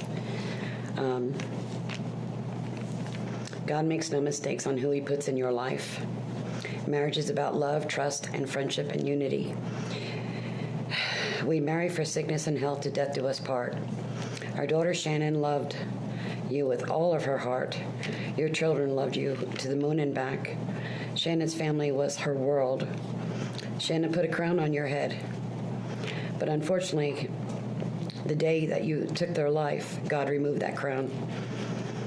We loved you like a son. We trusted you. Your faithful wife trusted you. Your children adored you, and they also trusted you. Your daughter Bella Marie sang a song proudly. I don't know if you got to see it, but it was, "Daddy, you're my hero." I have no idea who gave you the right to take their lives.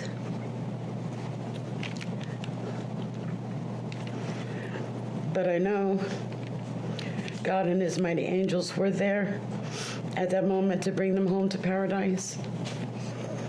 God gives us free will. So not only did you take the family of four, your family of four, you took your own life. I want the world to know that our daughter and her children were so loved by us. There will always be protected by God and his mighty angels. I didn't want death for you because that's not my right. Your life is between you and God now, and I pray that he has mercy for you. From Shannon's mother, Bella Marie, Celeste Catherine, and Nico Lee's, Nana. Thank you, Your Honor.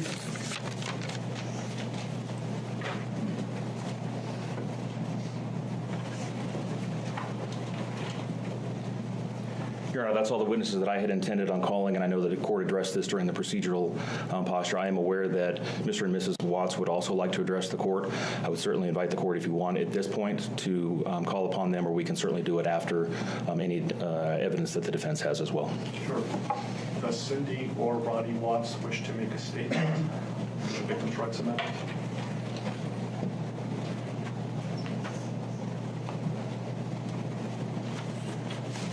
Ms. Towers. Good morning, Your Honor. And can I have you folks introduce yourself for the record?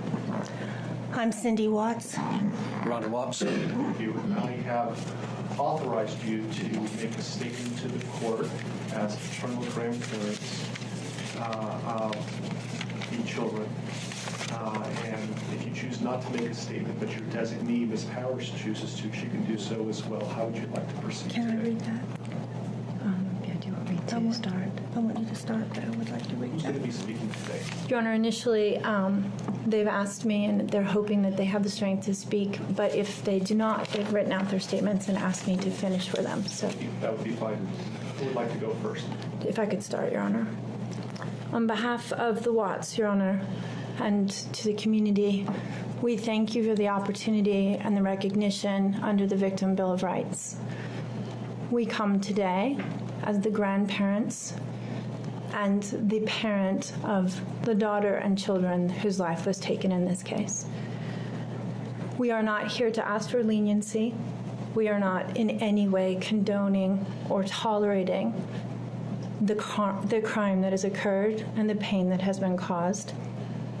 We join in our daughter-in-law and grandchildren's family in saying this should never have happened. This is not condonable. This is something that we will never get over. We appreciate the consideration that everyone has paid, most especially the families that have lost everyone. We appreciate that they begged for Christopher's life. We agree and echo what they have said, that it is not his place to take anyone's life, nor would it be our place as a community to take his life. So we thank you for the opportunity and for every consideration and effort that's been put out. The prosecution in this case has in fact respected the Victim Bill of Rights. They took the time to explain that the information that my clients had at the time that they were interviewed was not correct. They were misinformed. They were searching for answers.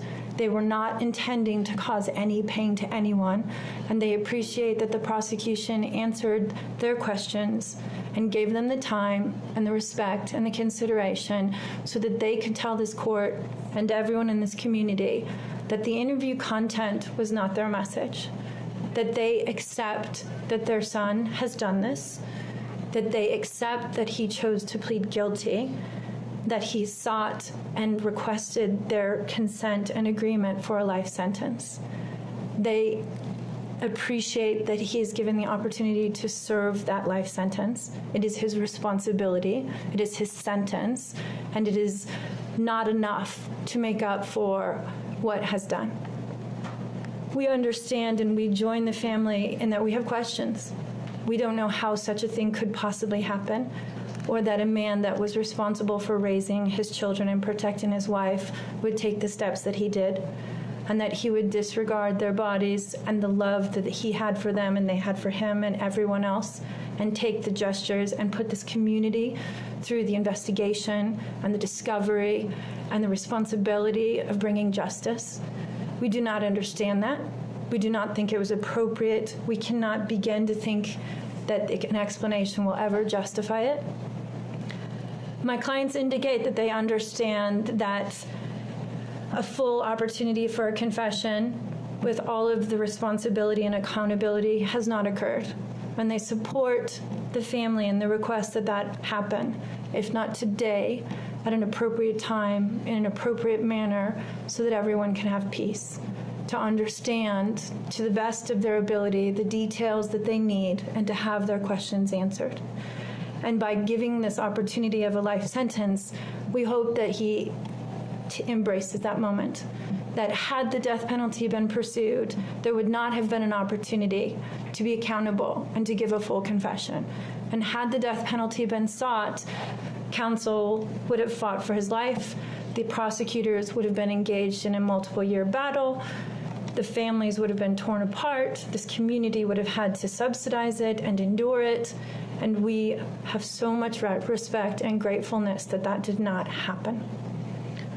We would strongly encourage Christopher Watts to give that full confession in the tone and in the timing that he thinks is appropriate with the guidance of his counsel. We feel that it would be appropriate and helpful to ease the pain and the suffering. But we also say we don't think that there's anything that he can say that will ever account for his behavior. There's nothing that can be done to cure the harm he has caused. And he has the responsibility to serve his sentence with dignity and with regard for everyone, and to spend every breath that he has left in an atonement for what he has done. Do you want to read it? Yes. Okay, state your name for the record. Cindy Watts. Thank you. My name is Cindy Watts. I am the grandmother of two beautiful granddaughters, Bella Marie, Celeste Catherine Watts. I am also the mother of Christopher Watts, who I will be directing most of my statement to. First, I'd like to begin by recognizing the absolute horror of this crime and acknowledging the devastating loss that both the Rusek family as well as our family have faced. Our families have been irreparably broken by the needless deaths of Shanann, Bella, Cece, and Nico. This is something we will never get over. We will always mourn the loss of our family, and in that, we are united in our grief. I am still struggling to understand how and why this tragedy occurred. I may never be able to understand and accept it, but I pray for peace and healing for all of us. Now to my son, Christopher. I have known you since the day you were born into this world. I have watched you grow from a quiet and sweet, curious child who Bella reminded me so much of, to a young man who worked hard in sports and later mechanics to achieve your goals. You are a good friend, brother, father, and son. We have loved you from the beginning, and we still love you now. This might be hard for some to understand how I can sit here under these circumstances and tell you, although we are heartbroken, although we can't imagine what could have led us to this day, but we love you. Maybe you can't believe it either. As the Lord said in Jeremiah 3:31, I have loved you with an everlasting love. Therefore, I have continued my faithfulness to you. And you, as your mother, Chris, I have always loved you, and I still do. I hate what has happened. Your father and sister and I are struggling to understand why. But we will remain faithful as your family, just as God remains faithful because of his unconditional love for us all. We love you, and we forgive you, son.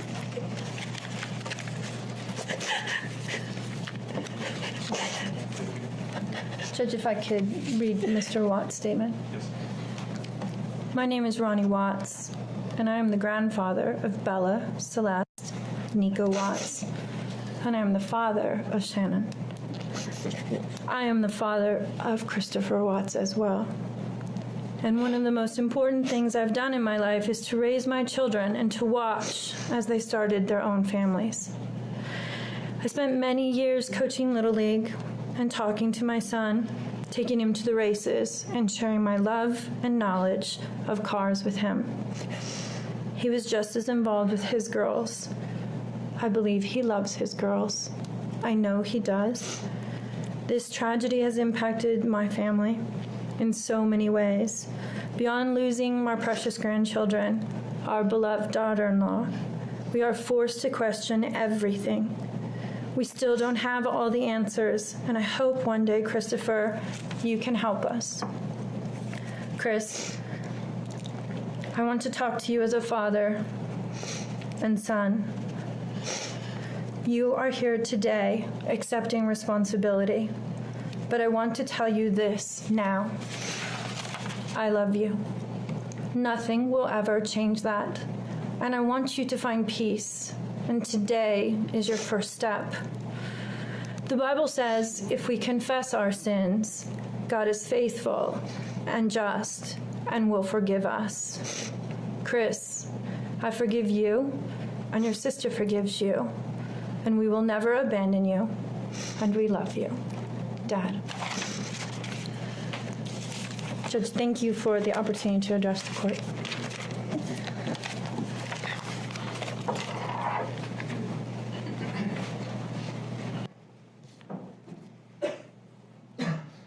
Your Honor, there are no words. to adequately describe the unimaginable tragedy that brings us before this court today.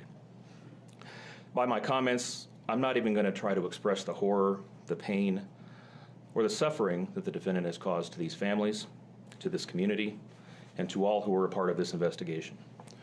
However, I do want to spend a few minutes sharing with the court the details of the crime, as so far you've only had an opportunity to review the affidavit and a few facts here and there that have been offered to the court in the motions and pleadings that have been filed.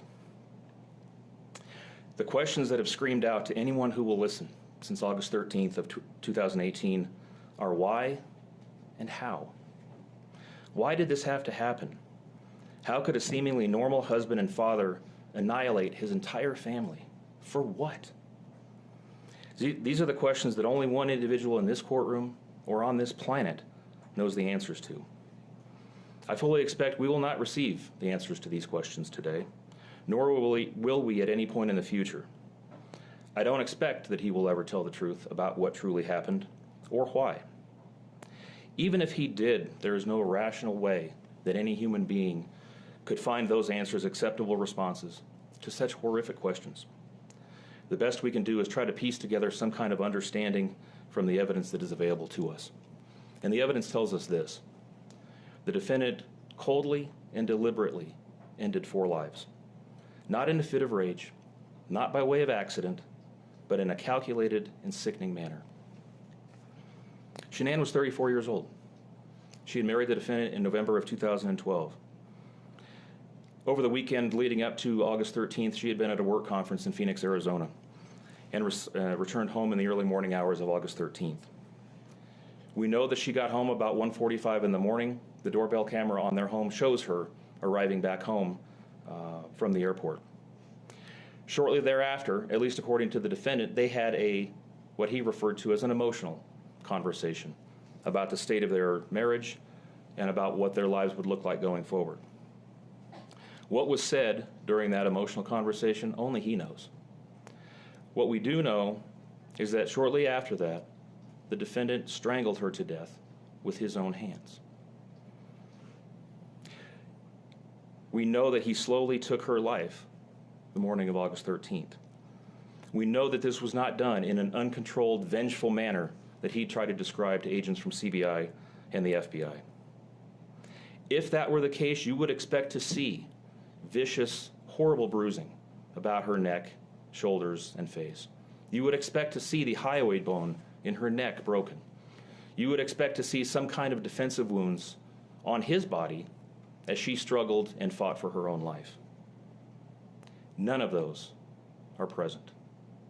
The only injuries that were on Shanann's body were one set of finger or bruising, what appeared to be fingernail or finger mark bruising to the right side of her neck. We know that our experts will tell us that it takes 2 to 4 minutes to strangle someone to death manually with their own hands. The horror that she felt as the man that she loved wrapped his hands around her throat and choked the life out of her must have been unimaginable. Even worse, what must Bella, age 4, and Celeste, age 3, must have experienced or thought as their father, the one man on this planet who was supposed to nurture and protect them, was snuffing out their lives. They both died from smothering. Let me say that again. The man seated to my right smothered his daughters. Why? Imagine the horror in Bella's mind as her father took her last breaths away. Your Honor, understand very clearly, Bella fought back for her life. The frenulum, the connective tissue between her upper lip and her gum, had a centimeter and a half laceration.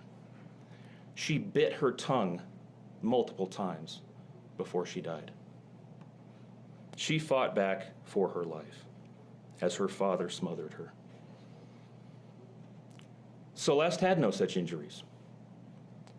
In fact, she had no external injuries at all. But according to the medical examiner, she was smothered nonetheless.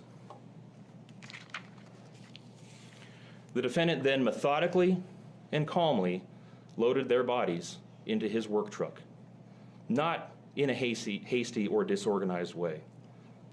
He was seen from the neighbor's doorbell camera backing his truck into the driveway, going back and forth into the house and back out to the truck 3 different times, 1 time for each of their bodies. He then drove them away from their family home 1 final time, intent on hiding any evidence of the crimes that he had just committed. In 1 final sign of callousness for his wife, his daughters, and their unborn son and their remains, he drove them to a location that he thought no one would ever find them, to one of the oil tank batteries with which he was so familiar. He knew this was safe. He had texted a coworker the night before saying, "I'll head out to that site. I'll take care of it." He had carefully ensured that he would be alone in the middle of the plains to secrete away the remains of his family in a place that he hoped they would never be found. In 1 final measure of disrespect for the family he once had, he ensured that they would not be together, even in death, or so he thought. He disposed of them in different locations. He buried Shanann and Nico in a shallow grave away from the oil tanks.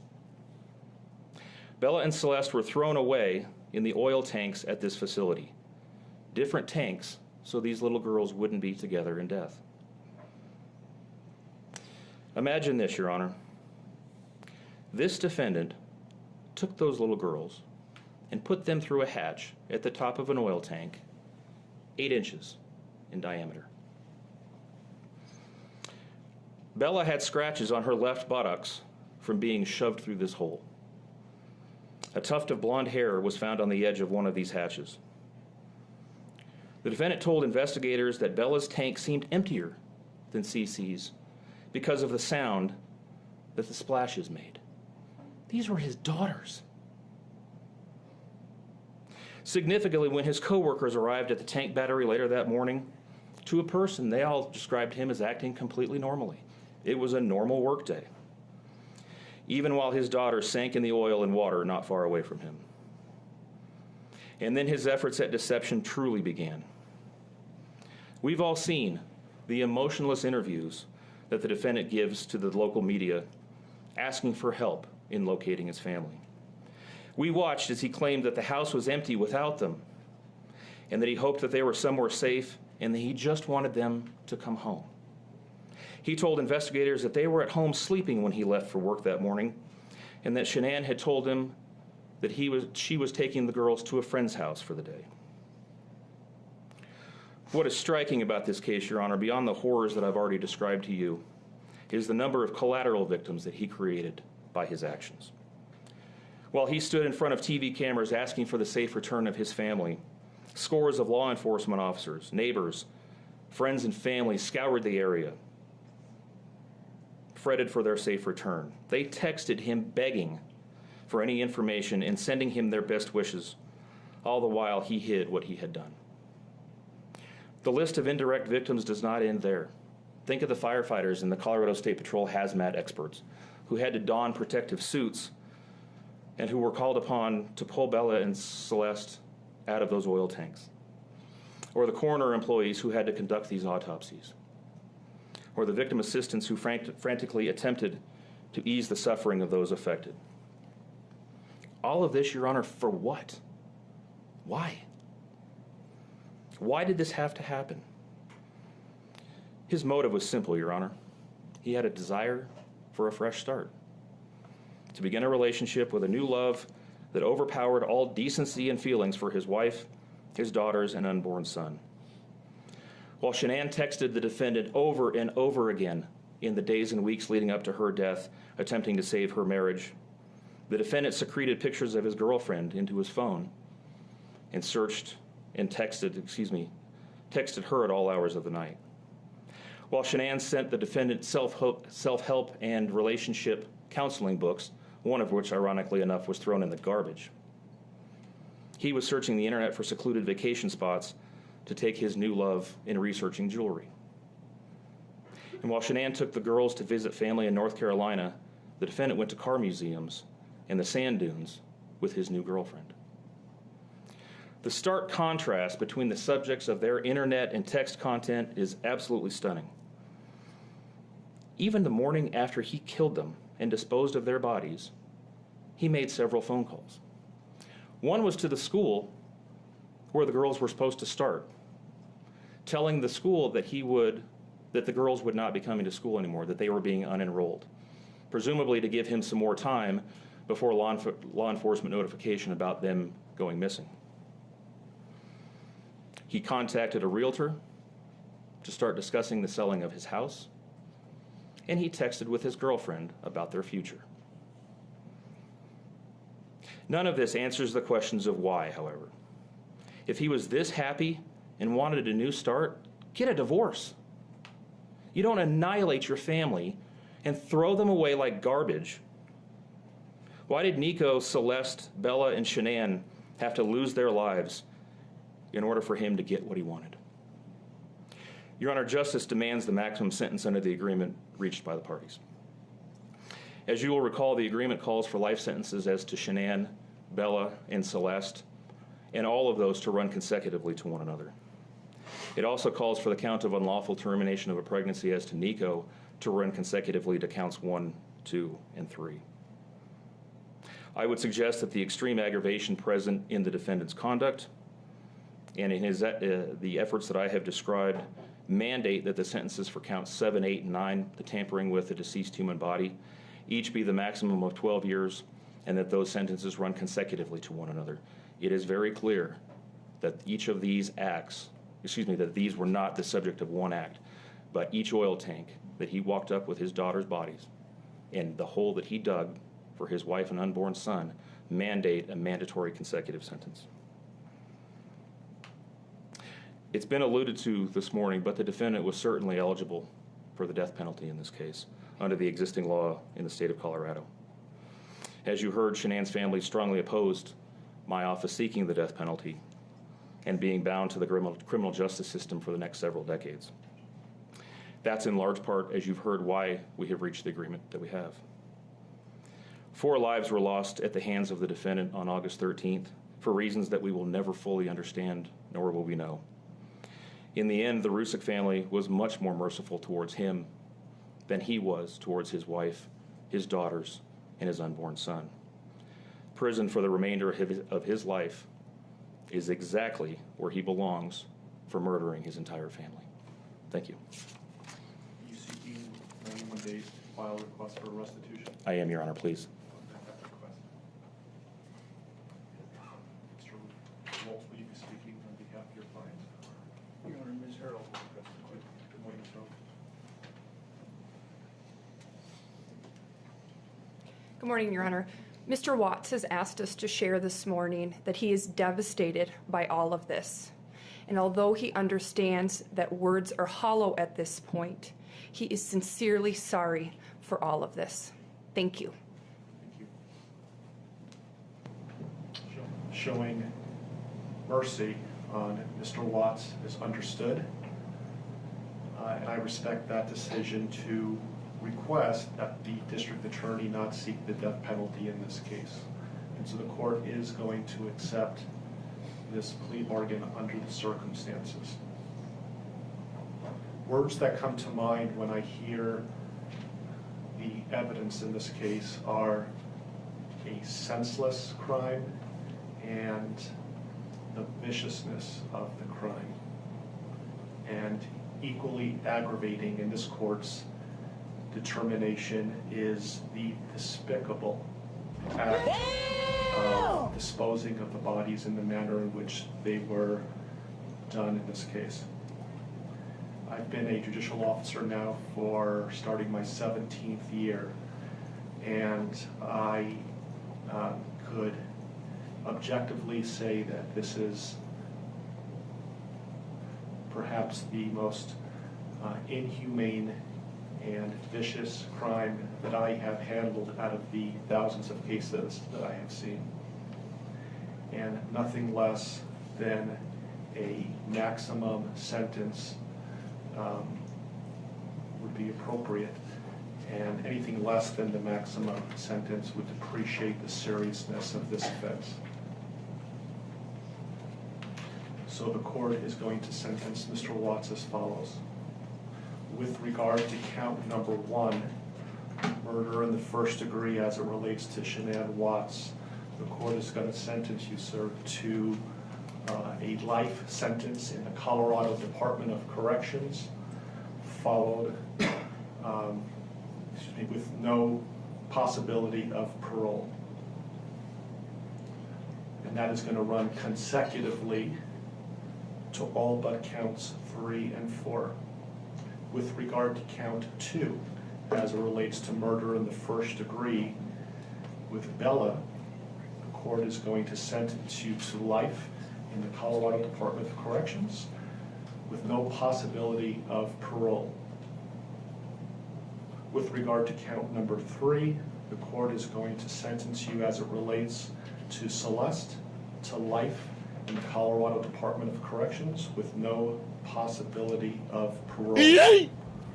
With regard to counts 4 and 5 relating to Bella and Celeste as a different theory of first-degree murder, the court is going to sentence you to life in the Colorado Department of Corrections, and legally those sentences must run concurrently as a different theory of first-degree murder. Recognizing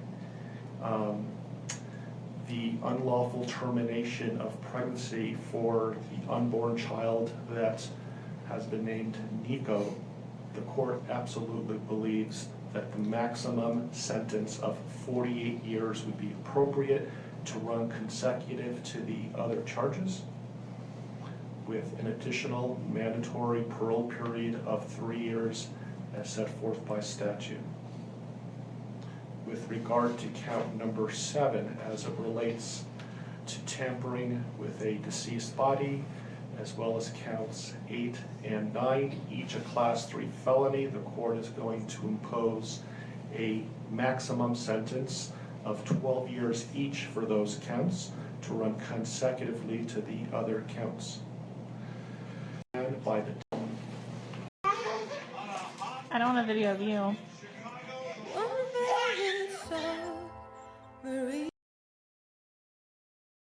Police Department received a call from Nicole Atkinson, the best friend of Shanann Watts. She had arranged to drive Shanann. The fact that Chris made the officer wait for his return would have most likely alerted some minor suspicion. In normal circumstances, a husband receiving a call from the police saying they were concerned about the safety of their pregnant wife and children, in most cases, would have given them permission to immediately kick the door down. It's a truly somber awareness to know that the man stepping out of the car had only a very short time ago dumped his infant daughter's bodies into an oil tank and buried his pregnant wife in a shallow grave. Scott, how you doing? How's it going? From inside the house, which may not have been noticed immediately by the officer, but would have no doubt been gathered by forensics upon further investigation. The most overt peculiarity was Chris's interaction with his phone. The guise of his thumb movement would have given the impression he was texting someone, which would have seemed very peculiar, as the normal response would be to frantically call people rather than text given the circumstances. Hindsight gives us a clearer picture of Chris's introversion, which is that he was most likely using his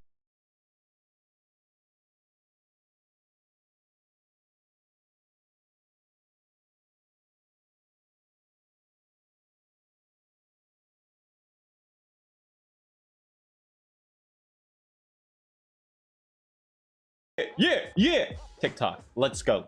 Photoshopping the boys and seeing if they notice. This is such a good idea. I can't believe I've never done this. Bruh.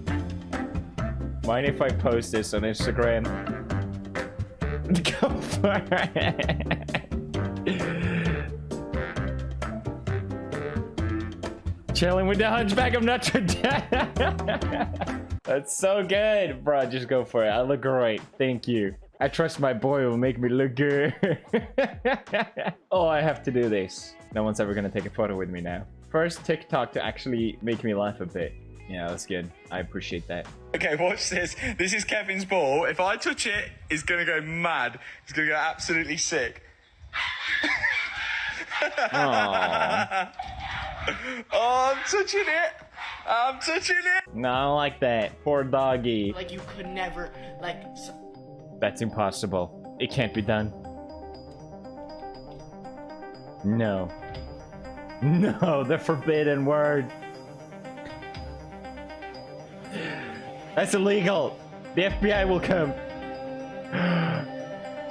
Oh my god. Jacksepticeye.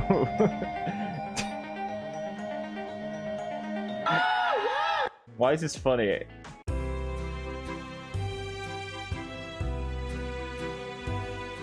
Whoa! Yes! Oh, that's amazing! I need to do this with Edgar. Edgar, come here! Forgot, he's useless. He can't do anything. I will never be able to jump a rope with my... Why did you stop? He wanted to do more. He was... Look, he did it! Why did you stop? Why did you stop, you dummy dumb? You ruined the... Then block his blind jab. Counter with cross to left cheek. Fuck him up. Discombobulate. There it comes. Then block his blind jab. Counter with cross to left cheek. Physical recovery, 6 weeks. Mental recovery, 6 months. Beaten by a kitten, priceless. No, bro. I held on. Are you for real having fun right now? Huh? Are you actually having fun right now? Bro, what is wrong with you? Dude, he's got like 2 FPS. What are you... Let him play, man. Look at this shit. It's funny because I can relate to this running Assassin's Creed as a kid. It's fine. I mean, some parts run bad, but I mean, when I'm on the horse, it... Are you for real having fun right now? Are you actually having fun right now? He's also got a lower resolution in window mode. Oh, bless him. That's a gamer. That's a gamer right there. He'll let the homie vibe. Who's at the door? Ooh, Amazon. That could have been very awkward. I'm glad the neighbor laughed it up.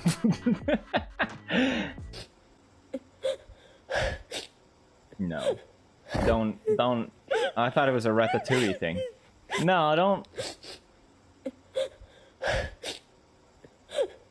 I mean, come on. That big boy will last you at least a month. You can feed 40 families for 40 days. Come on. That chunky boy.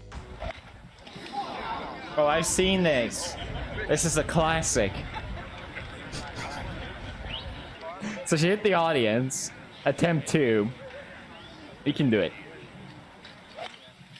Oh! Make her cut it out! Someone stop her! Ow! Ow! First aid. Yeah, they're coming. First aid on the way. Can we ask you all to move? Yeah, maybe move back a couple kilometers. Oh my god, she hits the same person. I just realized. It's the woman here. It's the same person twice. Make her stop! Why is she doing this? You know, usually what people do is they go up and they apologize. Maybe give them a signed glove or a golf ball. I don't know. What the fuck, dude? Thank you for choosing Taco John's. My name is Evan. Would you like to try the 2 for $4 fish tacos tonight? Hell no. Alright, you can go ahead and order whenever you're ready. Alright, can I get the 2 for $4 fish tacos? No. Nah, you had your chance. I asked you, you say no? Taco John's. Taco John's! My favorite place. Gotta get interesting special? No.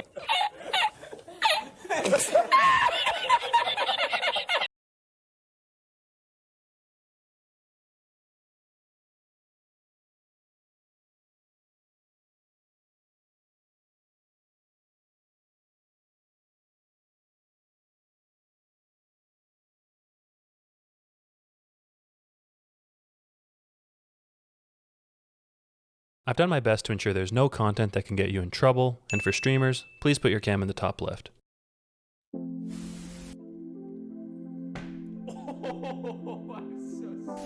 Yeah, that's funny. Yeah, funny, bro. Hey, good one.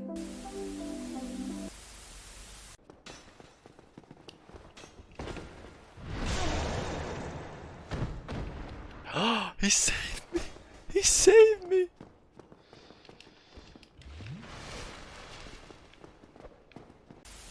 Let's give them a little stir. We're just sweating these onions. Chat, for some reason, I can almost smell it, dude. Become translucent around the edges and maybe pick I'm up. not the only one who has that right now. Once they have, we're I was like, I can smell the onions, dude. and just saute. And if you've Yeah, watched the I did. show It's at all, you weird. must know are about to really Oh get to shit! know each other It's like my actual food that has onions in it. Time capsule's seen better days. Oh. You remember the combination? Yeah, it's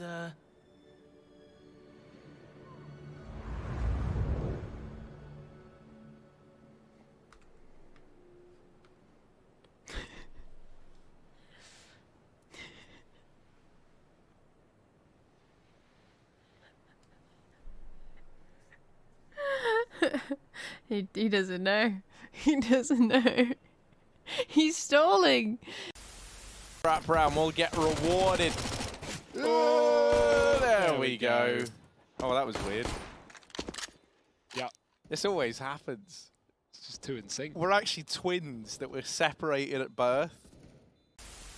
All right, I'm not a millionaire. We don't make a lot of money. All right, we don't make a lot of money. $300 donation from Licky Smiley Face. Raj, meet up in New York City. I'm here to rescue you. What the hell are you doing? Get off the toilet. Oh God. Hold on. Sit right there. Fuck. Jump to me! Oh my God, he went back into the bathroom. Shit! Oh no. God damn it, there's a place to shit in the ambulance! Get out of there! Move! Kobe!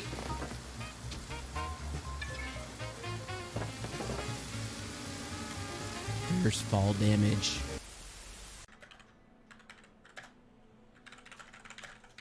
See if Felix wants in. Ah! Jesus. Hey, hello? Hello? I hit him in the nuts! What's up? Friday the 13th or no? Show up to the therapist and you're like, I'm depressed. And then the therapist is like, cured. For the great work. Dad, big news. What? I'm going to OnlyFans. You're going to what? I'm gonna start posting naked pictures of me on the internet for millions of dollars. I'm gonna be rich. I don't think anyone would pay for that. Oh.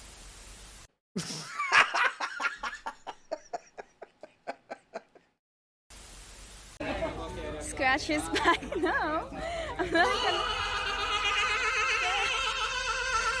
He's laughing like. So stupid.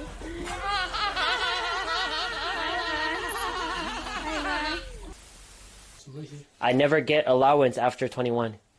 Money. 我养你养那么久，白养的。 I was just kidding! No! I was kidding!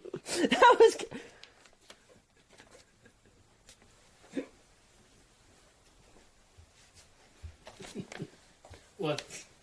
Not satisfied?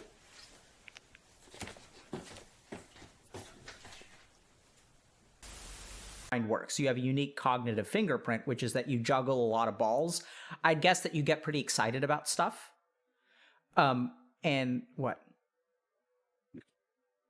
Sorry. Okay. 12-year-old sense of humor. Sorry.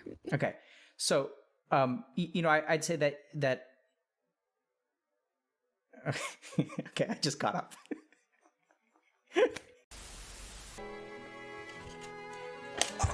Yo, leave me alone, smile.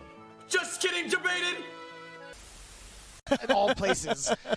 Just to kind of throw Smug off. He's not gonna need all of it. Oh, and the mix-ups again! It has not stopped since they sat. Oh my gosh! He has been on an undefeated streak with rock, paper, scissors. He just got mauled. And look at that look from Zaf. He's just looking at him like, yo, you're free, son. That was 4 wins out of a 2 out of 3. Really good, guys.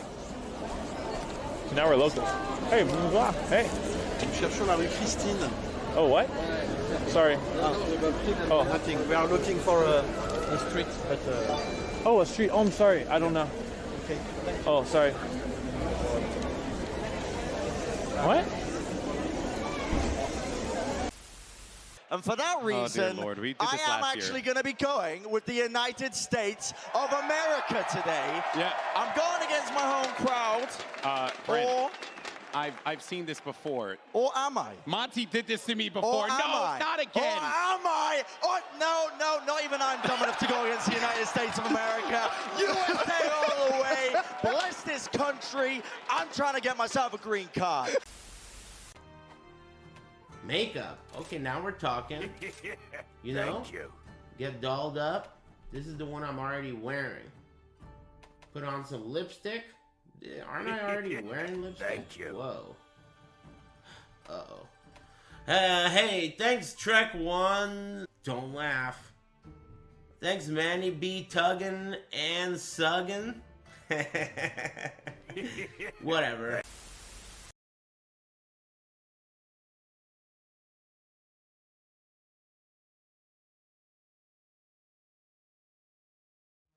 Dish soap, it's all, dude, it's all I had, literally. I got nothing else, man. Count.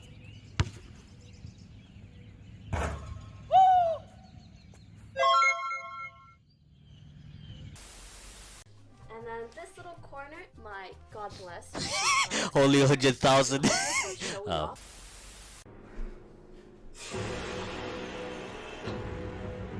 There's nothing in your P.O. box!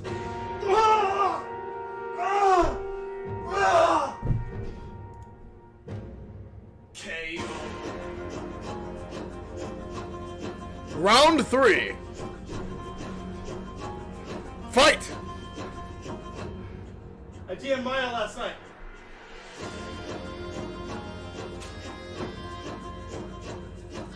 Fatality. I could make the rap, honestly. I think I actually could.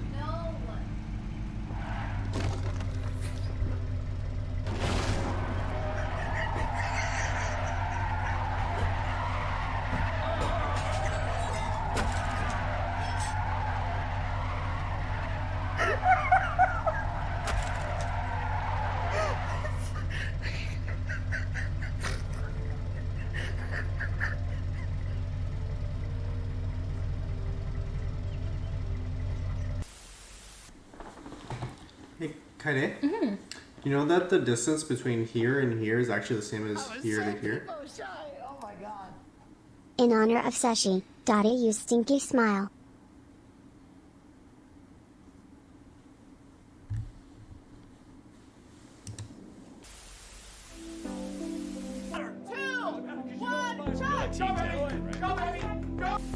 I also know there's like 5 or 6 guys in this lobby. Desperate. For just a hint of love.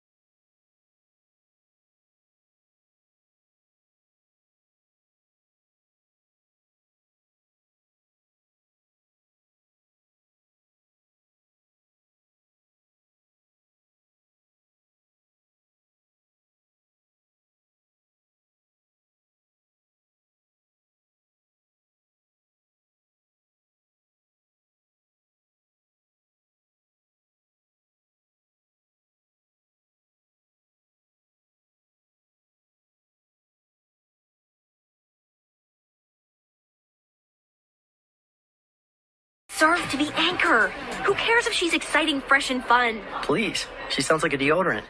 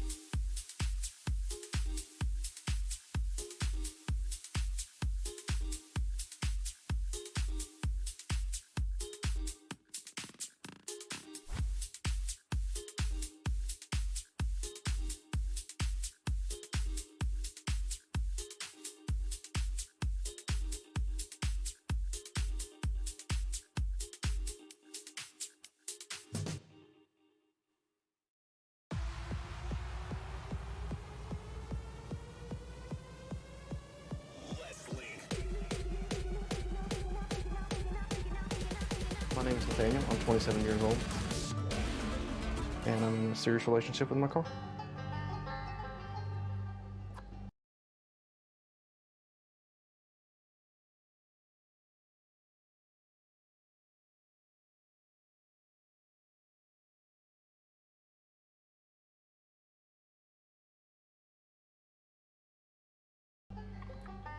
Morning, baby.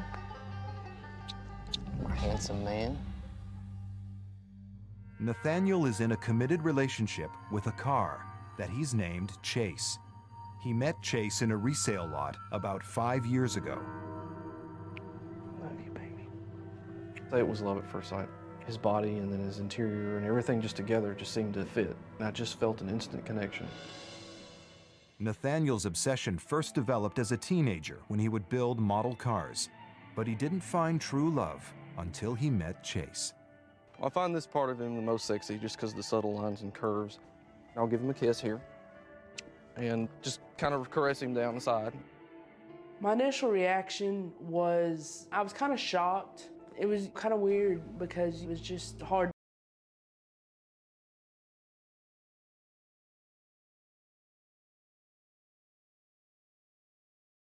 To understand. When I started collecting roaches, I only had 5.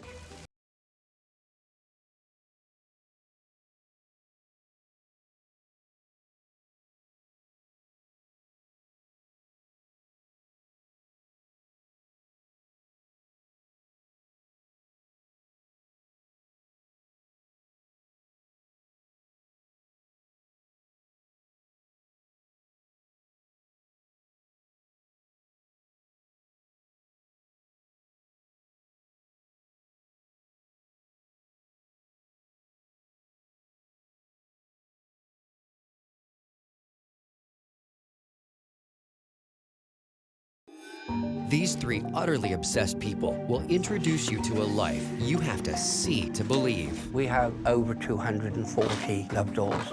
They've taken a simple hobby and turned it into an all-consuming way of life. They'll go to extreme lengths for these collections. Smile, Justine. Their passion knows no bounds. Oh my God. They've created their own world, which outsiders may not understand. Every day is 1950s to me. And they don't care what people think. People think I'm obsessed with this. This is my crazy obsession.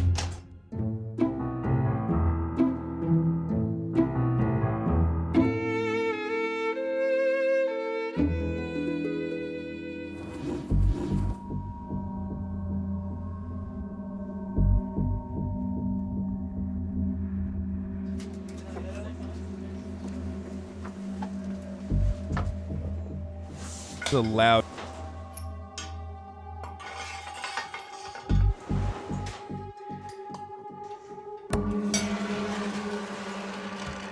Bobby, it's time for you to come in for your tea. Oh, righto. This is Bob Gibbons. This is his wife, Lizzie, and they have the largest love doll collection in the world. We have over 240 love dolls. That includes the blow-up variety as well as the solid dolls and the silicone ones. These silicone dolls are also known as sex dolls, and they're part of the estimated $15 billion sex toy industry. A majority of people buy love dolls for sex, but that's not the case with Bob. For me, it's purely a collection. I've never made love or had sex with a doll at all. That's not what I do. I buy the dolls because I collect dolls. That's my thing. These silicone dolls can cost upwards of $4,500 new. That price includes the lingerie, instructions, and a flower that represents the doll's virginity. The cost of the collection, well, I suppose in around about $150,000. Which is nearly equal to the value of their quaint home on an acre of farmland in the British countryside. But even with 3 bedrooms, finding enough space to properly store these 240 dolls can be a challenge. Bob and Lizzie keep them everywhere, in the living room, kitchen, and a dozen in the spare bedroom. If I have the head and you have the legs. They also found an unusual storage method that is affordable, safe, and easy to use. Have you got her? Yeah. Oh, that should be all right. Okay. Yeah. Okay. Oh, wait a minute. All right? Yeah. That's it. Down in she goes. We've got some of them in coffins because it's a nice, secure box to put them in. That's it. But Bob doesn't only collect and store the dolls, he lives with them. And although many women might regard these sex toys as a threat to their marriage, Lizzie, his wife, sees them as a relationship saver. The dolls are a way for Bob and I to spend time together. We didn't do anything much together before we had the dolls. It changed a lot once we got the dolls. Okay. Thank you. All right. And one for Mayfie. Drink your tea and eat your biscuit, Mayfie. Or you'll have to go to bed without supper. I like to have a chat with the dolls. And I say to them, "You're very naughty." And for Bob and Lizzie, maintaining their doll collection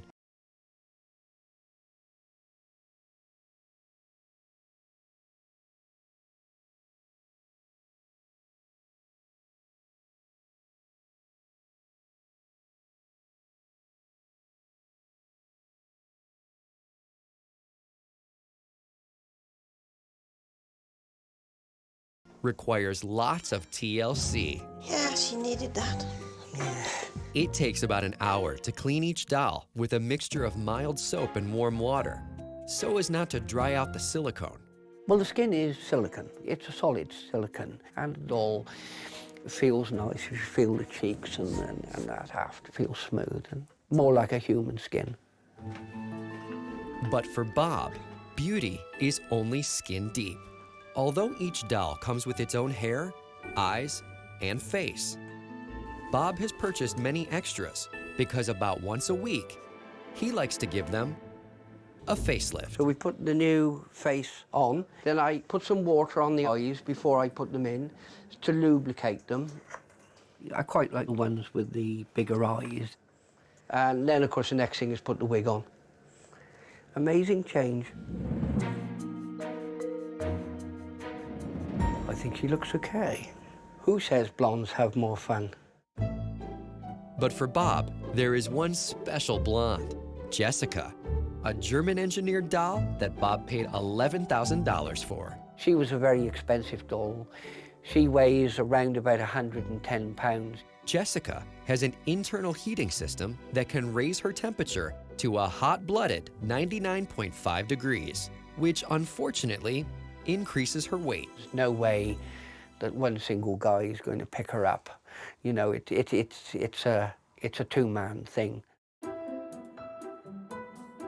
For Bob, It all started when he was a kid. I had teddy bears, and I still got my teddy bear now. You know, dolls were around, and different dolls had different expressions, and, you know, I liked that.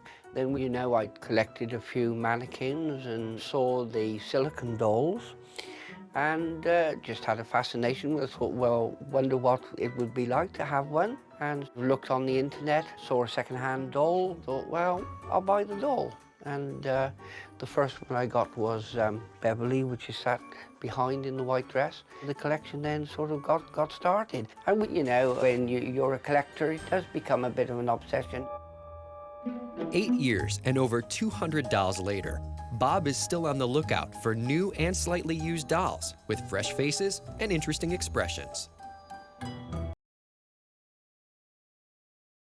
When I'm looking for a new doll, I would look for a completely different face. I'd think, crikey, that's a really good expression to be able to see the doll in. He recently found one of his favorite brands of doll listed online for sale by a private owner. Bob Gibbons, been looking at one of the dolls that you've got advertised. Most used sex dolls can be bought at a discount for obvious reasons. Is she a virgin? Has she ever been used for sex at all, or...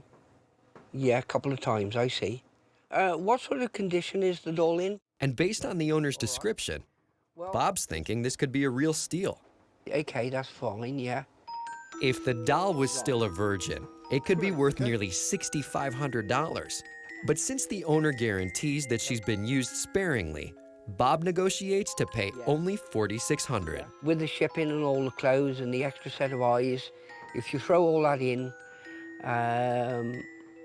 $4,600, that's great, lovely. Although these negotiations can be sensitive and purchases of this type are mostly kept private, Bob and Lizzie are not shy about bringing the dolls out of the house. Oh, put your seatbelt on. We take them in the car, people look and think, oh, are they real or not? It's quite a bit of fun, really, seeing the reaction of people. Several times a month, Bob and Lizzie dress up one of the dolls and take them on an adventure, the country fair, music lessons, mowing the lawn, so they can take pictures and later post them on the internet for other love doll collectors to enjoy. It's quite nice to take the dollies out and about and, of course, do some photos and some pictures. Today, they're taking Justine out for a jaunt in her naughty police girl outfit. And of course, they know the perfect backdrop to take a few pictures, the local police station. Here we are. Bob, a professional mechanic and welder, designed and built a special steel stand to allow Justine to go on patrol. Okay. Yeah. Step slower. Yeah, come on, more. Keep going, keep coming, keep coming, keep coming. That's it, okay. Down just a little bit. I'll just sort of turn her like that. Smile, Justine. Hello, guys. You can't do this here. Oh, yeah, okay. Cheers, bye. Coming up, Bob's negotiated a sweet deal for a new addition to his collection. Is she a virgin? But buying these items secondhand and sight unseen is fraught with many risks. Be careful. Will she live up to Bob and Lizzie's high expectations, or is she damaged goods? Oh my God. Bob Gibbons and his wife Lizzie live in the tiny village of Madley in Herefordshire, England. They have a collection of 240 love dolls, which continues to grow. Is she a virgin? Has she ever been used for sex at all, or, Yeah, a couple of times, I see. Recently, Bob ordered a slightly used doll from a private owner off the internet that he thinks he got a real deal on. Be careful. But buying love dolls secondhand is risky business because you're never really sure what condition she'll arrive in. All right? I'm just about all right. Yeah, okay. When you open the box, your sort of heart, stomach and everything is pounding. Oh my God, she's really good. Yes, lovely. Yeah, just like the guy said. Oh, she's so pretty. Bob and Lizzie follow a strict routine whenever they acquire a used or secondhand doll. The first step is to examine her for any flaws. Then wash her thoroughly from neck to toe. Submerging in water can rust parts of the doll's skeletal system, so Bob prefers to give them a full-body sponge bath. You know, if they're used pretty regularly, they really need a bath every time you use them. Want a towel? Yeah, I'll have the towel just pat her dry now a bit. Yeah, she needed that. Up on the chair. They must dry her completely. Is she dry underneath? Yeah, she's good at it. Then rub talcum powder all over her body to make the silicone feel more like real skin. It's a bit of a messy job, but it's well worthwhile. Rub it into her tummy button. And then, for good measure, Shall I rub some lotion on your skin? Mmm. Nice, smell nice, that does. Yeah. Then put the wig at the back and over her head like that. after being carefully examined for flaws, scrubbed clean, and dressed, Bob and Lizzie have just 2 more things to do. They must find a space, and then finally, to welcome her into the family, name her. Lovely. Oh, I What mean, are we what should gonna we call call her? her? I don't know. What do you think about Anna Marie? Anna Marie? Yeah. We haven't got a doll called Anna Marie, have we? No. Hmm. Okay, then. Okay. Oh, that's really good, and I'm really pleased. Yeah. I've got to say we've enjoyed the hobby together, and it's brought us closer together, and that for me has been really good. So, you know, I don't regret it. I never in a million years thought really that we would probably have, you know, 240 love dolls. No, I didn't. But there you are, you never know. Next, meet a 23-year-old woman who's so trapped in the past, she eats, drinks, and lives every single day entirely as if it was 1959. I'm pretty sure that people think I'm obsessed with this, but I'm okay with it. The 1950s housewife. A perfect blend of elegance, grace, and household harmony. But when this domestic goddess opens her front door, it's 2012. Every minute of every day is 1950s to me.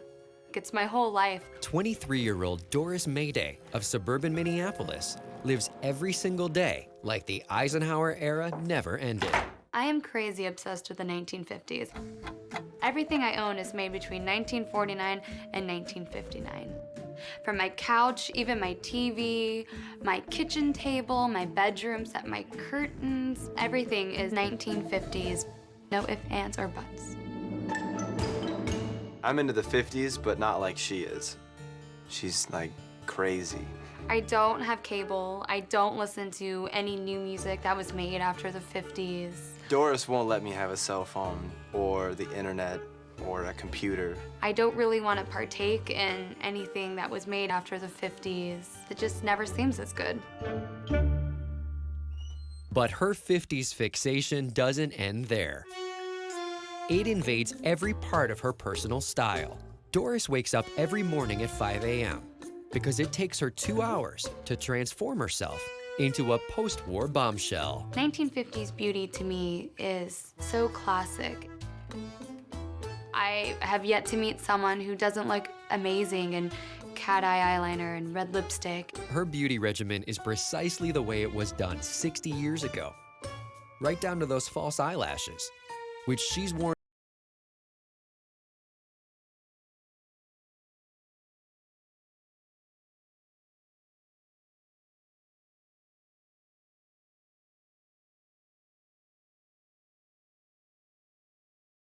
every day since age 16.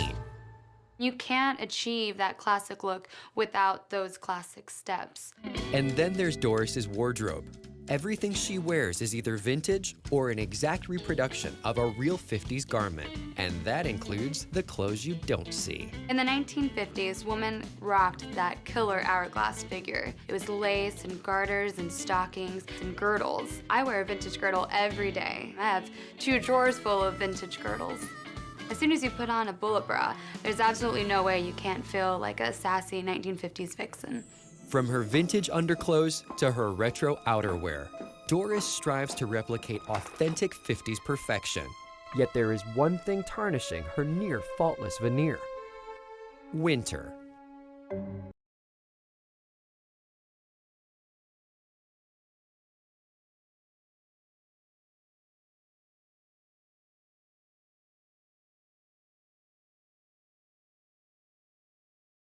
It's been incredibly difficult to try to find my vintage winter wardrobe. I'm 5'8" with a 9.5 foot, and women in the 50s were just not built like that. The average shoe size for a woman in the 1950s was a size 6. Today, it's an 8.5, and so she's had to improvise. I'd rather get frostbite on my toes than wearing some ugly modern boot. Doris's obsession follows her everywhere, but she's living in the past for good reason. It all started with her Las Vegas childhood. I grew up as like a fat kid, and I had freckles and a gap in my teeth, and I was totally getting bullied all the time, and I wanted to like look classy, and I didn't want to act like my peers. So I have my 50s bubble just because I don't really like what my generation does. I don't like their music.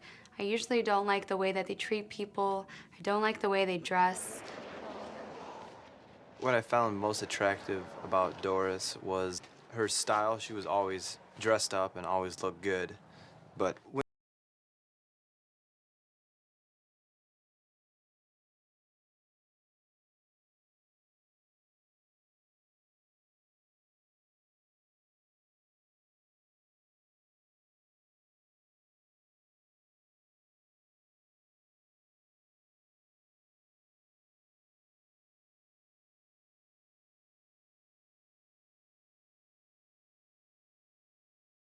when she leaves the house with bags on her feet, it's embarrassing.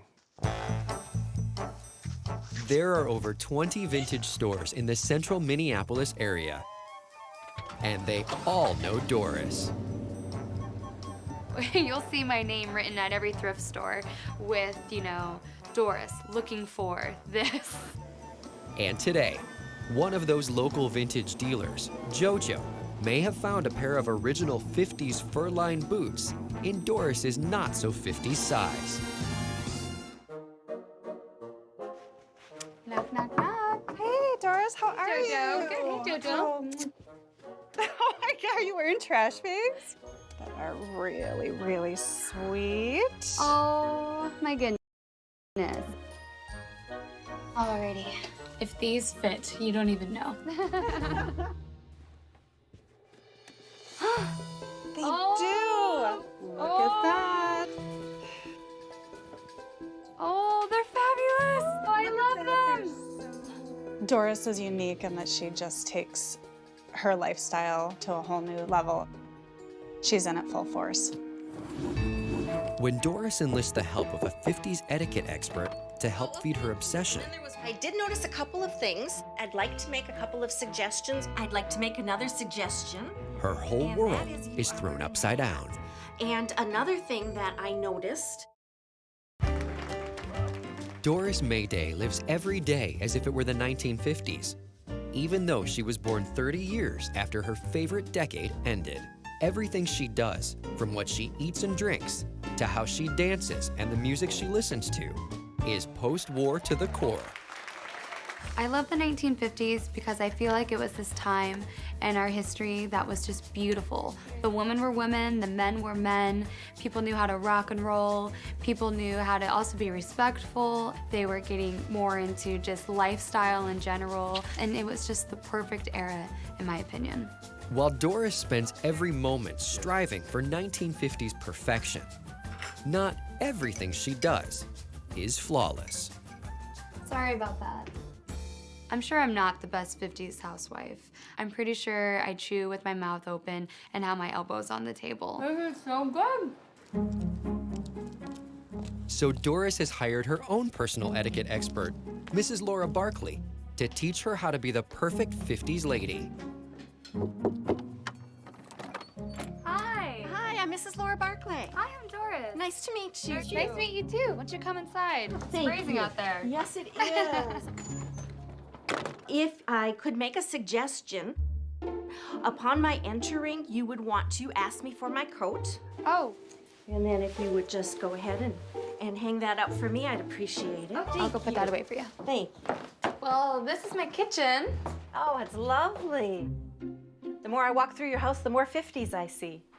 It's lovely. That's music to my ears. Well, if you don't mind, I'd like to make a couple of suggestions. Okay. In the 50s, the proper way for a lady to introduce herself would be as Miss Doris Mayday. Okay. You wouldn't. To be a perfect hostess, Doris has to learn every rule of 50s decorum, even how to shake hands. Today is very common, we do 3 pumps. However, back in the 50s, women would do just a quick handshake and then we go down and remove. Oh, that's so much more feminine. Much more feminine, much more ladylike, and that's the point of the 50s. Great.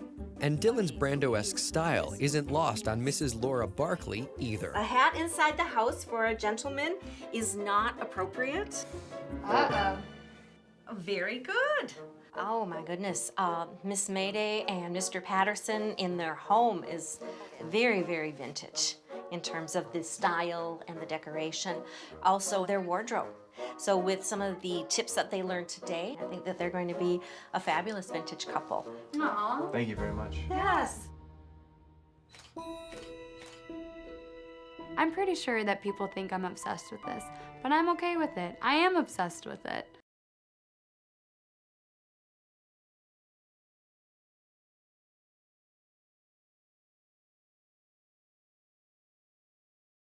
And I think this is an obsession that doesn't hurt anyone. You're natural. It just makes me look more fabulous.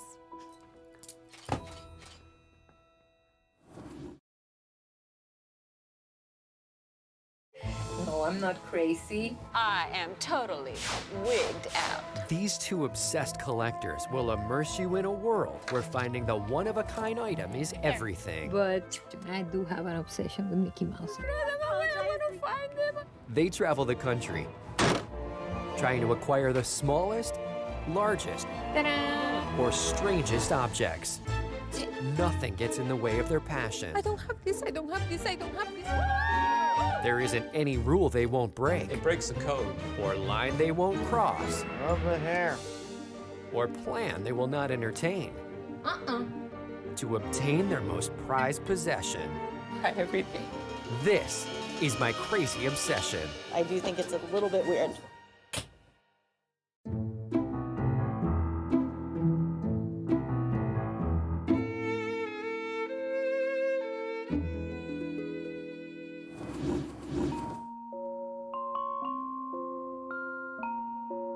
Mickey Mouse is one of the most beloved characters of all time.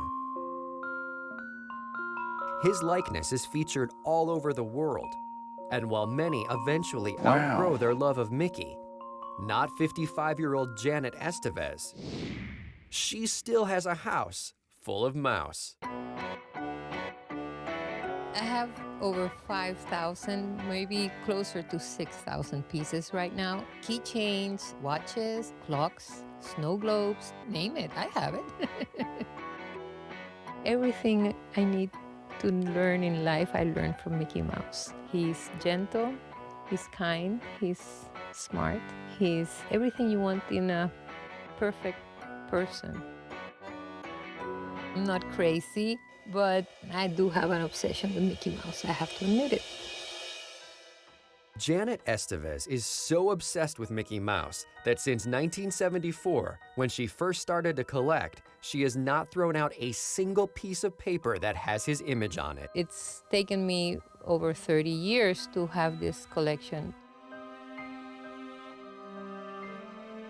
Janet currently holds the Guinness Book of World Records for most Mickey Mouse items, and since 2007 has broken her own record twice.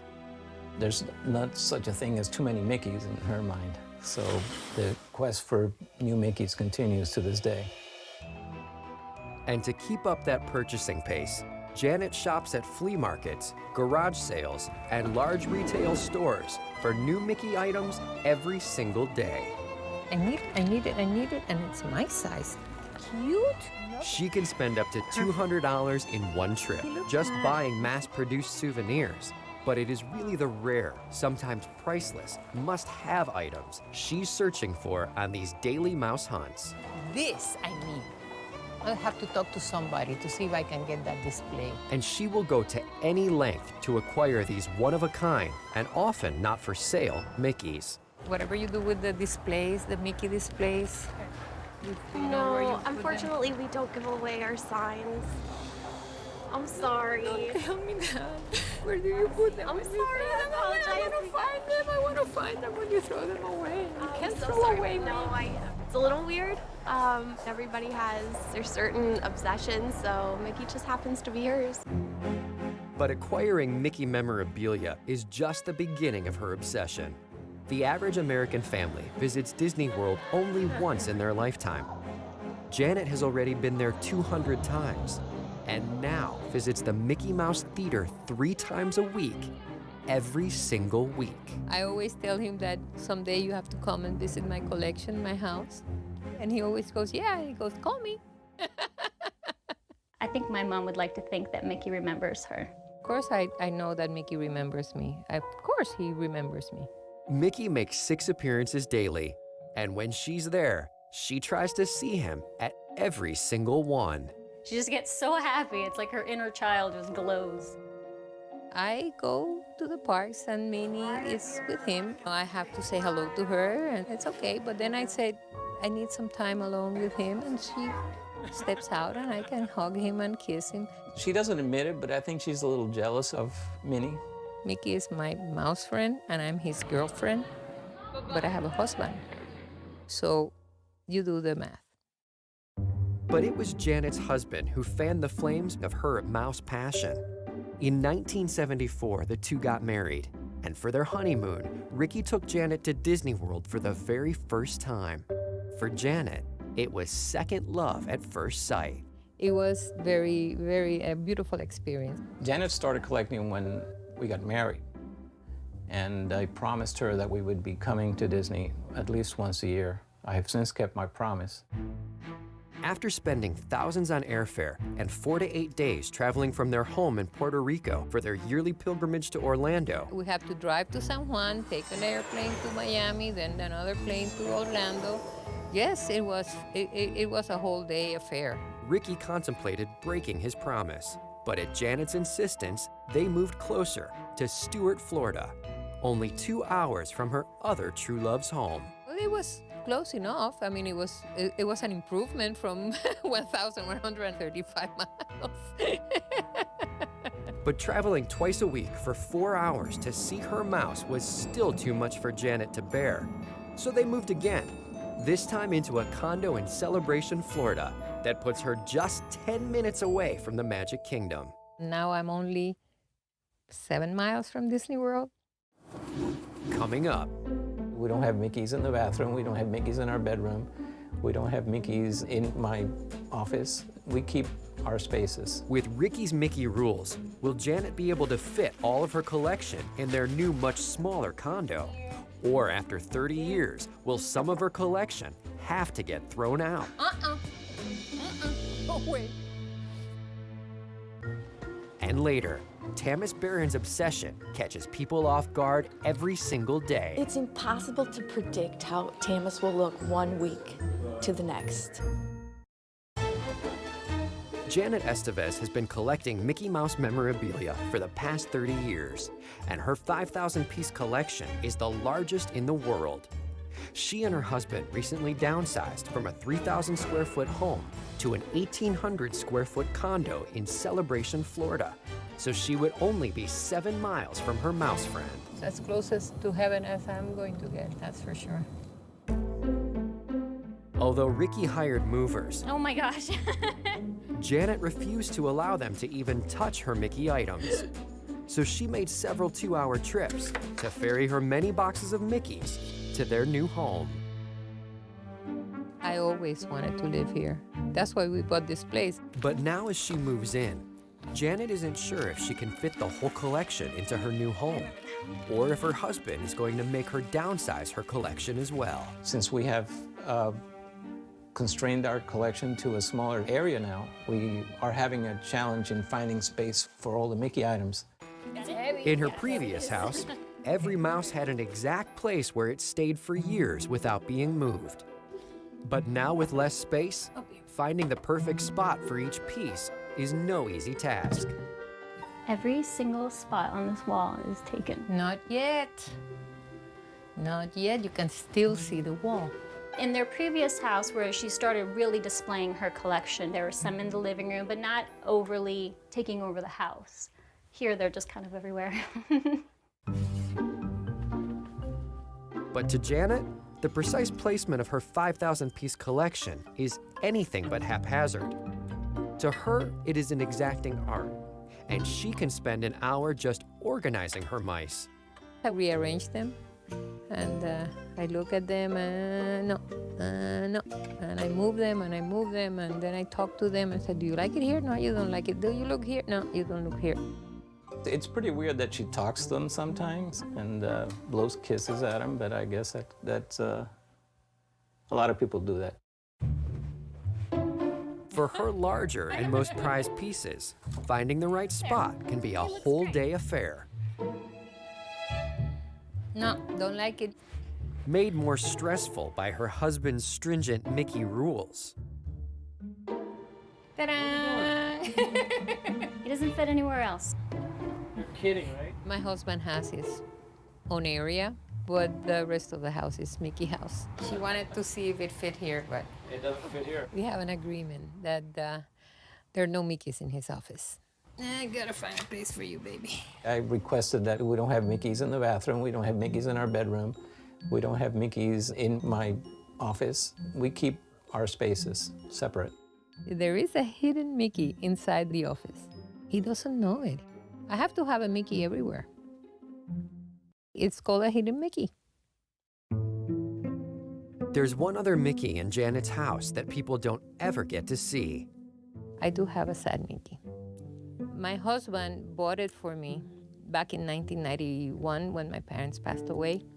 It was a sad period in my life. It's been over 21 years that my parents passed away. I cry every day. That's why I have to keep myself happy with him. So I have Happy Mickey.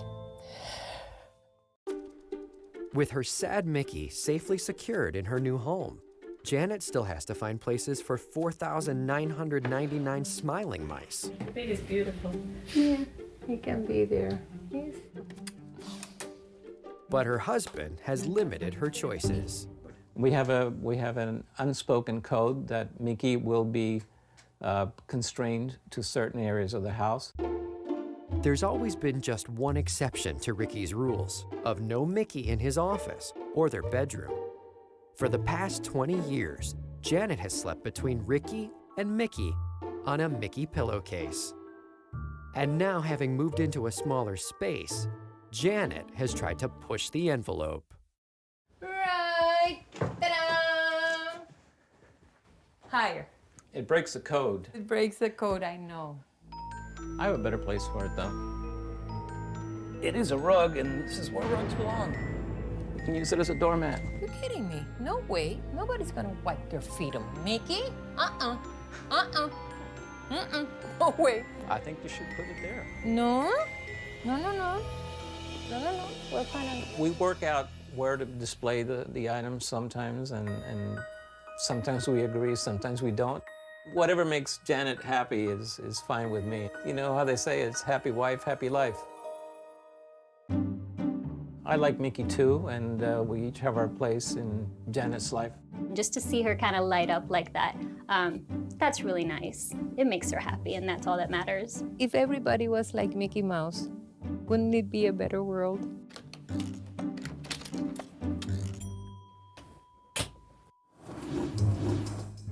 Next, Tamis Barron's obsession takes on a different expression whenever the mood strikes. I do think it's a little bit weird. Hey! But to each their own. A supermarket attracts people from all different walks of life.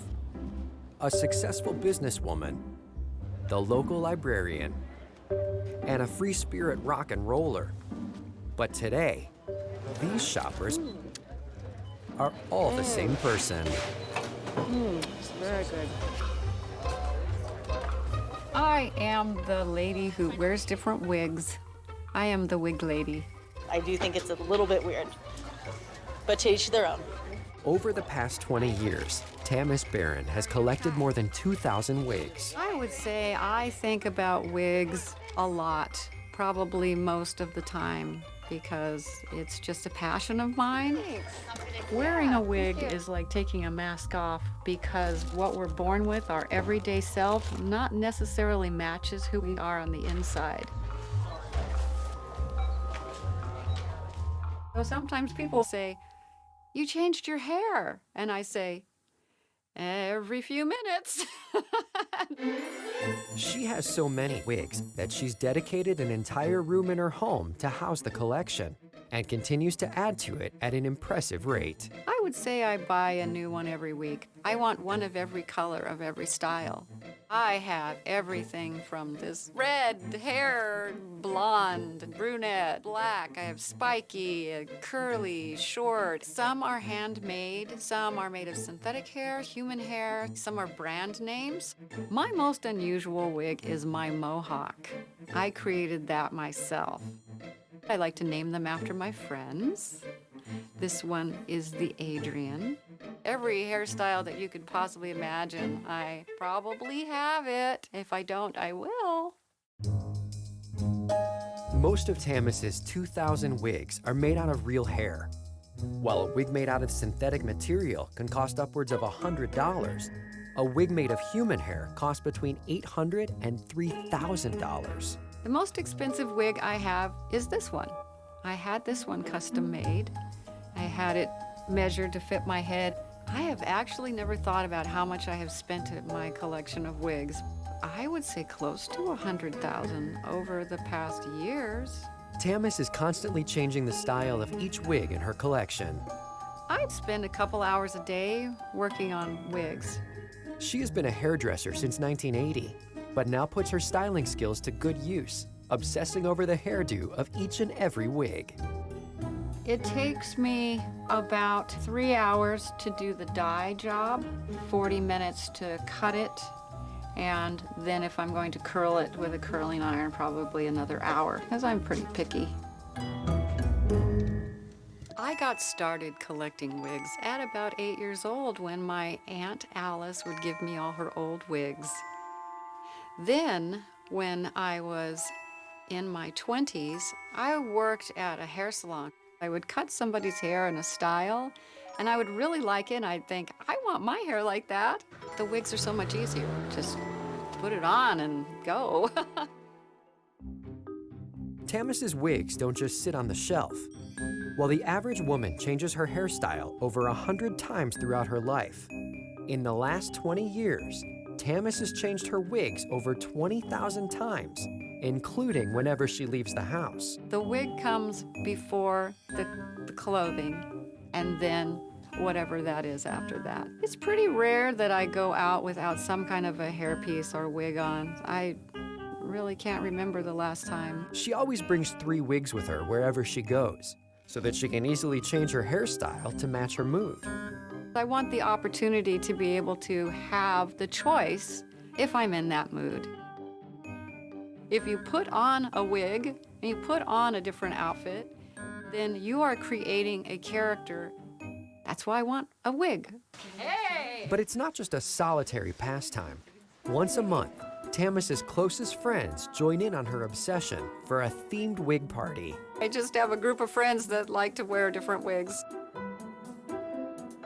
Oh, you look lovely. Love this. Instant transformation. What do you think? Lovely. Wonderful. I have shown them the way of the wig. Coming up, Tamis puts on the one wig she hopes will take her relationship with her boyfriend to a whole new level. Oh my gosh, what the heck is going on here? Tamis Barron is obsessed with wearing wigs, and with over 2,000 to choose from, they're an integral part of her life. So much so that Tamis has not left home without wearing one for the past 20 years. Even Hans, my boyfriend, he would tell you that I don't wear a wig every day, but I do. He just doesn't know that this is actually a hairpiece. That's not my hair. I can show you. This unsnaps. One thing that remains a constant in Tamis's wigged-out world is her relationship with her boyfriend Hans, who she's been with for the past 6 years. She lives in her house and I live in my house. I don't play house. You know, if you're gonna live with me, you gotta be my husband. For now, I'm just putting that on the back burner for now. I would love to get married. Not at this time, not at this juncture. Tamis believes the man in the relationship should propose. But after 6 years, Hans isn't budging. So with 2,000 wigs to choose from, Tamis figured out a way around this problem. Her Thomas wig. I've always had this fantasy that I would be Prince Charming and that he would be Cinderella.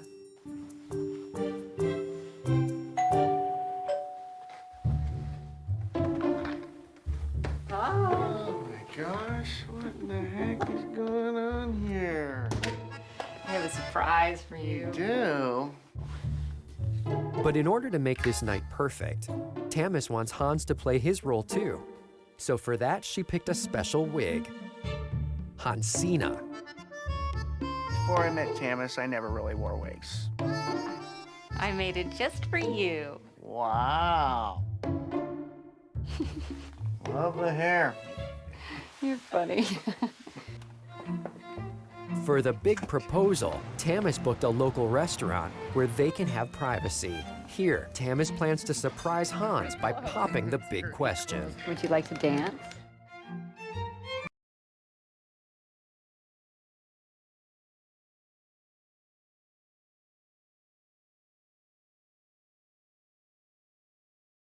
Tamis booked a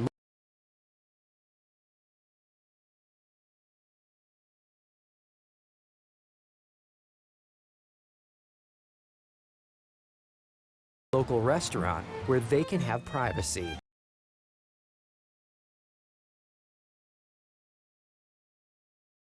Here, Tamis plans to surprise Hans by popping the big question. Would you like to dance?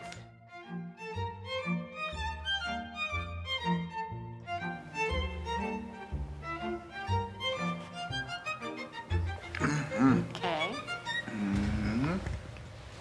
Will you spend the rest of your life with me?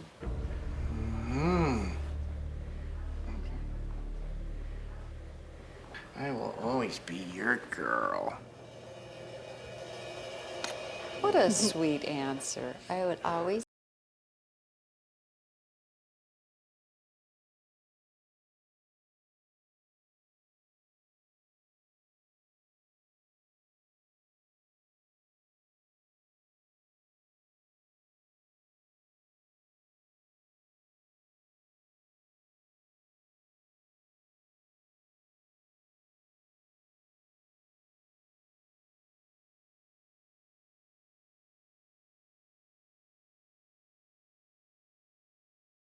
Te llamo para que vayas a recoger. Ya están aquí. Miren, bañador. ¡Jesús! ¡Había subido la mano y encontré una paella!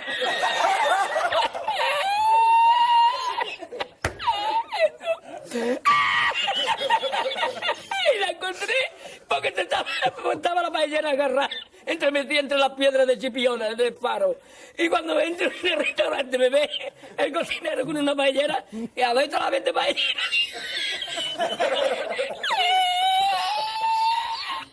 ¡Asómate! ¡Mira dónde llega el agua!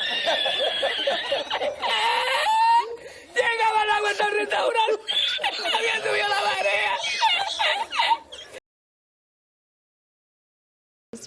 girl forever. I just decided I didn't ever want to grow up. I would sit on the windowsill waiting for Peter Pan to come and get me. I don't have a division between my waking life and my dream life because my life is pretty much, it's fun. It's like a dream. And I don't see why everybody can't do that. Everyone can. Just come over and play.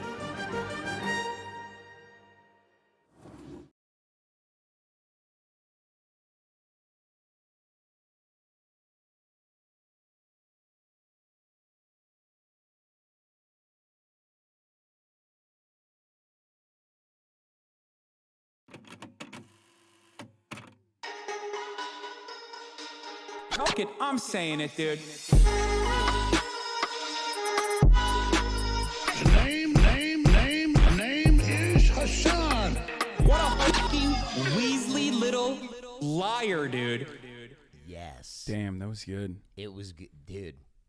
That's good. After what seems like an epoch of time, multiple failed attempts, juicing the base over and over again. It's coming. It's coming. It's coming. Finally, our political and humor-infused podcast. Culture. And culture. Well. It's live at a time where absolutely nothing politically relative like politics is happening. Politics is happening, but it's like this is stuff that like really just the biggest nerds are into. So like obviously it's I like to do a little bit of lighthearted commentary on top of that. So right. When we were recording the practice rounds for this, we had the election popping off. The election happened. We had Rudy Giuliani's hair sliding off his head via a puddle. Yeah, and then the insurrection happened. I mean, there was just like every time we recorded a podcast, some crazy, wild stuff happened. I halfway expected something crazy to happen today. Yeah, maybe it's happening right now, and we just have no idea. Isn't Donald Trump getting back on Facebook? What? I think I heard that. From what? Your mom? No, I think yeah, dude. It was an email that said, you must read this. The truth they're trying to conceal. Donald Trump back on Facebook. If you don't share this with 12 people, you will get robbed by a Mexican man. Facebook run by QAnon trying to promote pedophilia, preventing Donald Trump from speaking the truth. Yeah. Forwarded from your great aunt Catherine. You know what, dude? Sorry. You are the producer. You are the one who's... Will Donald Trump's Facebook, Instagram ban stick? Facebook's oversight board to issue ruling on Wednesdays. There's a Facebook oversight board that is going to be issuing a ruling on Wednesday, which is, funnily enough, going to be today. And or wait, is that no? That's today's Tuesday. So tomorrow. Yeah. By the time this podcast comes out, you will know if Donald Trump is on Facebook or not. Should we do like two different speeches? Like, you know how like canned speeches? Yeah. My God, he's back. Or we have. Don't worry, he's not back. I'm just kidding. We're gonna have this out before that happens, but we should do it regardless. Okay, do it. Go. Donald Trump got his Facebook back. What do you think? Donald Trump back on social media, live from Mar-a-Lago.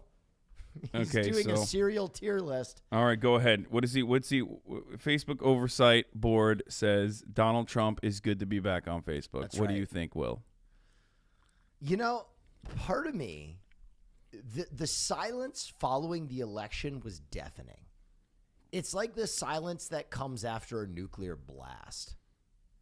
It felt uncanny. Am I the only one? Did you feel that? It sucked everything. Yeah. Like it was a loud silence. Yeah. Because everyone in the aftermath of like Donald Trump going away from social media, all of his fanboys just straight up, they're gone. Now they're still upset about regular stuff, but there's almost like no vector, no outlet for that outrage. Yeah. And some of them scrambled around. Some of them tried to, you know, some of them were consistently trying to keep up the grift, like Tucker Carlson, which we'll talk about in a little bit. Tucker, you know, call the police on people that put masks on their children. Carlson. Did you see the release that Fox News issued? It was like a statement they released where it was like, it basically said verbatim, like, you do not trust the facts that Tucker Carlson presents. No, that's from a while ago. It's from a court case. It's incredible. Always stuff like that always happens. It's like with Alex Jones as well, where they will just get sued, and in court they'll be like, "What I'm doing is entertainment, and it's not supposed to be real. What are you, fucking stupid?" This is my modern interpretation of Hamlet. But with the modern events of it's the classic I'm just memeing, bro defense. But you know, with legal speak, it works. I mean, I guess it's like when you say in a video game and the FBI is like, fuck. God damn it, fucking we almost had him.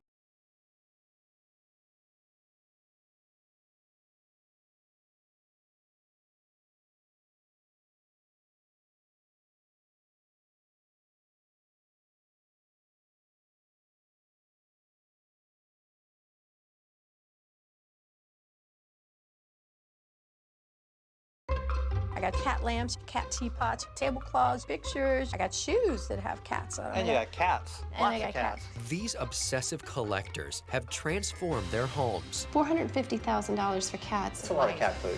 Their passions have pushed them to the very edge. Not quite hoarding yet, but it's leaning that way. They dedicate hundreds of hours. She kind of understands that I'm just a little bit crazy. And spend small fortunes. Welcome to the Oval Office. Oh my goodness. To feed their obsessive appetites. I never dreamed that I'd be able to ever have one. This is my crazy obsession.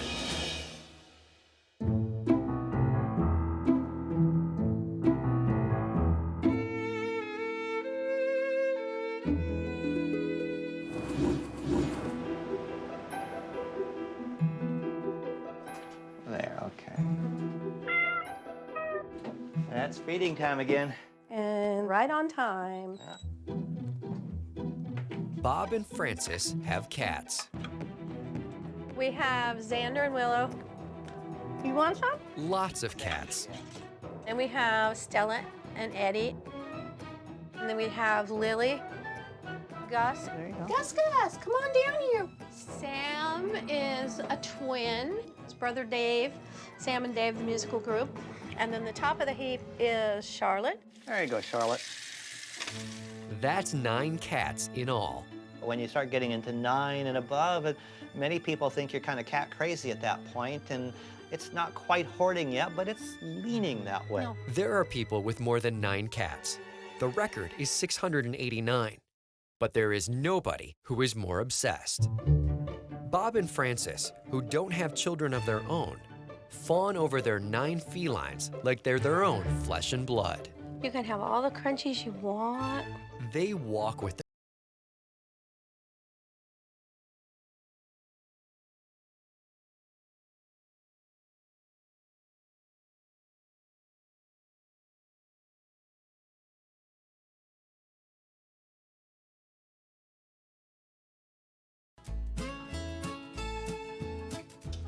I'm going to say that I'm at the top of the list of the eccentric crazy cat ladies.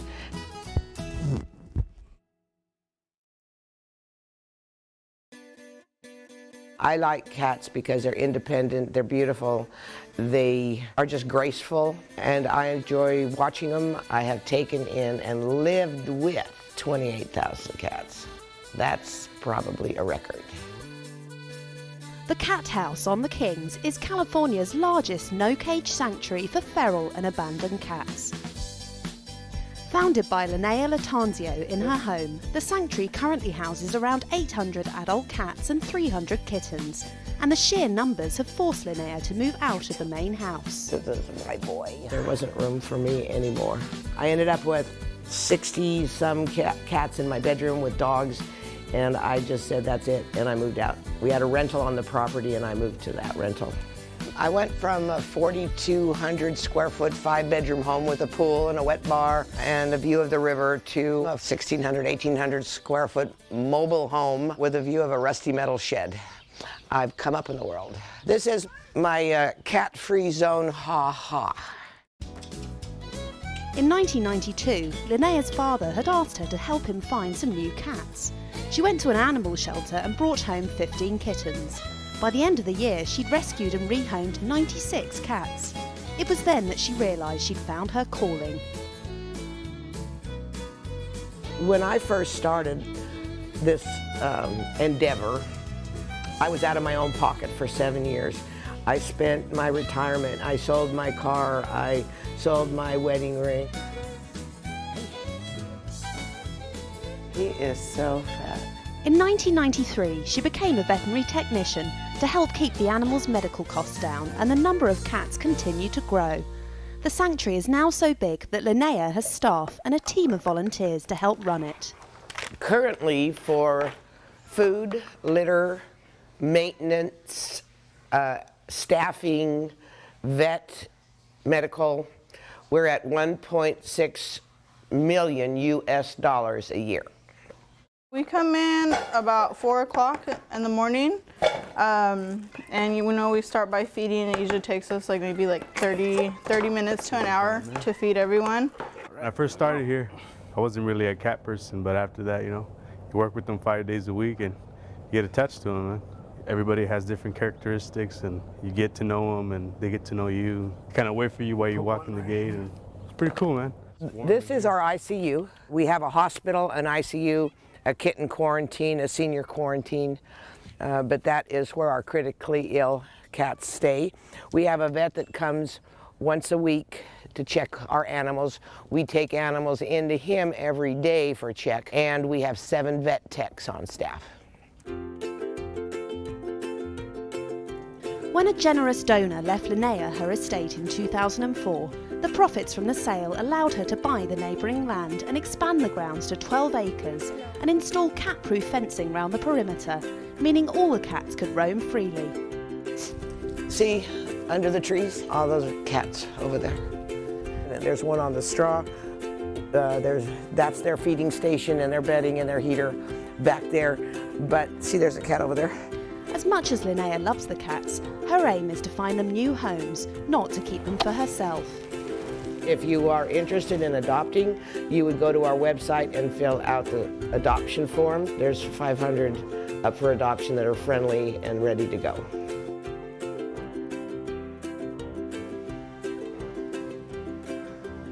I must be allergic to cats. Bless you. Thank you.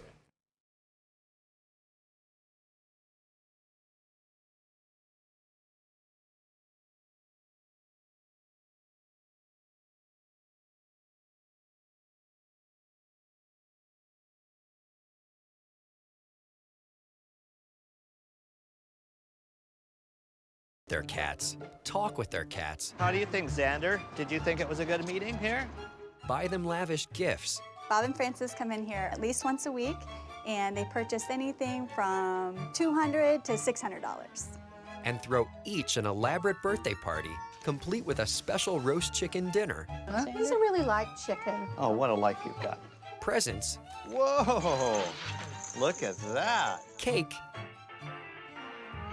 and party favors. Like every birthday party, there's always one that cries. There's always one that spills their food. One that thinks all the presents should be theirs. There's one that gets high on catnip. Bob and Francis love their cats so much, they all sit down together to watch a family slideshow. There's Beauregard. I had him picked out before you even asked me to marry you. And remember their 17 cats who have passed away. Here's Tom Cat that everybody loved and was our very, very dear kitty. I wish we still had him, of course, but you don't get to have them. They don't last that long. But Bob and Francis feel the cats don't just live with them. The cats own this house. That's why it's called the cat's house. Caring for their group of cats takes patience and determination. Flea treatment and nail trimming can take up to 3 days because the cats scatter when they hear the sound of the cat carriers being brought out. and it's difficult to herd all 9. Dave's still under here. Yeah, Dave may have some deep-seated psychological issues.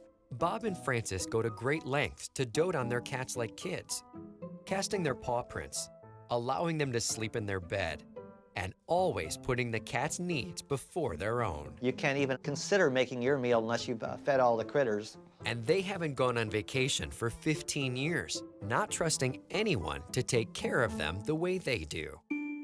They have also surrounded the cats with a $20,000 cat-themed collection, ranging from the private to the bizarre. This is made out of dryer lint. You got cat lamps, you got cat teapots, you got teacups, you got tablecloths, you got bedspreads, you got pictures, I got shoes that have cats on them. And you got cats, lots of cats. And they've gone even further. Because cats have poor color vision, Bob and Frances painted the walls and cabinets 42 different colors to stimulate the cat's senses. I invited my grandmother over after we'd painted everything, and she said she was glad that she didn't have to live with these colors. But painting was only a minor cosmetic change. Most owners settle for a carpeted tower to keep their cats in shape. Instead, Bob and Frances undertook major construction. I think I'm most proud of the catwalk as far as the house here. There's 140 feet of cat path that goes through almost every room in the house. It has a spiral cat staircase, and then it also comes up here where Xander is. You know, he's a tired cat, see? Bob devoted hundreds of hours to design and build and spent over $10,000 on materials to construct the walks that wind from room to room. One of the ideas we had was to make a cats-only clubhouse. So that way the cats can go in and kind of kick back. And as you can see, here's some of the mice that would like to get in. And there's absolutely no mice in the cats-only clubhouse. Home improvements of this scale can catapult a home's value. Not so for Bob and Frances. One time we had an open house. 2 realtors were talking.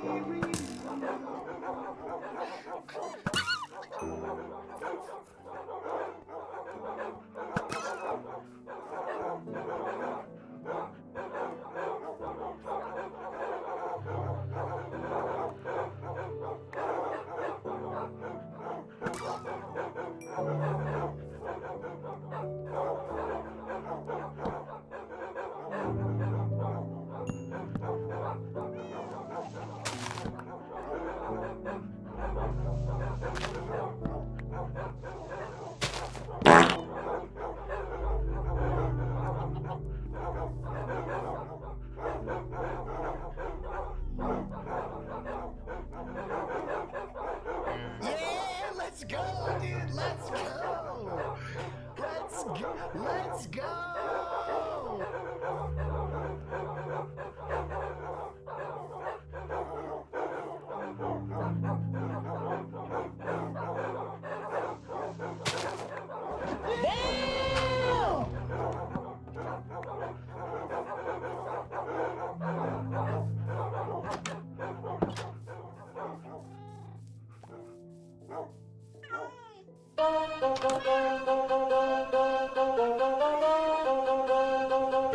You got me, nigga?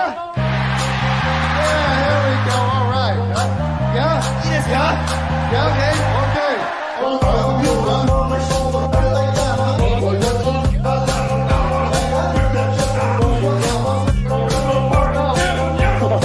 Okay, good stuff. I love it. Don't stop, don't stop. You make me come.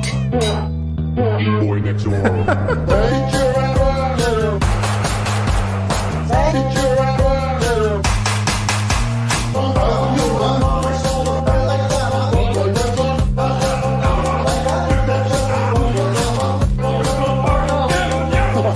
Okay, good stuff. I love it. Don't stop. That turn me on. Boy next door.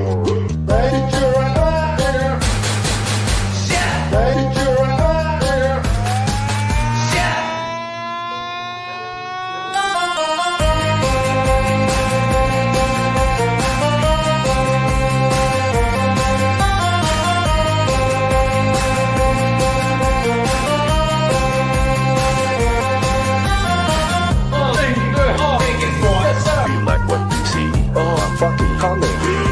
It's so fucking deep. The deep dark entity.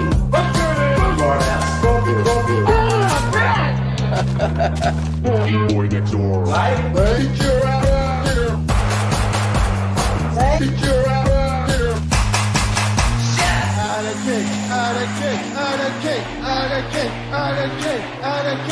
All right, guys. Yeah.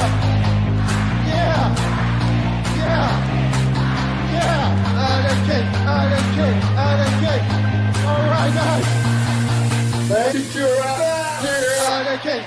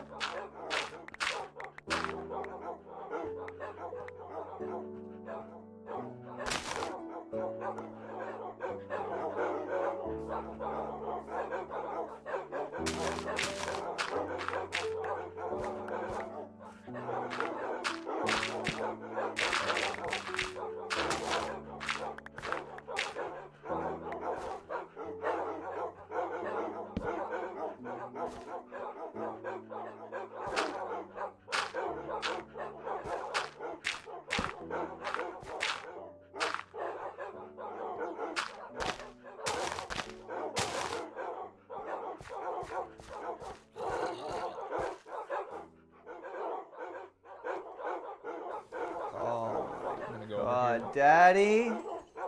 Daddy? Oh, Daddy? What?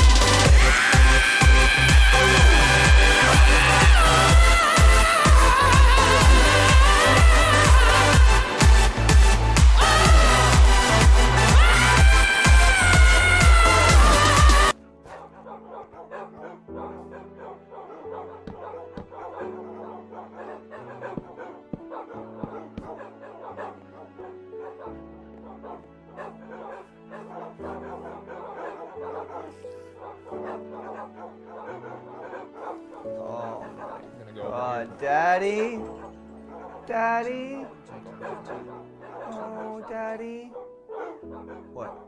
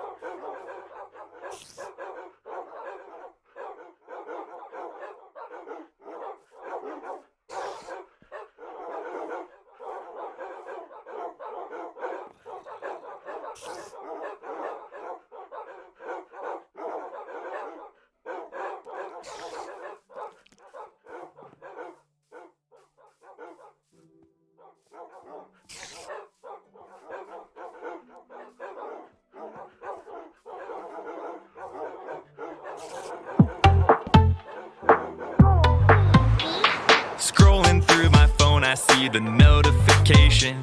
My queen came online, time to send a donation. 12-month tier 3 sub and bit leader. Still praying one day that I might get to meet her. Patreon and private Snapchat, got 'em all. If it's ever leaked, nah, it wasn't my fault. She knows me by name, nah, I'm not shady. One day she'll be my lady. Currently a VIP, one day an MOD. If I ever miss action, I'll just watch the VOD. Throwing cat, showing plebs feet, but none of that matters to me. Everyone in the chat thinks I'm a wimp, but little they know I'm just a simp. I'm just being myself. You just give me money. If you donate all I am wearing sugar dress. 간단히 맞춰 비디오만 맞춰. 혹시나 만나면 그냥 제발 좀 꺼져줘. It's nice to see you. Can we take a picture? I'm your VIP. You don't remember. It's nice to see you. Can we take a picture?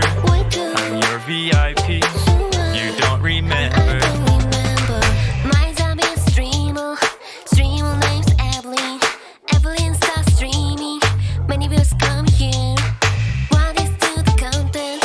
I can watch a video. Put on a shirt to dress day and talk about sexual things. 나는 더 많은 바보들을 원해.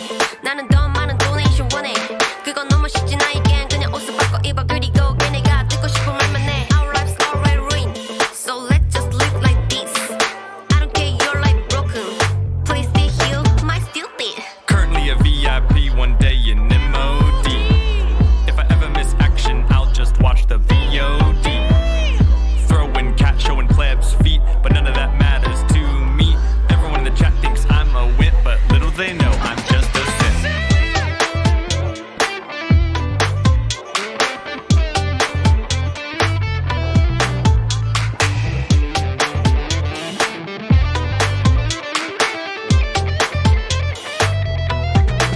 It's nice to see you. Can we take a picture?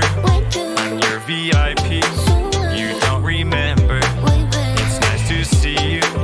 Can we take a picture? I'm your VIP. You don't remember. I'm even a tier 3 sub. You really don't remember?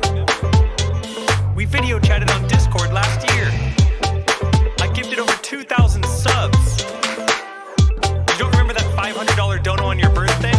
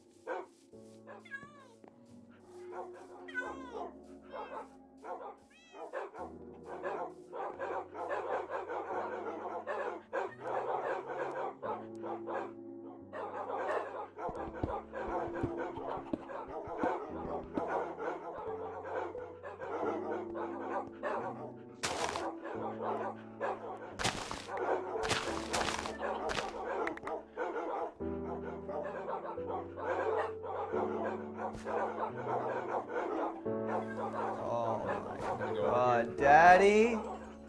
Daddy? Oh, Daddy? What?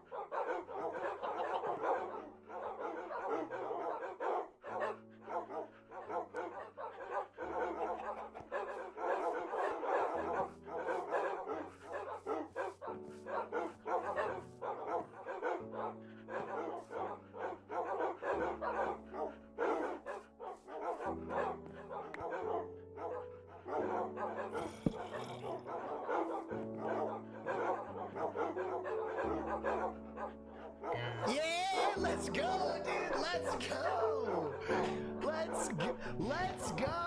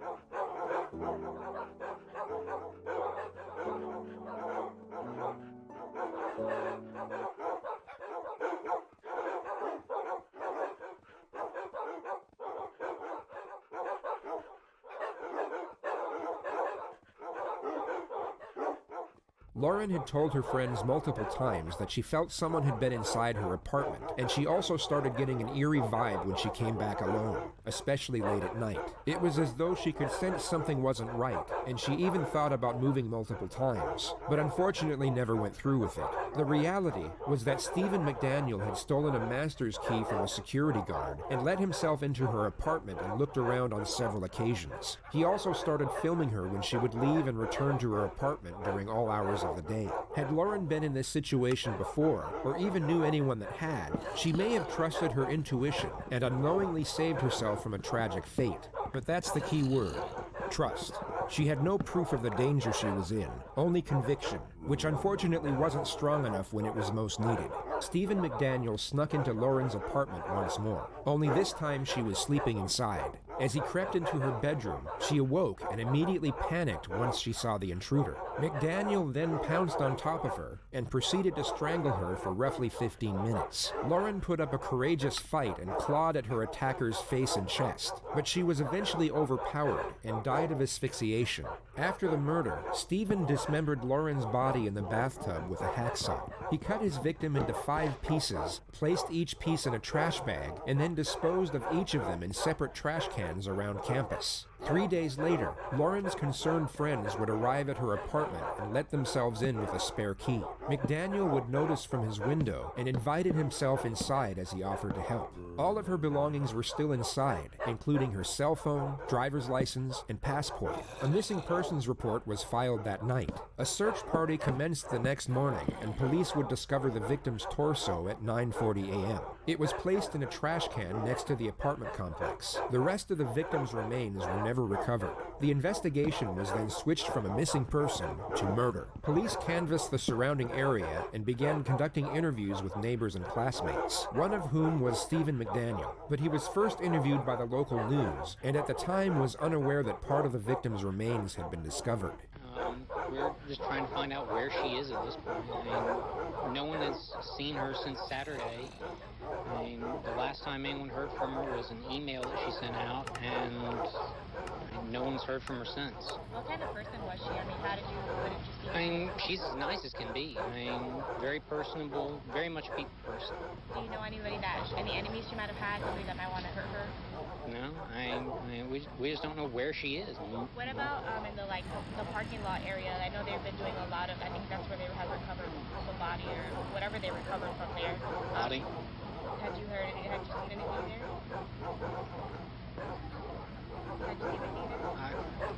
I mean, we don't know if this is the same person.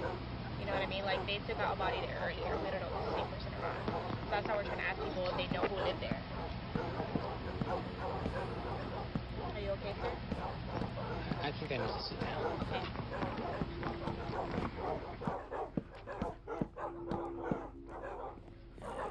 This is most likely a genuine reaction disguised as another. He is most likely feeling a sense of fear and shock over the fact a substantial piece of evidence has been discovered, yet he plays it off as a feeling of sorrow over the loss of his supposed friend. I don't know anyone that would want to hurt her. She was as nice a person as there is.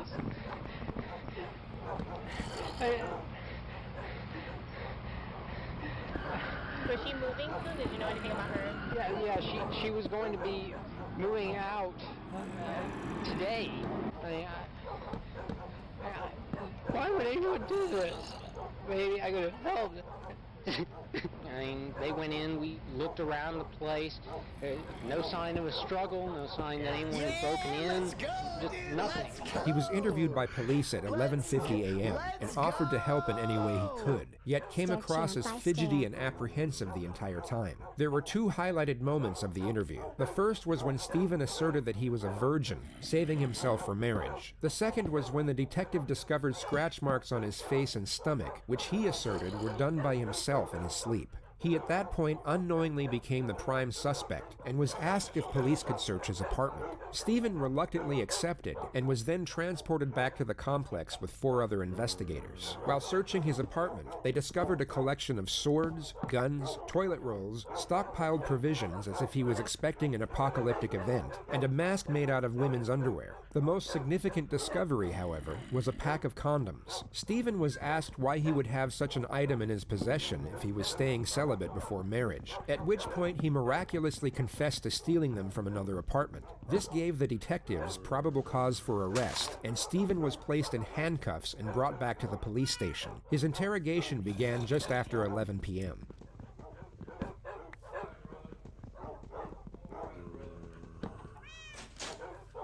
All right.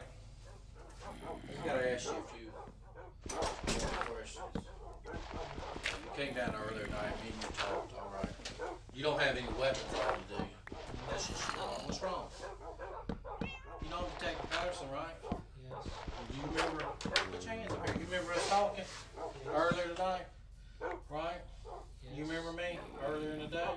Yes. So we came down here and talked a little bit and then we left? Yes. Okay. The monotone dialogue and lifeless demeanor you see here reportedly started on the drive back to the police station, and the suspect's conduct throughout the entire procedure is not only mystifying, but almost impressive. This is one of the most extraordinary pieces of interrogation footage to ever reach the public domain. I need to know about this girl right here. You know her? Yes. Who is that? Lauren Giddings. She live next door to you? Yes. When was the last time you seen her? 2 or 3 weeks ago. Okay. Was you friends with Laura? Yes. Look at me when you talk to me, son. Okay? The suspect has morphed himself into this abnormal and extremely creepy character. Whether it's a strategy or some sort of mental breakdown is unclear. But what's incredible is that it somewhat dictates the pace of the interrogation. The detective has just closed the distance and commanded eye contact, both of which are recognized techniques to increase psychological pressure. Yet the absurdly haunting manner in which the suspect turns his head and fixes his gaze unnerves the detective to the point where he becomes the one to look away and reset his posture. This essentially never happens in interrogations, as it can give the suspect an incredible boost in confidence. Look at me when you talk to me, son. Okay? Was you friends with her? Yes. Close friends? I mean, y'all were friends, right? Both of y'all were law students. You're studying to be an attorney, right? Yes. What kind of law do you want to go into? Criminal law? Yes. Civil? Is that what you want to do for a living? Yes. Okay. The detective steps back from his initially aggressive strategy. He asks trivial questions for 35 seconds before attempting to ramp up the pressure in a more subtle manner. And you've lived next to Lauren for a long time? Yes. Okay. Do you know where she's at tonight? No. Have you ever seen her with that dress on? No. You have no idea where she's at? No.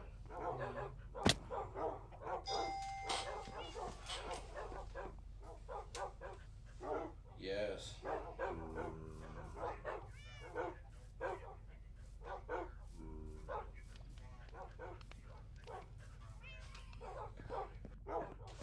Look, just tell me what happened, brother. I don't know. Well, where's she at? I need you, I'm asking you for your help. I'm a detective, and I'm asking you for your help. Can you help me? I don't know. What do you mean you don't know? You can't help a friend out? I don't know what you mean. I need to know what I'm up to. I don't know. Do you even care? Do you know what can find her? Yes. I mean, I don't know, do you? Yes.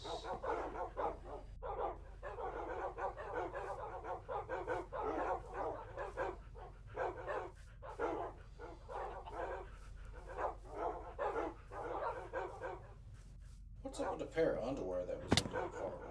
That was like a mask. It was cut out like a mask. Cut underwear out that looked like a mask? Are you a knife collector or a knife person? Or you just like knives? I used to collect swords. I mean, do you know your swords? You need to sell and trade swords? Is that how Lauren looked with the long hair last time you seen her? Yes. And that's how she looks? Yes.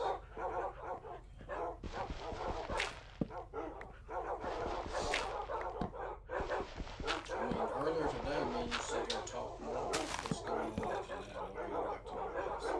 I need to know. Why all of a sudden you act like this? Okay.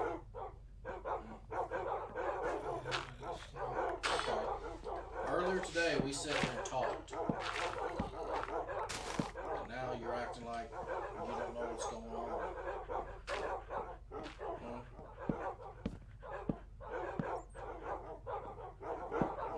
Something happened or something to you? Why are you shutting down? Why are you not talking to me? You don't know? Are you scared? You're not scared, are you? Stephen's demeanor doesn't waver for the first 20 minutes, so the detective eventually takes a more distinctly aggressive approach. He attacks the subject's character to see if it might coax him out of the act and into defending his dignity. You got your ass on that fucking news and stood out there and gave a media report that her mother saw about her missing daughter. And you want me to sit there and tell them that you don't know? Is that what you want me to tell them? Because you're all over the news. You sure stood out there and ran your mouth to the news media. And now you're going to get out here and you don't fucking know. You know. You're just a sorry piece of shit that don't give a fuck. Right? Well, why'd you tell the media everything? Do you need to see what you told the media today? It was on the 11 o'clock news. Well, I'm asking you. Tell me. I want to know. I don't know where she is. That ain't what you told the media. You didn't stand in front of that camera and say, I don't know. I don't know. I don't know.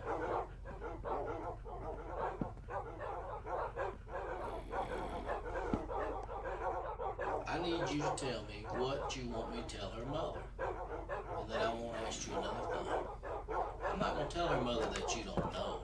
Because her mother saw you on the news tonight. And she cried all the way down to Macon. Because you had the balls to get on the news and tell everybody everything. So this little act that you're doing right now ain't working with me. Okay? So you just snap out of it and tell me what the hell happened. So we can move on.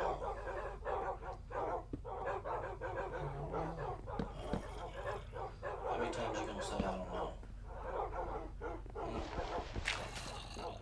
How many times you gonna say it? Did something that you regret.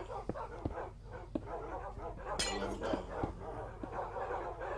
I didn't. Well, who did? I don't know.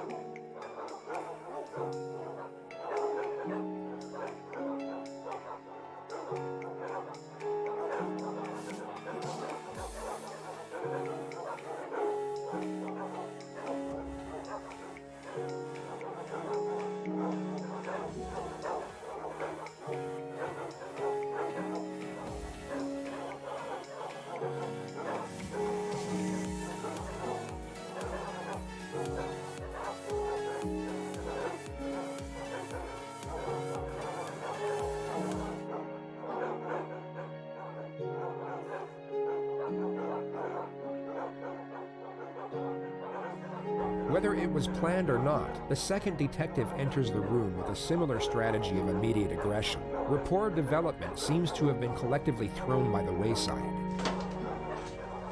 What's up, buddy? Did you talk to him about his guns? When was the last time you shot those guns? You've never shot a gun? Have you ever shot any gun in your whole life? Never. So you bought 3 guns that you've never shot? Yes. Why? For what? For what? I'm asking for what? Why do you want to have them? What makes, did they give you, I mean, tell me why it's important to you to have 3 guns.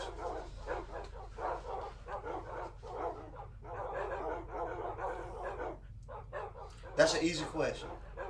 Come on, talk to me, buddy. Me and you talked all day today. We ain't had a problem communicating. Why is it important for you to have 3 guns? Do you not know? You say you don't know where Lauren is, right? You told me earlier you and Lauren were friends, right? Yes. How would you describe y'all's relationship? She was your friend. What? Did you ever do things for her? Did she ever do things for you? What did she ever do for you? We talked. What y'all talk about? News. The news? Okay. How many times have you been in her apartment with her hanging out?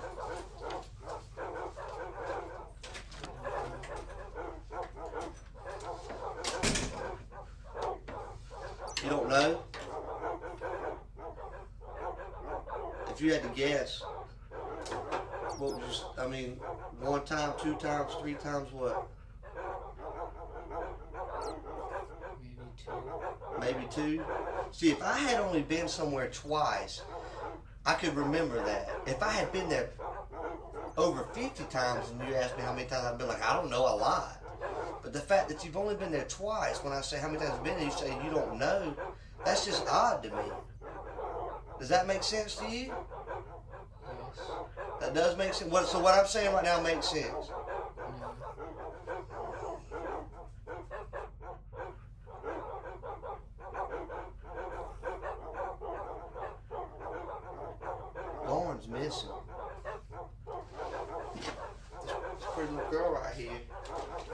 Your neighbor.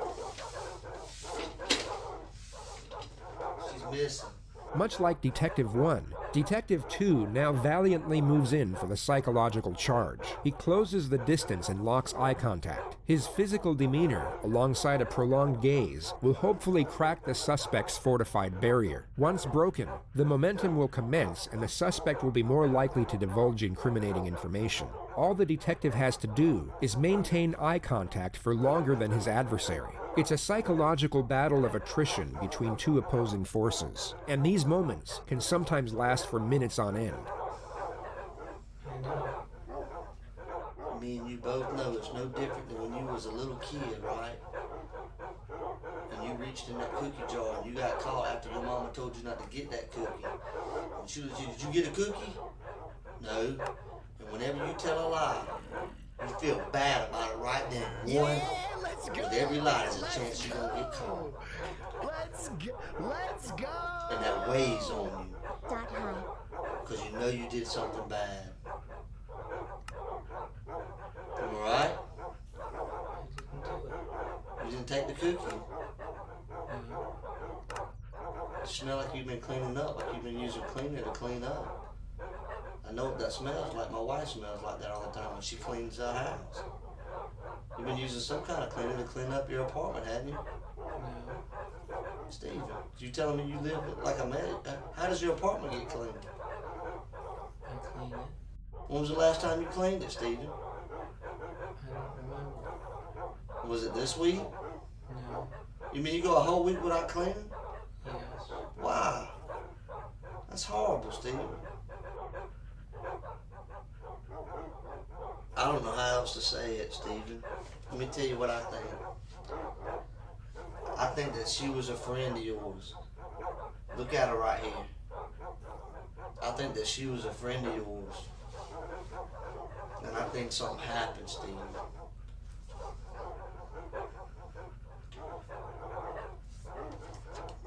You used to watch her come in and out of her apartment, didn't you? No. Well, how y'all doing? We're just talking. You see that pretty girl right there? Yes.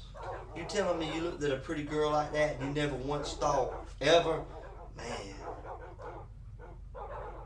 she looks good. You never thought that?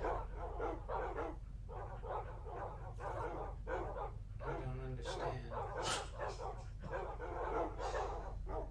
What do you mean you don't understand? You know how when you're sitting there, you see a girl walking down the road? And you say, man, that girl looks good. You ever see a good looking girl down the road and you think to yourself, man, that girl looks good? Yes. You never thought that about her? Yes. So you mean to tell me you look at porn on the internet and get off to that, but you never looked at her and said, man, I wonder what it'd be like to have sex with her? Yes. You have? No.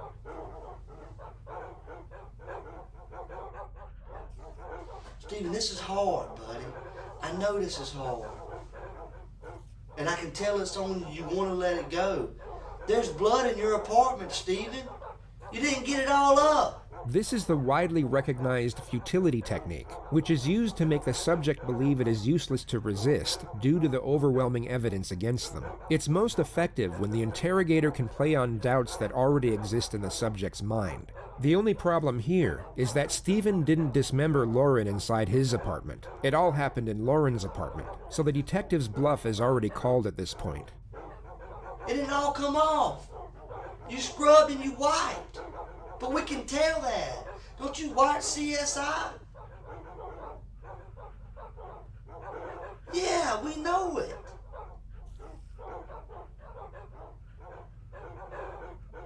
Steven, why is there blood in your bathroom? The detective now completely shifts his strategy from confrontational and aggressive to sympathetic and understanding. He attempts to create a connection and then afford Stephen a more socially acceptable reason for the crime. This is extremely difficult to pull off after a direct confrontation, as there is no established rapport nor trust. The usual routine is the exact opposite. You would first build rapport and then get aggressive once a connection has been attained. I wanted to give you an opportunity to tell it. I wanted to be here with you to go through that process because I know you're not a monster, man. I know you're not a bad guy.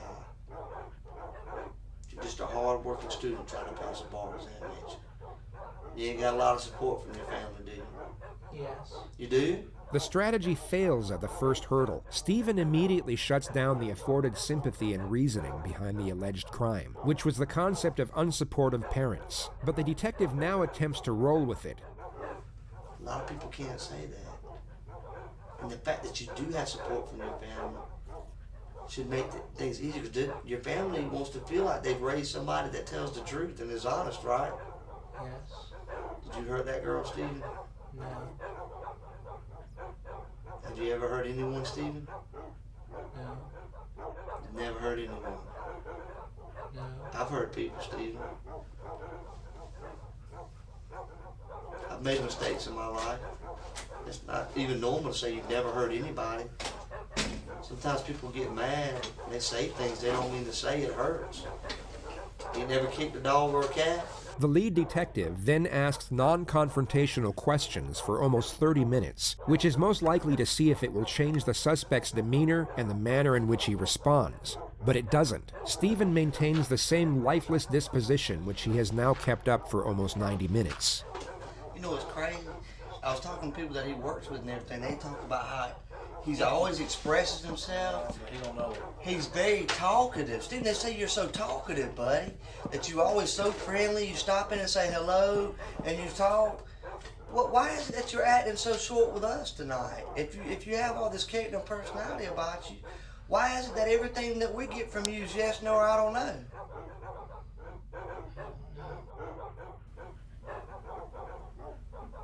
Why are you acting like this, Stephen? You see how I'm able to talk in complete sentences?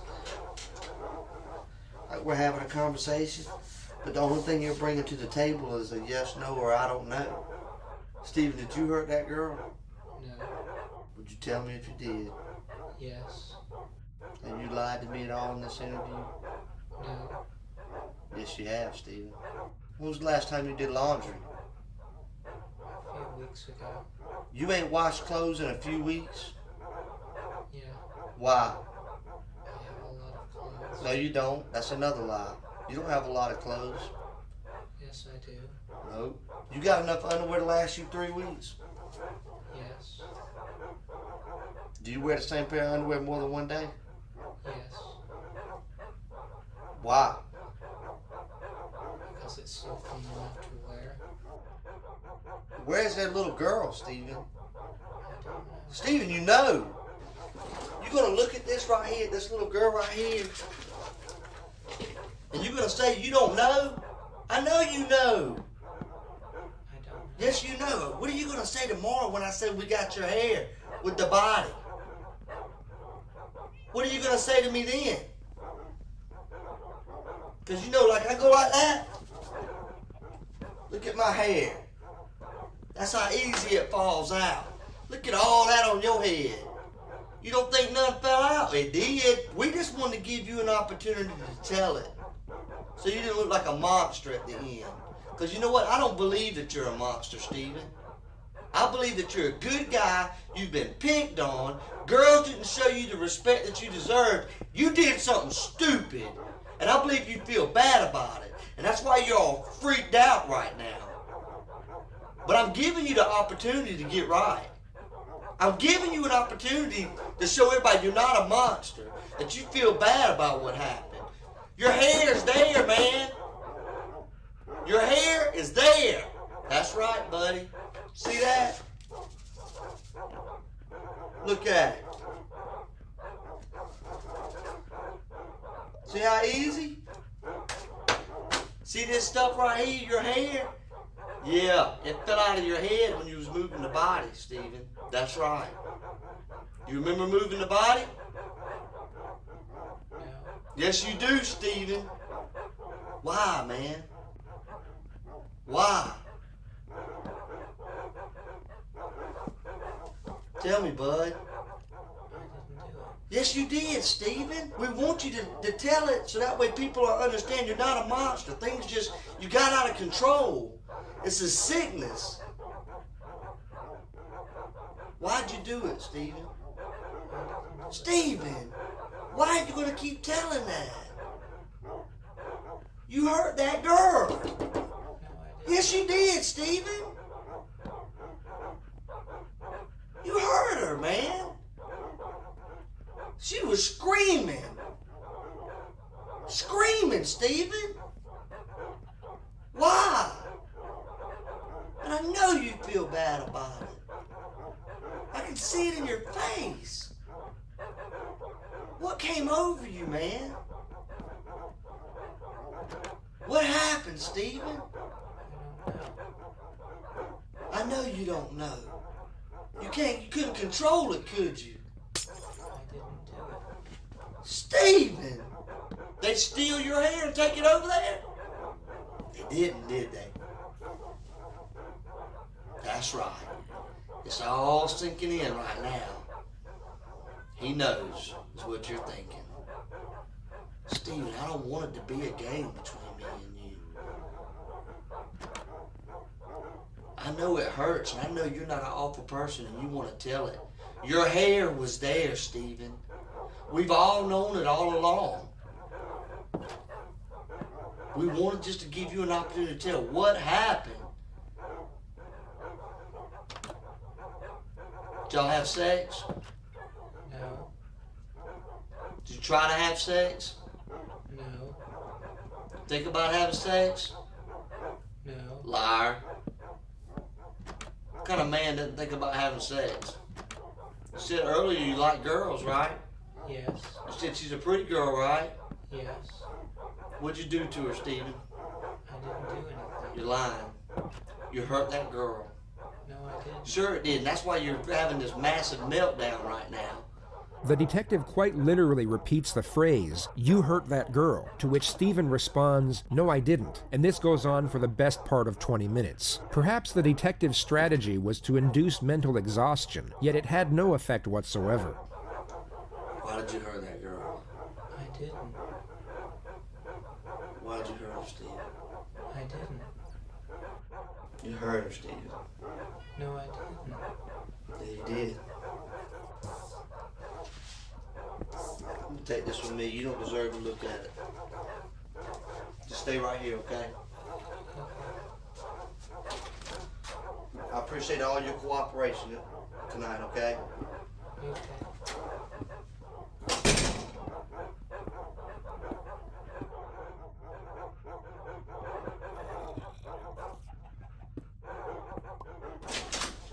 All right, we're getting ready to go. I just need to discuss a few more things with you. The lead detective now abandons the pursuit of any sort of admission. He instead proceeds to belittle and humiliate the suspect as much as possible. It may have a tactical purpose, but it's more likely out of frustration, alongside the fact he is certain of the suspect's culpability. I know earlier today you told me you stayed home all weekend, right, in your apartment? Yes. Did anybody see you? Did you talk to anybody over the weekend? Were you on your computer all weekend? Is there anything I can look at that I can say he couldn't be involved because he was on the computer, or he was online on a porn site, or he was online doing college work, or anything that would exclude you as being involved altogether? I mean, did anybody see you this weekend at the house? Did you go out to get a newspaper? Did you wave to a neighbor, or you just locked yourself in all week? Yes. Nobody saw you? No. I mean, what do you just stay in the house all day? Yes. I mean, what do you do all day in the house? I mean, you've always done that your whole life? You don't have no friends? How can you go your whole life without a friend? I have friends. Where they at?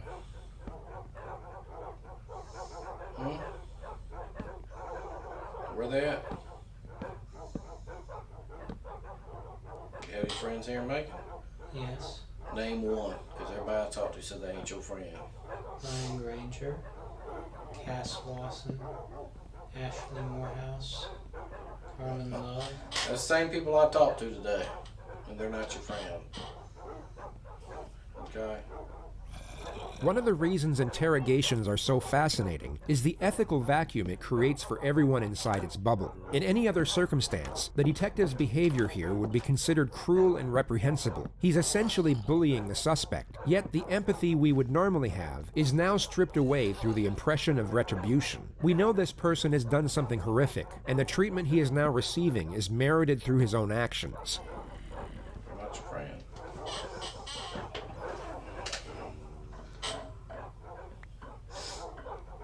I mean, it's all over anyways. I just want to know what was going on tonight. The game's over. I mean, we know what you did to her, so we just want to know what if you were going to tell us or not. I didn't do anything. No, that's what you say. But we know different, so you're fucked either way. You're fucked. We already know. We know you killed her. We know you put her body in the trash can. News media knows it. Glenda knows it, your mother. Your sister knows it. Your sister's husband knows it. The one that used to beat your sister. He knows it. You know what he said? He said he's a crazy motherfucker is what he said. When I called him. That's your own family calling you crazy. Nobody wants to see you. Nobody's coming to visit you. So you can sit there with that dumb look on your face. But it's over.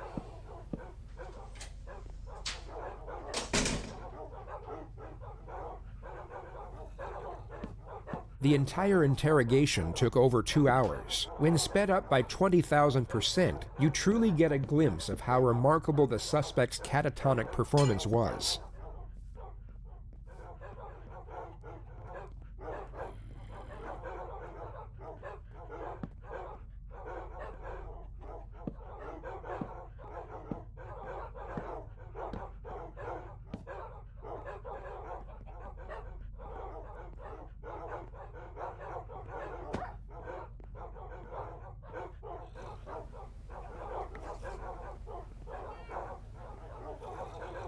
His mother came to speak with him soon after this moment, and although he maintained his innocence, he immediately snapped out of the zombie-like character. It's difficult to interpret the reasoning behind the performance, whether it was a pre-planned strategy, improvised in the moment, or some type of psychological breakdown is unclear. But whatever it was, it evidently seemed to work, as the interrogators got nothing. The suspect's behavior was so abnormal, they were essentially at a loss with what to do, or where to even start with a specific plan of attack. The evidence, however, was irrefutable. Hundreds of pictures of Lauren were discovered on Stephen's flash drive, along with multiple video recordings of inside her apartment. A hacksaw was found in a supply closet of the apartment complex, and it was marked red with what was later identified as Lauren's blood through DNA testing. The packaging for the exact same hacksaw was found in Stephen's apartment. When confronted with the evidence, he took a plea deal to avoid the death penalty and was rendered a life sentence without the possibility of parole. He is currently being held at the high-security Hancock State Prison in Sparta, Georgia.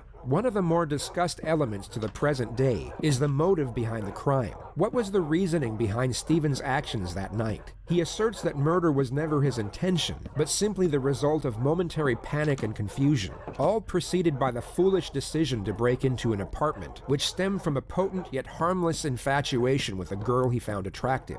He essentially tried to make out that his behavior was devious and calculating, but not evil or perverted. Public opinion on the matter varies, yet the general consensus is that the murder was premeditated, mainly due to the fact that he had bought the hacksaw just days prior to the murder. A popular psychological viewpoint takes us back to the personality of a stalker, Lauren was set to move out the very same day she was murdered, which brings some to believe that Stephen was terrified by the notion of change, that the person he had been infatuated with and fantasized over for so long was no longer going to be a part of his life. And no matter how obscure and unreciprocated their association was, he couldn't bear the thought of losing her. Rather than Lauren going on to live the promising life that lay ahead of her and leaving Stephen behind as a forgotten memory, he has now in some abstract manner connected them both forever.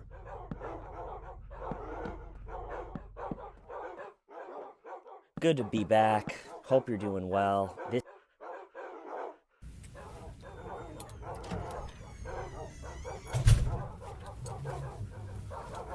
Am I under arrest? For now. I'm under arrest? Yeah, I'll explain everything, but before I explain myself to you, before we talk to each other, I need to read your rights, okay? What am I under arrest for? Like I said, I need to read your rights first. Obviously, the charge is robbery, okay? Yeah, I'll explain everything. I'm under arrest for robbery? You are, but let me read your rights real quick, okay? And then I'll explain it all to you. Is that okay? Let me do that real fast? All right, good. Can you read with me? Just read in your head, okay? Before we ask you questions, you must understand what your rights are. You have the right to remain silent. Anything you say can or will be used against you in the court of law. Does that make sense? You've probably heard these before, haven't you? Does that make sense? Do you understand your rights? Do you understand your rights, Jeff? Yes or no? Do you understand? Do you understand what I read to you? Did you comprehend what I read to you?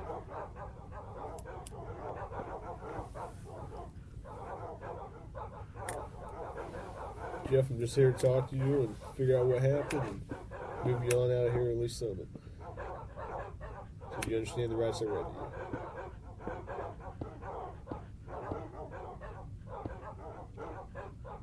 If you got something that says you didn't do this robbery, this is your chance to talk to us. Hey, good cop. No, usually I'm the prick. You look like a prick. This is Jeff. Jeff is a heroin addict and has been for the last 14 years. He is 6'5", weighs 153 pounds, and has now found himself in the unfortunate circumstance of being charged with armed robbery. This is in the state of Georgia, so if found guilty, they will render him the minimum term of 10 years without parole, up to the maximum term of life in prison. Jeff has been through the system multiple times over, and he will know that if indeed found guilty, his sentence will be considerably longer than the minimum 10 years due to his previous convictions. Jeff, do you understand your rights? Yes or no? I'm not asking if you want to talk to me at this point. I just want to know, do you understand what I read to you? So am I under arrest? Yes, you're under arrest. Get me back to the cell. I don't talk to the motherfucker. Okay. You want a Coke? You gonna be able to pop it open or you need me to? Jeff has become somewhat of a cult figure in the domain of interrogation footage. His recognition seems to have grown through his own popularity, as opposed to the notoriety of his crimes, like most others. Conveying the exact reasoning behind this can be tricky, as the interest in this character will no doubt vary by the individual. Yet we've found the most collective reason can be explained through a single pop culture reference: the anti-hero. While the concept is timeless, the actual term was created through the realm of modern cinema. There's a diverse number of characters passing through the decades that fit the criteria. Yet perhaps the most textbook example could be the protagonist from the 2003 feature Bad Santa, a middle-aged man simply known as Willie. This is a character that lies, cheats, steals, swears at children, drinks an inconceivable amount of alcohol, and is generally extremely unpleasant to every single person he comes across. Look who's here, Jimmy. It's Santa. Fucking right. Let's tell him what you want for Christmas. I'm on my fucking lunch break, okay? On paper, this is an extremely unlikable individual, yet for some reason, we root for him while following his story. Anti-heroes are flawed, as are we. Their moral complexity mirrors our own, and just like us, they are learning and growing as they move along the path of life. Their mistakes make us think of our mistakes, and perhaps the reason we root for their redemption is the reflection of ourselves rooting for our own. So you might be curious about the contrast between the anti-hero and the villain. One we embrace and relate to, while the other we despise and detach from. Both are driven by selfish motivations, yet our emotional response differs between them. The reason for this, while not necessarily obvious, is a relatively simple formula. The anti-hero must have a glimmer of humanity alongside a noticeable vulnerability. This is what allows the viewer to truly connect with the character. It allows us to forgive them when they are unethical, but admire them when they are noble. It allows them to be angry, cowardly, and greedy, but also cheerful, brave, and empathetic. Who the fuck is Thurman? Is that you? Is your name Thurman? Yeah, Thurman Merman? yeah. Jesus.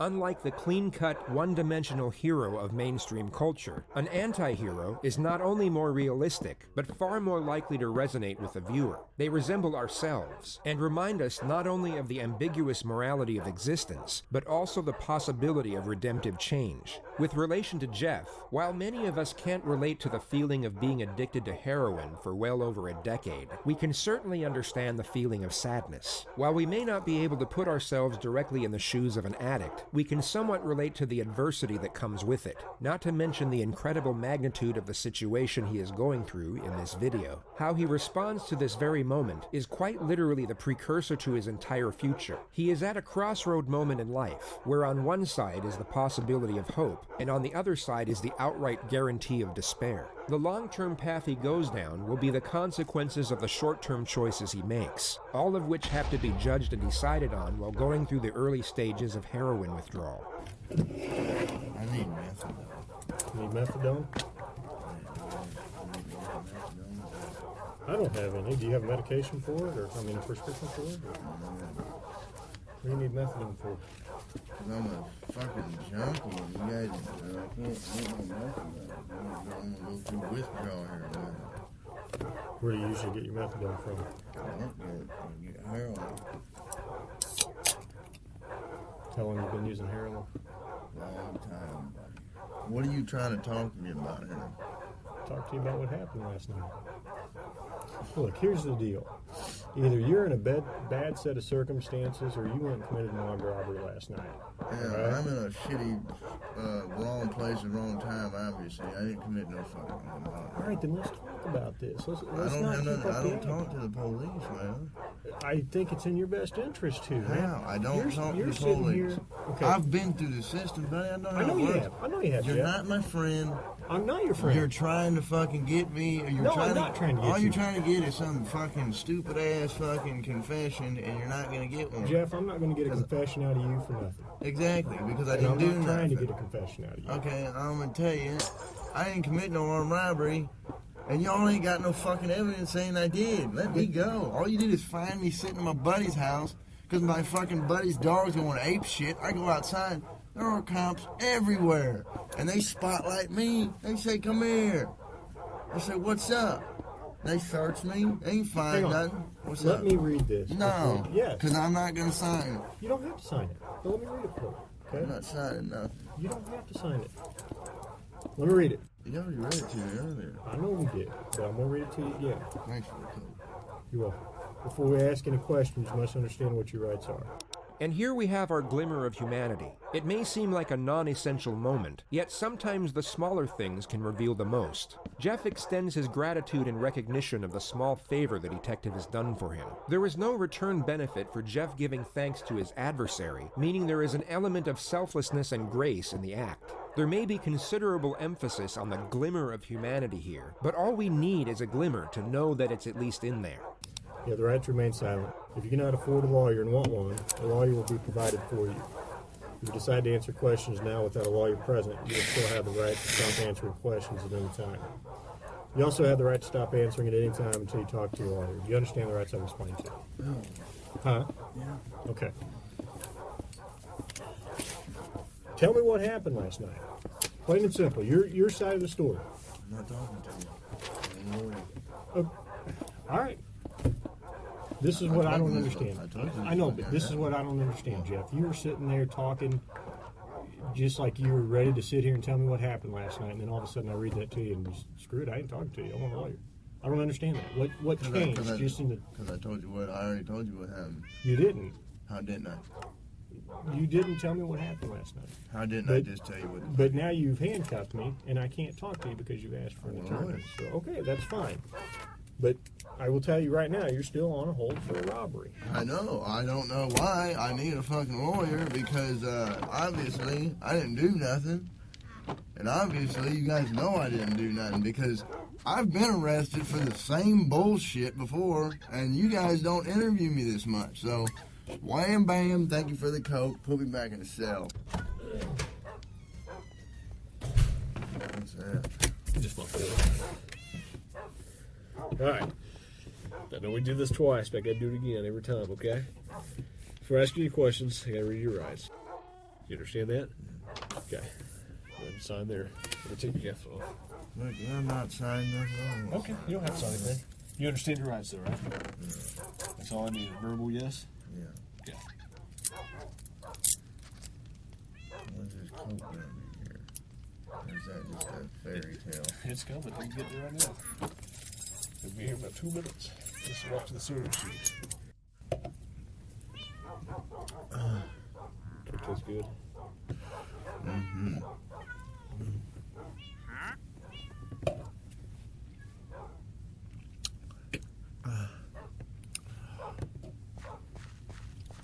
I have enough evidence of your armed robbery, okay? But, you know, if you're saying you didn't do it, you need to give me your side of the story. I didn't do it. Okay, well, give me your side of the story. You got, I mean, convince me. Because I got a lot of evidence. I got a lot of physical evidence. Well, like what? Name I don't need to, why should I tell you that? I mean, you haven't been anything. You haven't been touching me at all. You don't believe you got it. There's only a couple pieces of evidence I'm missing. Name What's that? Name Why do I need to do that? You haven't helped me out at all. You give me a little bit, I give you a little bit. We go back and forth. I give you a little my piece of evidence, and I give me a little something. No, anything I say here can and will be used against me. Sure, but anything you say here, I can also tell your parole officer that you helped me out. That doesn't mean dick. Well, there's no way. I didn't do it. There's no way. How drunk were you? You drunk? No, I was pretty sober. So you're in your right mind. You remember everything about the night, right? So you couldn't have done something not remembered.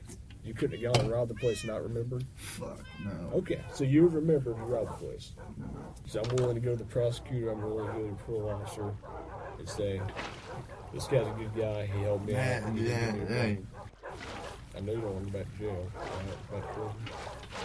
Well, it looks like I am if when you're going to charge me with some bogus shit. You guys don't, I mean, what do you got really? That I was at a buddy's house and I happened to come outside because you guys were fucking swarming the area and Which door did you take? I came out of the front door. You know what? I'm not saying. I'm done, man. Fuck this. The only reason I came up here is to get a fucking coat. Okay. You're not doing that. No, I can't finish it. I got things to do. I didn't promise you that. I said we'd see what happens. Alright? Like I said, you haven't helped me out at all. I should help you out. I got you something that's good enough. Jeff was released from custody just under 12 hours later. And that takes us to the final and perhaps the most important component of an anti-hero, the conclusion, which unfortunately in this particular case is unknown. The final outcome of this story will vary depending on the source, some with a happy ending, others a cautionary tale. One legend has it that Jeff got clean soon after his release and now works in the corporate marketing team for Coca-Cola, while another states that he was picked up the day after for the same charge and is now facing down a 15-year sentence in Georgia State Prison. If we go by the Hollywood formula, an anti-hero's actions throughout the course of their life are so drastic and single-minded that they only ever lead to salvation or destruction, and their final decision is always dictated by what they have learned and how they have changed throughout the course of the story. The paradox here is that we don't even need the theme of imprisonment to mold the outcome of this particular story, as the theme of addiction is more than enough. Whether he goes to prison or not, Jeff will either manage to get clean and rebuild his life, or he won't. He is headed for salvation or destruction no matter what, and that single concept can perhaps define Jeff as an anti-hero. His outcome is a mystery, but either way it goes, it most certainly conforms to the anti-hero's ending. Santa!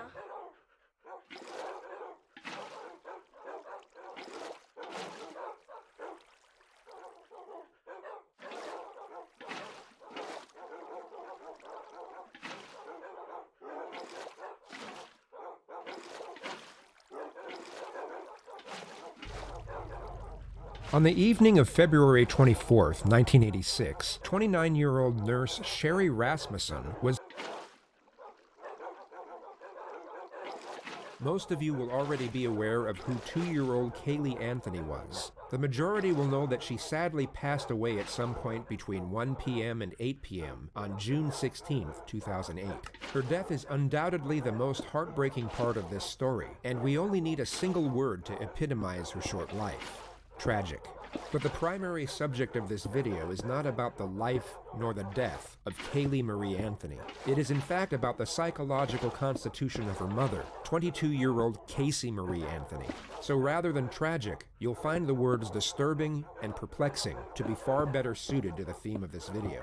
One of the many reasons this case is exceptional is how the present day's topic of discussion has little to do with the actual occurrences of the crime, but in fact the subsequent developments that followed. People are no longer talking about how or even why Kaylee Anthony passed away. They are instead talking about the manner in which a mother responded to her daughter's death. Given all the acquired information we now have, even if we afford this person the most morally acceptable possibility of what occurred, her manner of conduct was still unimaginably cold-blooded. This is driven home by the fact she was evaluated by 2 clinical psychologists during her time in custody, and not a single abnormality was discovered with relation to her psychological state. In other words, there were no signs of mental illness whatsoever. And this makes the character study of Casey Anthony just as fascinating as it is terrifying. A human being's state of mind is something most accurately assessed with the full capacity of hindsight. So before we evaluate our first segment of raw footage, here's a quick rundown of each of the essential moments that will give you a broader understanding of what we're actually dealing with. On the 15th of July, 2008, Orlando police received a call from Cindy Anthony, the grandmother of the victim. 911, what's your emergency? I called a little bit ago, the deputy sheriff. I found out my granddaughter has been taken. She has been missing for a month. We're talking about a 3-year-old little girl. My daughter finally admitted that the baby's in the store. I need to find her. Your daughter admitted that the baby is where? The babysitter took her months ago. My daughter's been looking for her. I told you my daughter was missing for a month. I just found her today, but I can't find my granddaughter. She just admitted to me that she's been trying to find her herself. There's something wrong. I found my daughter's car today, and it smells like there's been a dead body in the damn car. Okay, what is the 3-year-old's name? Kaylee. C-A-Y-L-E-E. Anthony. Kaylee Anthony? Yes. How long has she been missing for? I have not seen her since the 7th of June. Is your daughter there? Yes. Can I speak with her? Hey, Sheriff, they want to talk to you. Answer the question. Hello? Hello? Yes. Can you tell me what's going on a little bit? I'm sorry? Can you tell me a little bit what's going on? My daughter's been missing for the last 31 days. And you know who has her? I know who has her. I've tried to contact her. I actually received a phone call today, now from a number that is no longer in service. I did get to speak to my daughter for about a minute. Who has her? Do you have a name? Her name is Zenaida Fernandez Gonzalez.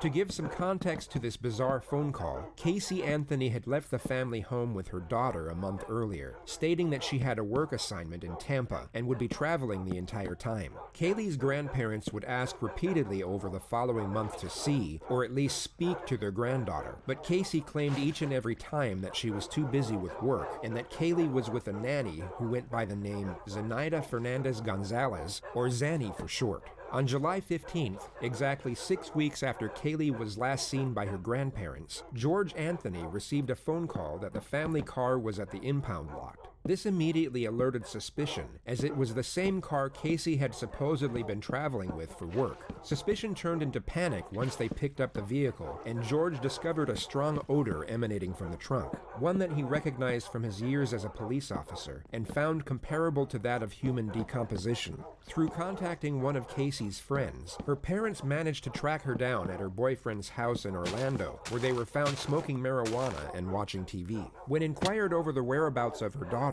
Casey stated that she had been kidnapped 31 days before by the supposed babysitter. It was at that moment Cindy Anthony called 911. 911, what's your emergency? Who has her? Do you have a name? Her name is Zenaida Fernandez Gonzalez. Who is that? Babysitter? She's been my nanny for about a year and a half, almost 2 years. Why are you calling now? Why didn't you call 31 days ago? I've been looking for her and have gone through other resources to try to find her, which was stupid. I think the officers are here.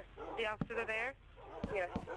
Now let's indulge in the world of fantasy for just a moment and pretend all of what Casey had just stated was true. She had indeed been working, and her daughter was in fact kidnapped by the babysitter a month earlier. The immediate premise most would gather would be that Casey had no regard for her daughter whatsoever. In the 911 call, there was no urgency nor concern in her voice, and rather than her volunteering information, which most parents would do in a frantic manner, it had to be acquired by the dispatcher through repeated inquisition. All you have to do is compare Casey's dialogue to that of her mother's in the same phone call. One was indifferent, while the other was distraught. Police would have picked up on this immediately. Even without the bizarre phone call, the circumstances alone would make Casey the prime suspect in her daughter's disappearance. She was immediately interviewed as a witness, which unbeknownst to her was the detective's first step in locking her into as many lies as possible. The day right now is July 16, 2008. The time right now is 0411 hours. I'm Detective Mellish with the Orange County Sheriff's Office. I am with Casey Anthony, is that correct? Yes. Casey, you understand this is being recorded? Yes. Do you have any objection to that? No. Casey, I got called here in reference to a missing child. You took Casey to a babysitter's house. Yes. Now, who was this babysitter? Her name is Zenaida Fernandez Gonzalez. How long had you known Zenaida? Almost 4 years. It'll be 4 years Christmas this year. And where did you meet her? Who did you meet her through?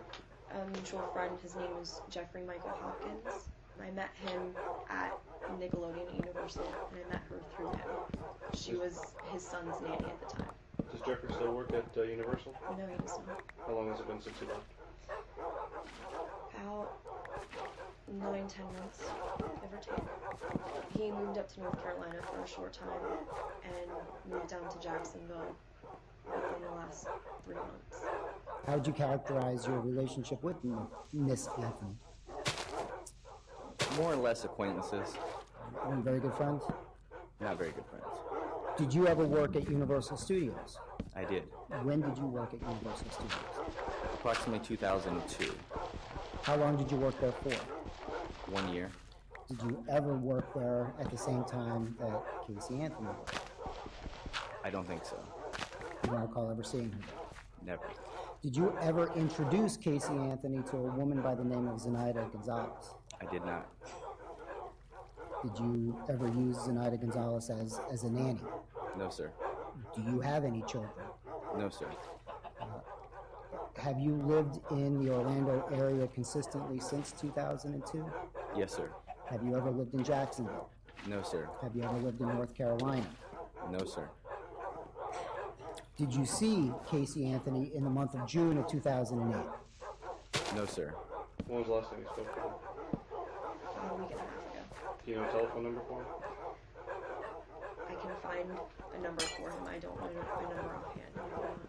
So you met Zenaida through Jeffrey Hopkins and his son Zach Hopkins, I guess. Zenaida used to watch over Zach? Yes. And when did she start watching over Zach?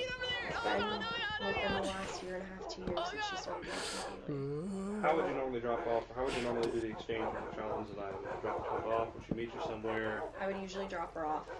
For a few months, we would go over to Jeff's house. We lived over in Avalon Park. And you would go to Jeff's house why? To drop off Haley. That's where Zenaida would go to watch both of the kids. It was in a nice centralized area. He had a decent sized house. It was good room for the two of them. Go back to your statement. You dropped off Kaylee June 9th, and walk me through. You dropped her off to go to work? Okay. Get off of work and go from there. I got off of work, left Universal, driving back to pick up Kaylee like a normal day, and I show up to the apartment, knock on the door, nobody answers. So I call Zenaida's cell phone, and it's out of service. I didn't really want to come home. I wasn't sure what I'd say about not knowing where Kaylee was. Still hoping that I would get a call or, find out that Kaylee was coming back so that I could go get her. And I ended up going to my boyfriend Anthony's house, who lives in Sutton Place. Did you talk to Anthony about what happened with Kaylee? No. Have you talked to anyone about Kaylee, about your incident with Kaylee? Or the fact that she's missing? A couple people, a couple mutual friends. Who did you talk to about it? I talked to Jeffrey Hopkins. Mm-hmm. I talked to Juliette Lewis. She's one of my coworkers at Universal. She works. You still work at Universal? Yes. What do you do at Universal? An event coordinator. Okay. What is Juliette? What position is she? Where she work? She's also an event coordinator. We work in the same department. Juliette Lewis doesn't exist. Casey had briefly worked at Universal, but hadn't been employed there for over 2 years prior to this interview. And she wasn't an event coordinator. She stood behind a kiosk and sold photos of people after they had been on the Incredible Hulk ride. You have a number for Juliette? Offhand, I can't think of one. Is she in your SIM card? No, she's not. Some of the more recent numbers, her number just changed because she just moved back up north. She, within the last 2 months, has finished moving up to New York. She's subleasing her apartment. So Juliette doesn't work at Universal anymore? No, she does not. What's the reason, I asked you this before and I'll ask you just for the record, what's the reason you didn't call the police before?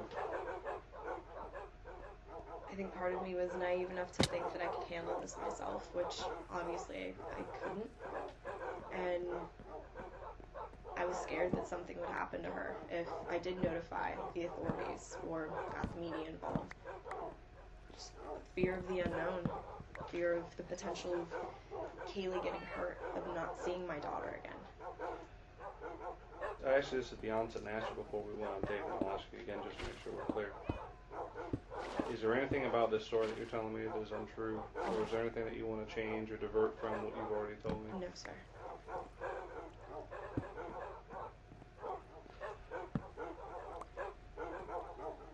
Did you cause any injury to your child, Kaylee? No, sir. Did you hurt Kaylee or leave her somewhere and you're worried that if we find that out that people are going to look at you the wrong way? No, sir. And you're telling me that Zenaida took your child without your permission and hasn't returned her? The last person that I've seen with my daughter. Yes. Is she Puerto Rican? Is she Dominican? Is she white? She's mixed. She's black and Puerto Rican. Is there any underlying cause to why Zenaida was taking your child? Nothing that... Did she ever make any statements to you about... Only how much she loves Kaylee and how great of a kid she is. And when you talked to Jeffrey afterwards, I'm assuming that Jeffrey's child is still with him? His child is still with him. You said Zenaida had family up in New England, up in New York? Yes, she has family down south. Her mother, her sister, her brothers in New York. She's originally from New York. Pretty much grew up there, moved down here, went to the University of Florida. Zenaida, the nanny, doesn't exist. Casey never had a babysitter. Being the retrospective viewer, we have the benefit of knowing these are outright fabrications, and these meticulous details are a textbook sign of a pathological liar. She speaks eloquently and naturally, as if her dialogue is a reflex response to the questions she's being asked, when in reality, each of these minor details are calculated and deliberately placed for the purpose of deception, and the nonchalant, easygoing tone she employs is used to camouflage anxiety. Casey has not only become accustomed to manipulation, she has become extremely skilled in how to use it effectively. It takes us to the concept of nurture and how it most likely had a significant impact on her current circumstances. If we go through what we know about Casey's domestic history, there are numerous occasions where she had gotten away with things that most would not, simply due to the fact that she was able to continuously lie without conscience. A prime example could be when she was 18 years old and stopped attending class midway through her senior year. She literally skipped the entire second half of her final year to go hang out with her older boyfriend. Her parents became suspicious on several occasions, yet each and every time, Casey had some whimsical excuse to which she was given the benefit of the doubt. Then just days before graduation, her parents were informed by the school of her truancy and that she would not be graduating. When confronted, Casey's excuse was that her timetable was mixed up by the school, causing her to miss classes through no fault of her own.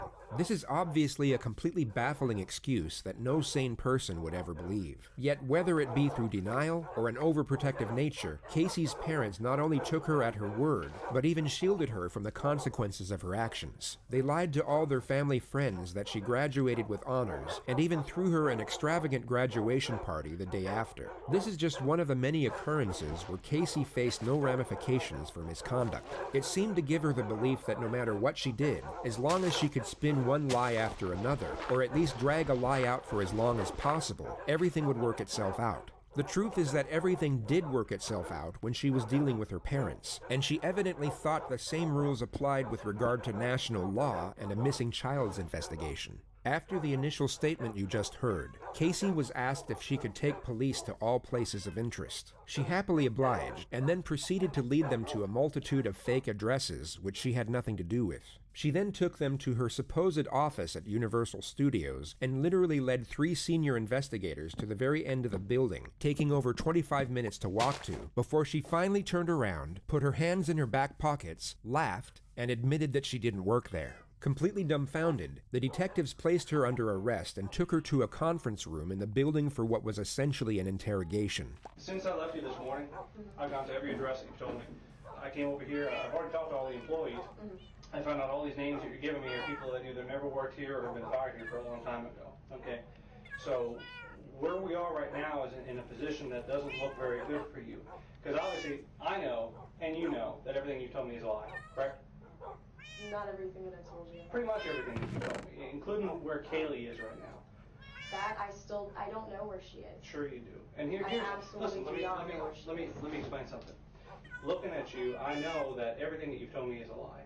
I am very confident, just by having talked to you this short period of time, that you know where she is. I legitimately have not seen my daughter in 5 weeks. I didn't let anything happen to her. Except I trusted her with somebody that had been taking care of her, that had been taking good care of her.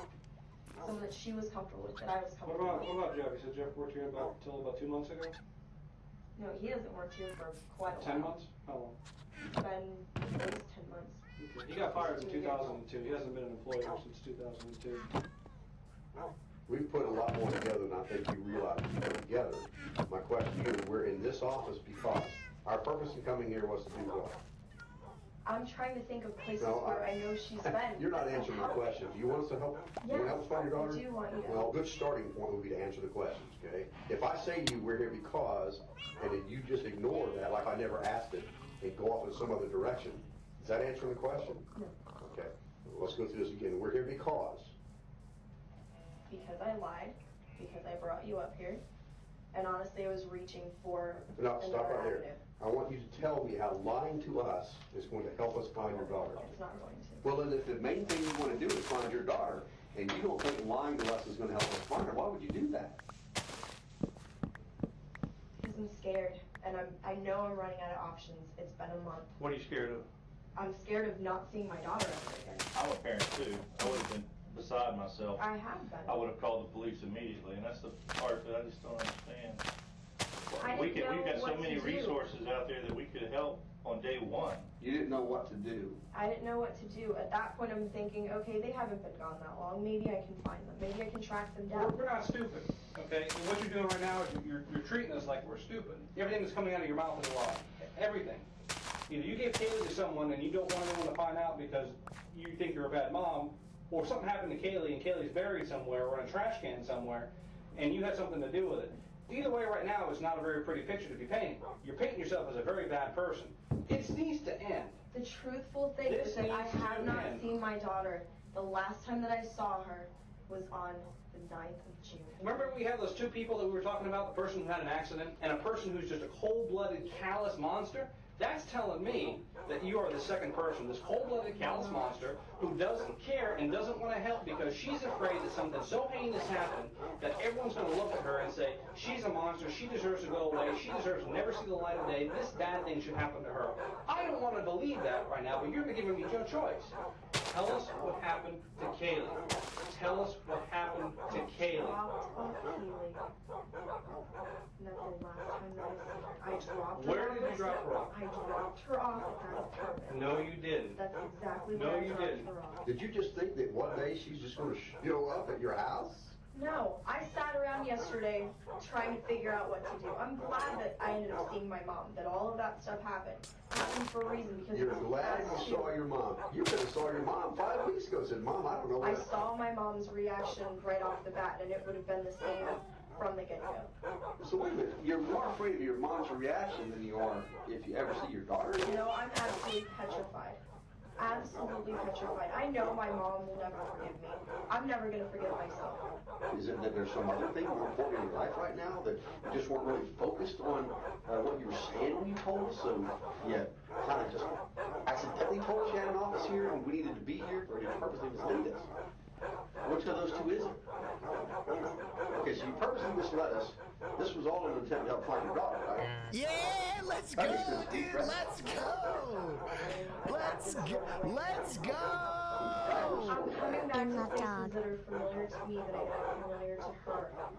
Familiar situations that maybe would help.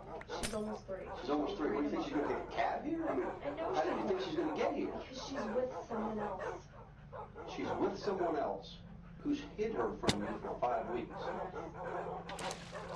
Why would a person who has hid your daughter from you for 5 weeks, okay, bring her to the building that you used to work at? I don't know what else to do anymore. If I knew where she was, if something would have happened, I would have admitted that Do you believe thinking up more lies to tell us will help us? She's with someone that I absolutely do not trust, and that I'm absolutely scared That you don't trust yet was babysitting your daughter for you. I don't trust her now because of what happened. Who did you call first? Who did you go to for help first and help try to find her? Oh, no, okay, all right. Well, I'm glad we got that straightened out. Casey was then taken to the county jail, where she in the evening hours was able to make a phone call, and just happened to see her mother on the local news moments before speaking to her. Casey? Casey. Well, I just saw your nice little cameo on TV.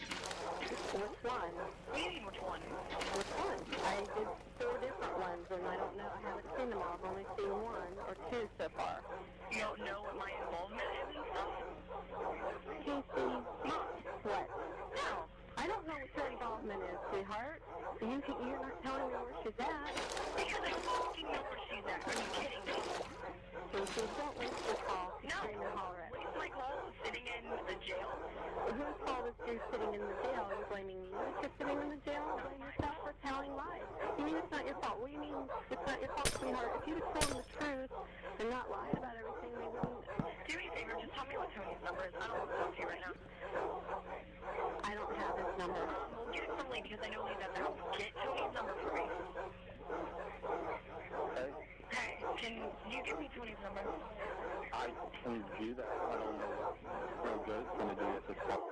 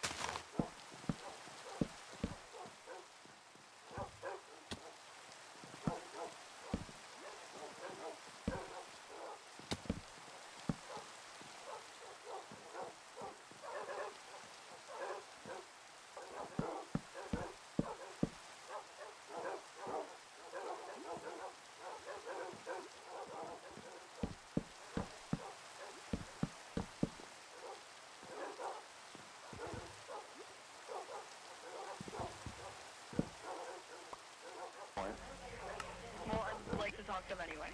Okay. Because I called to talk to my mother, and it's wait. Oh, by the way, I don't want any of you coming up here when I have my first hearing for bond and everything else. Like, don't even waste your time coming up here. You're making it real tough for anybody who wants to try to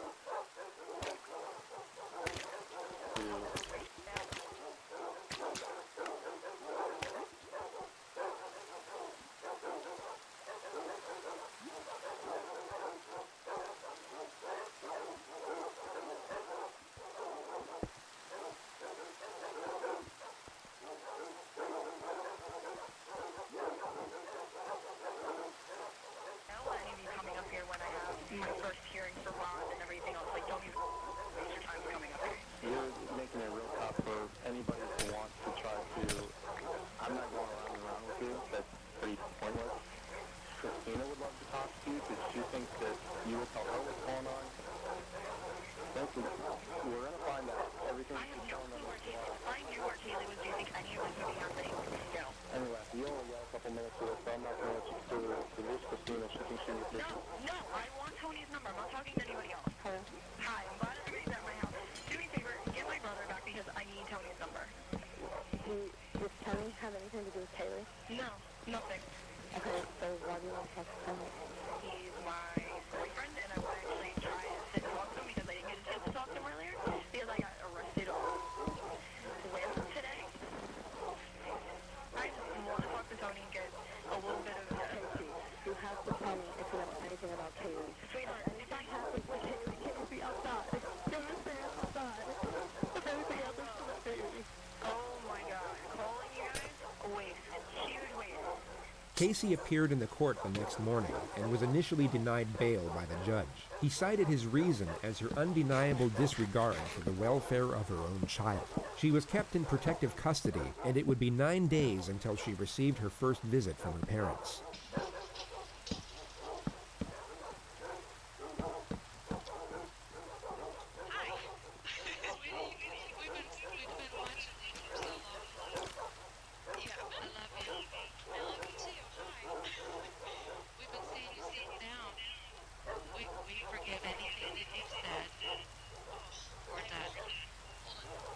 Most of you will already be Kaylee's picture's on the back. Is it? Can Dad ask Jimmy? Sure. Turn around so she can see. It's the Never Lose Hope Foundation. Do you see it? I can see her picture, yeah. Have you seen me? And then it has the information on how to contact. Okay. Casey, you don't realize that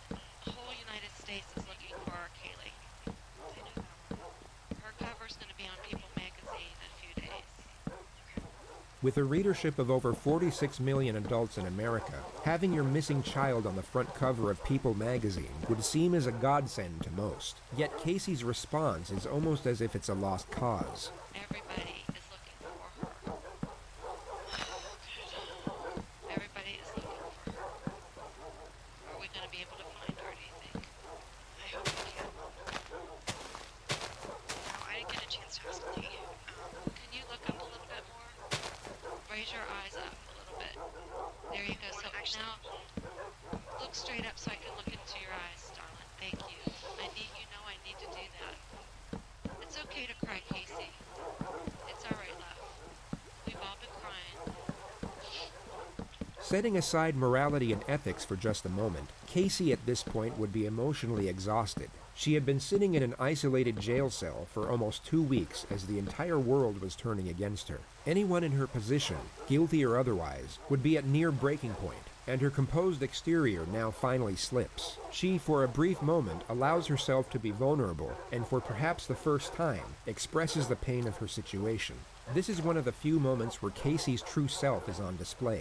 Of itself, it's a touching moment between a mother and daughter. Yet if we add in the context of the surrounding elements, she is only expressing this pain for herself. Just a moment ago, when she saw her deceased daughter's face on her father's shirt, none of this emotion came out. Casey, I want to ask you just a couple questions. Good.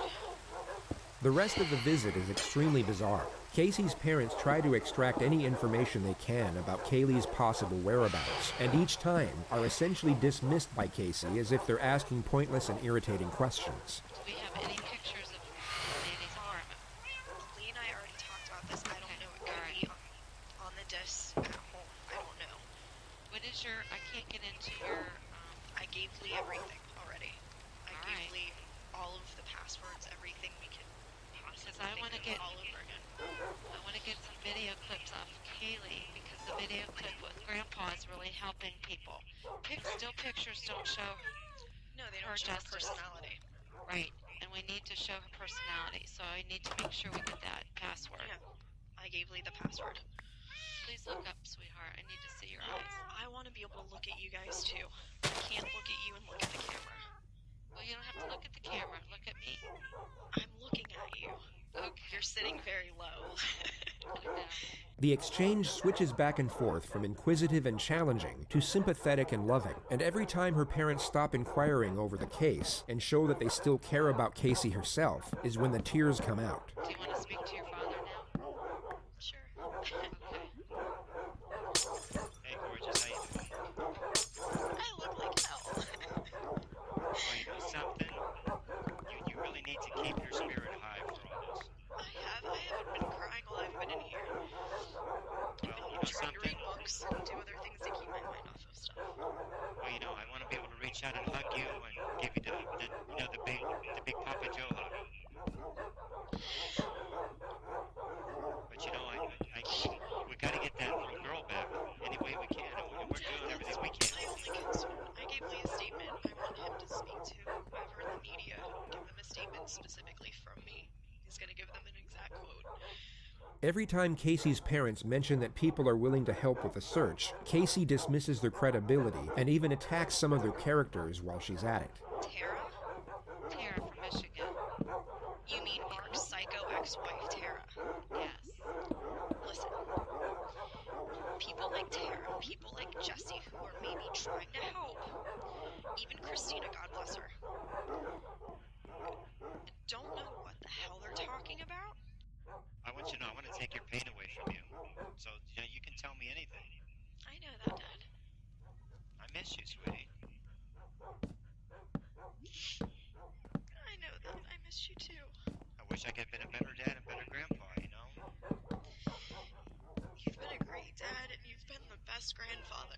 Don't for a second think otherwise. Well, you know, You and Mom have been the best grandparents. Kaylee's been so lucky. Kaylee is so lucky to have both of you. I can't even put into words how glad I am that she's had both of you. And that she still has both of you. You know, it goes without saying, you know, that our house is empty without both of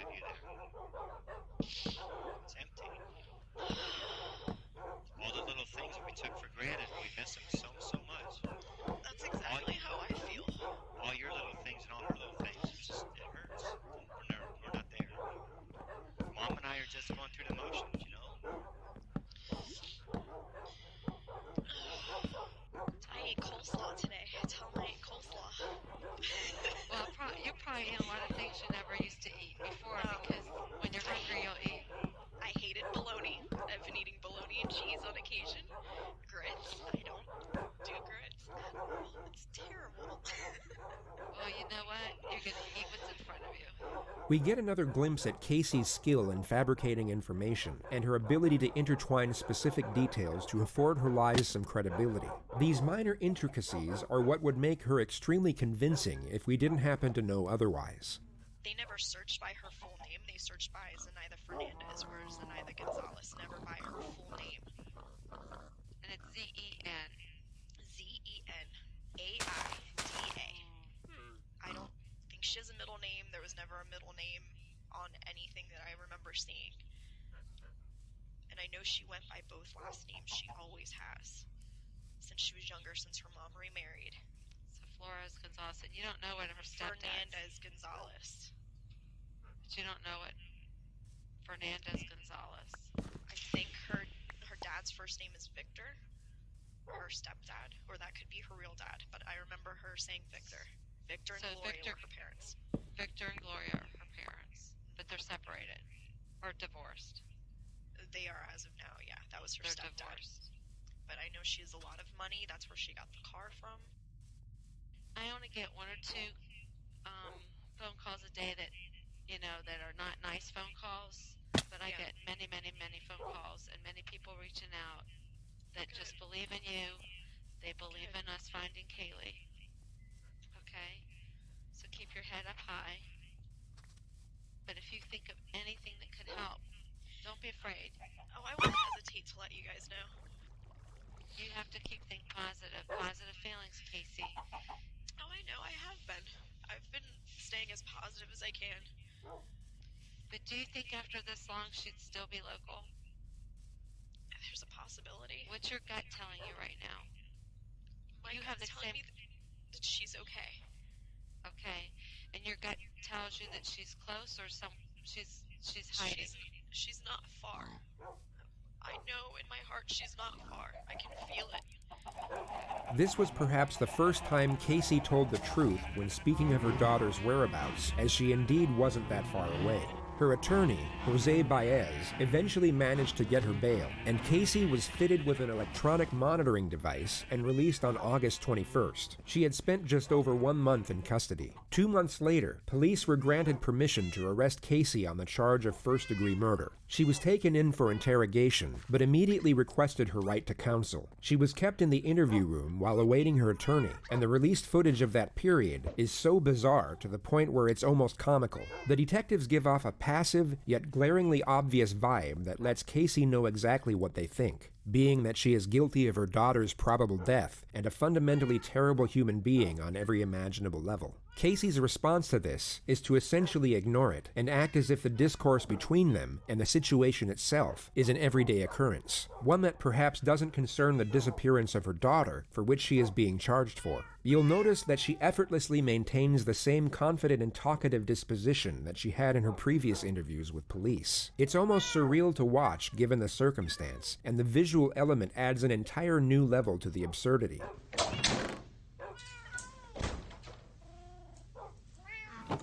The first segment of footage shows the arresting officer waiting with Casey for the lead investigator to arrive. He initiates the conversation by bringing up the subject of Casey's parents. He asserts that he's worried about them, but the actual message he's putting across is that he essentially knows Casey is guilty and that she isn't fooling anyone. It's an indirect yet obvious accusation. I was afraid that some of what I said to them probably offended them because I told them that if I find out something that you don't want to hear, I'm going to tell you more. Well, honestly, they'll respect that. That's just, the type of people that they are in the same way. I know they are. It was never my intention to piss anybody in your family off. Yeah. I'm not in it to get a conviction. I get nothing out of it. I get zero. Exactly. You have a job you're trying to do. I've found a few, and I've not found a few, and it sucks both ways. Yeah, I agree. So, it is what it is. Yeah. where I get sideways with people. She continuously provides these sharp interjections to appear as though she's following what the detectives are saying. People will often do this to express concurrence and understanding. It essentially lets the other person know that you understand them, either intellectually or emotionally, that a point they made makes sense to you, or that you get why they feel a certain way about something. The only problem here is that Casey's verbal reciprocation at times makes no sense whatsoever. What's fascinating is that this would go unnoticed in an everyday setting. When recorded on film, however, and able to be studied and scrutinized, it becomes far more distinctive. Where I get sideways with people tends to be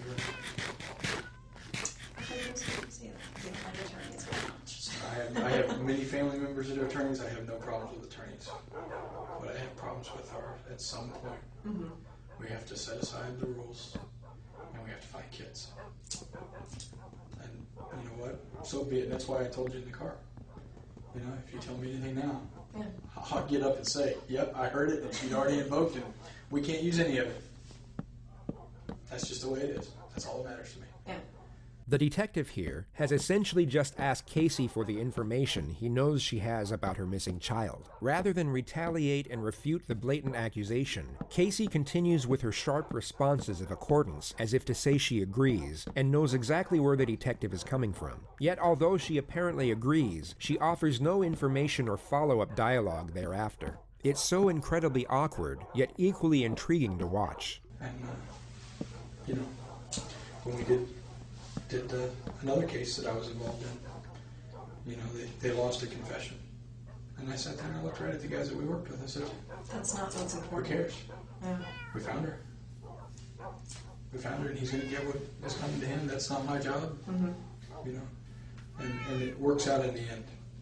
And it works out in the end on all sides, to be honest with you. It may not be comfortable for everybody. And I've done things that if I get caught for it, I'm not going to be comfortable, I can tell you that. It's just the way life is. You know, but it's not the end of the road either. And that's what we have to keep in mind. It's not the end of the road. You know.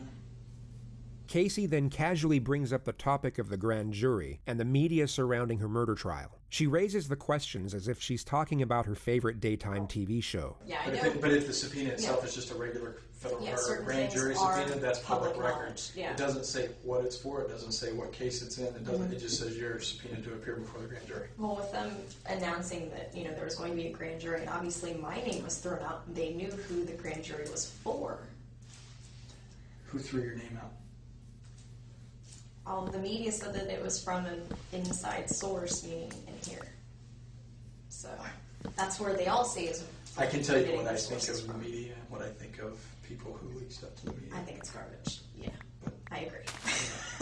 That's the next way of putting it. That doesn't make it any less necessary.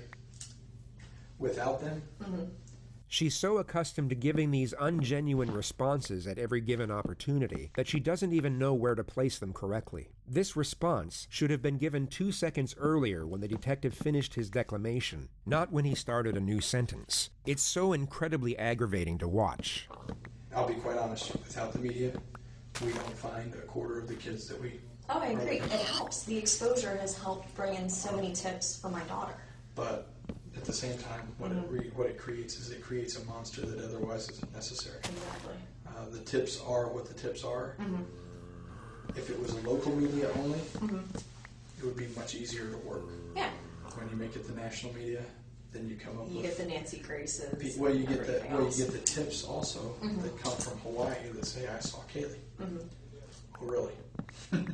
Okay, let me call Hawaii and let me send them out. Let me do that. Ones that are a little bit closer. Those are what I consider local, because the local stations are going to cover that. That's contiguous to the state of Florida. It's not.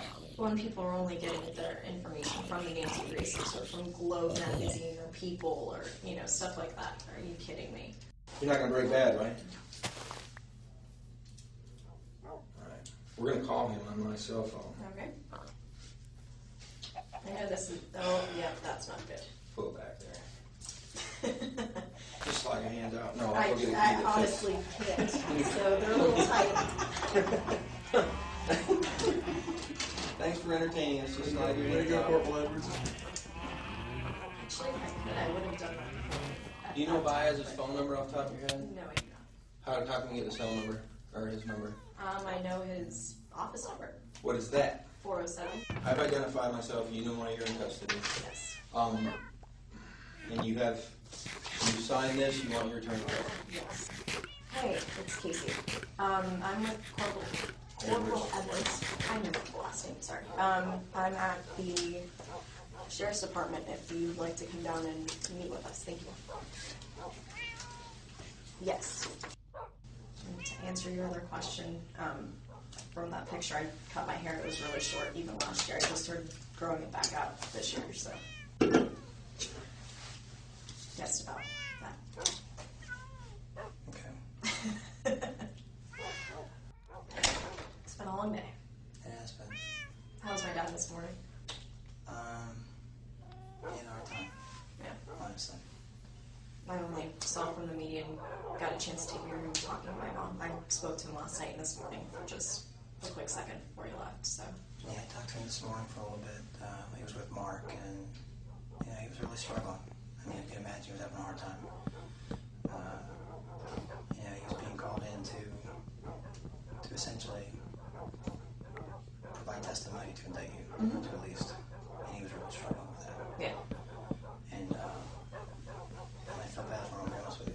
I truly did. Well, I even told him last night. I know he was subpoenaed, and under the law, he had to answer whatever questions were asked him. They told him to do what he had to do. Imagine you were Casey, but void of any wrongdoing whatsoever. Your daughter was kidnapped 5 weeks ago, and now a detective who thinks you're the culprit is relaying the agonizing moments of your father providing information for your arrest. No matter how stoic or self-controlled your nature, you would most likely be in tears or completely enraged at the overwhelming unjustness of the situation. You anxious about today at all? I have been. I mean, this is something, honestly, we've been preparing for from the beginning just because of words that were directly spoken from Gary Mellich and also from Sergeant Allen. They were saying that this is what they were planning on doing from the very beginning, from that first day. So they wrote me off within the first couple hours. That was the only time they ever made any effort to try to talk to me one-on-one. And No, it was kind of difficult. it was kind of difficult considering. Well, considering, obviously, in light of everything that's going on and the fact that you've been arrested for other things, makes it a little more difficult to sit down and even talk to you.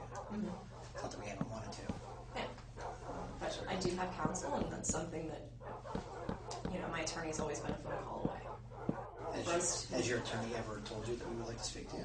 And we had agreed, him and I together, that we would all sit down together, him and I, and you guys, and, we'd entertain whatever questions you have. And There is no possible way that a defense attorney would actually sit down and, as Casey states, entertain any question the police have for them. Yet if we weren't paying close attention, we would take her at her word due to the eloquence of her dialogue and not realize everything she's saying is complete nonsense. I actually thought that we made it pretty clear that we wanted to talk to you. I mean, obviously, we can't come to you and ask you. Yeah, understandably. I thought that you were aware that if you wanted to talk to anybody, that all you got to do is simply ask. Yeah, well, I know it goes both ways on that, and I guess it would have needed to come from me. I should have been the one to, come forward with it, but, we did open up that door to law enforcement before, when Sergeant Allen was making a big deal saying, well, we want to talk to her. When can we talk to her? And he's saying, well, the door's open. I don't believe he ever told us the door was open.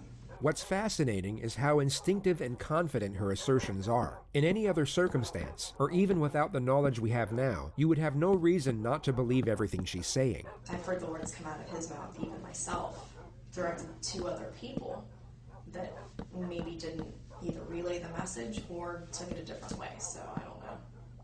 I think the lack of communication has put people in opposite corners when everybody has the same goal, is to find Kaylee. We all still feel, I as a mom, I know in my gut, there's the feeling as a parent, you know certain things about your child, you can feel that connection, and I still have that feeling, that presence. I know that she's alive.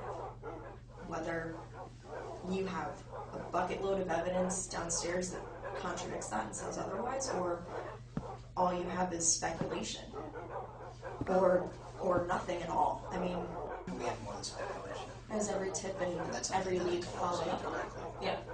That we have more than speculation. We have a lot, or else we wouldn't get to this point. A lot. This was essentially a direct confrontation. The detective has just told Casey they have sufficient evidence to prove her guilt. Casey doesn't refute or even respond to the accusation. She instead falls back to her ridiculous dialogue once again, hoping the confidence in her voice will mask the absurdity of what she's actually saying. Well, I said the same thing to them, but, they said we're at the end of a hallway, and I'm thinking we're at the end of a hallway and there's 2 doors. Which door are we going to go through? Or, I guess this is, we're at this point, and We are at this point. We're the final step is which door is locked. We are well beyond where we were before. I mean, those issues are gone. Okay? And when you refer to we're at the end of the hallway, I think you are well aware of what hallway we're talking about. Do you understand that? Well, so there's no question, I guess. You can specify that at this point. Or what your perspective is on that. Wait a second. Absolutely. Can we come right back? Yeah, that's fine. You plan on running off? I'm not going anywhere. So I gotta stretch out a little bit. I'm not as young as I used to be. It's unfortunate that right when the pressure was starting to build, the second detective interrupts the exchange and they both leave the room soon after. Casey waits alone for roughly 40 minutes before her attorney shows up. He's going to ask you a question. You don't say anything else other than the answer. Okay? Casey, based on our conversation today, and I read you that form, basically just the same thing I said to Mr. Baez over the phone. If there's been numerous requests for opportunities to speak with us and come to a resolution here. And that's why we brought you here instead of the jail. Correct? Yes. Okay. Now, based on your request for us to call him and bring him here, he's here. So what we're going to try to do is give you a few minutes somewhere that's not recorded. No secrets, I told you. This room's resorted. I have to be able to approach my chain and explain why. The detective now guilefully takes Casey up on her previous offer, where she insisted they were willing to sit down with police and answer questions. But first, I needed you to tell him, in your own words, if you will, that you'd like to take the opportunity to deal with us like you've made that request in the past. So, is that something you want to tell him? I told him the same thing we talked about before, that we would entertain any questions that they have. We would listen and discuss it, and if we have something to respond, we'll respond. Okay, do you want to speak to me in private? Yes. So we can clarify this? Yes.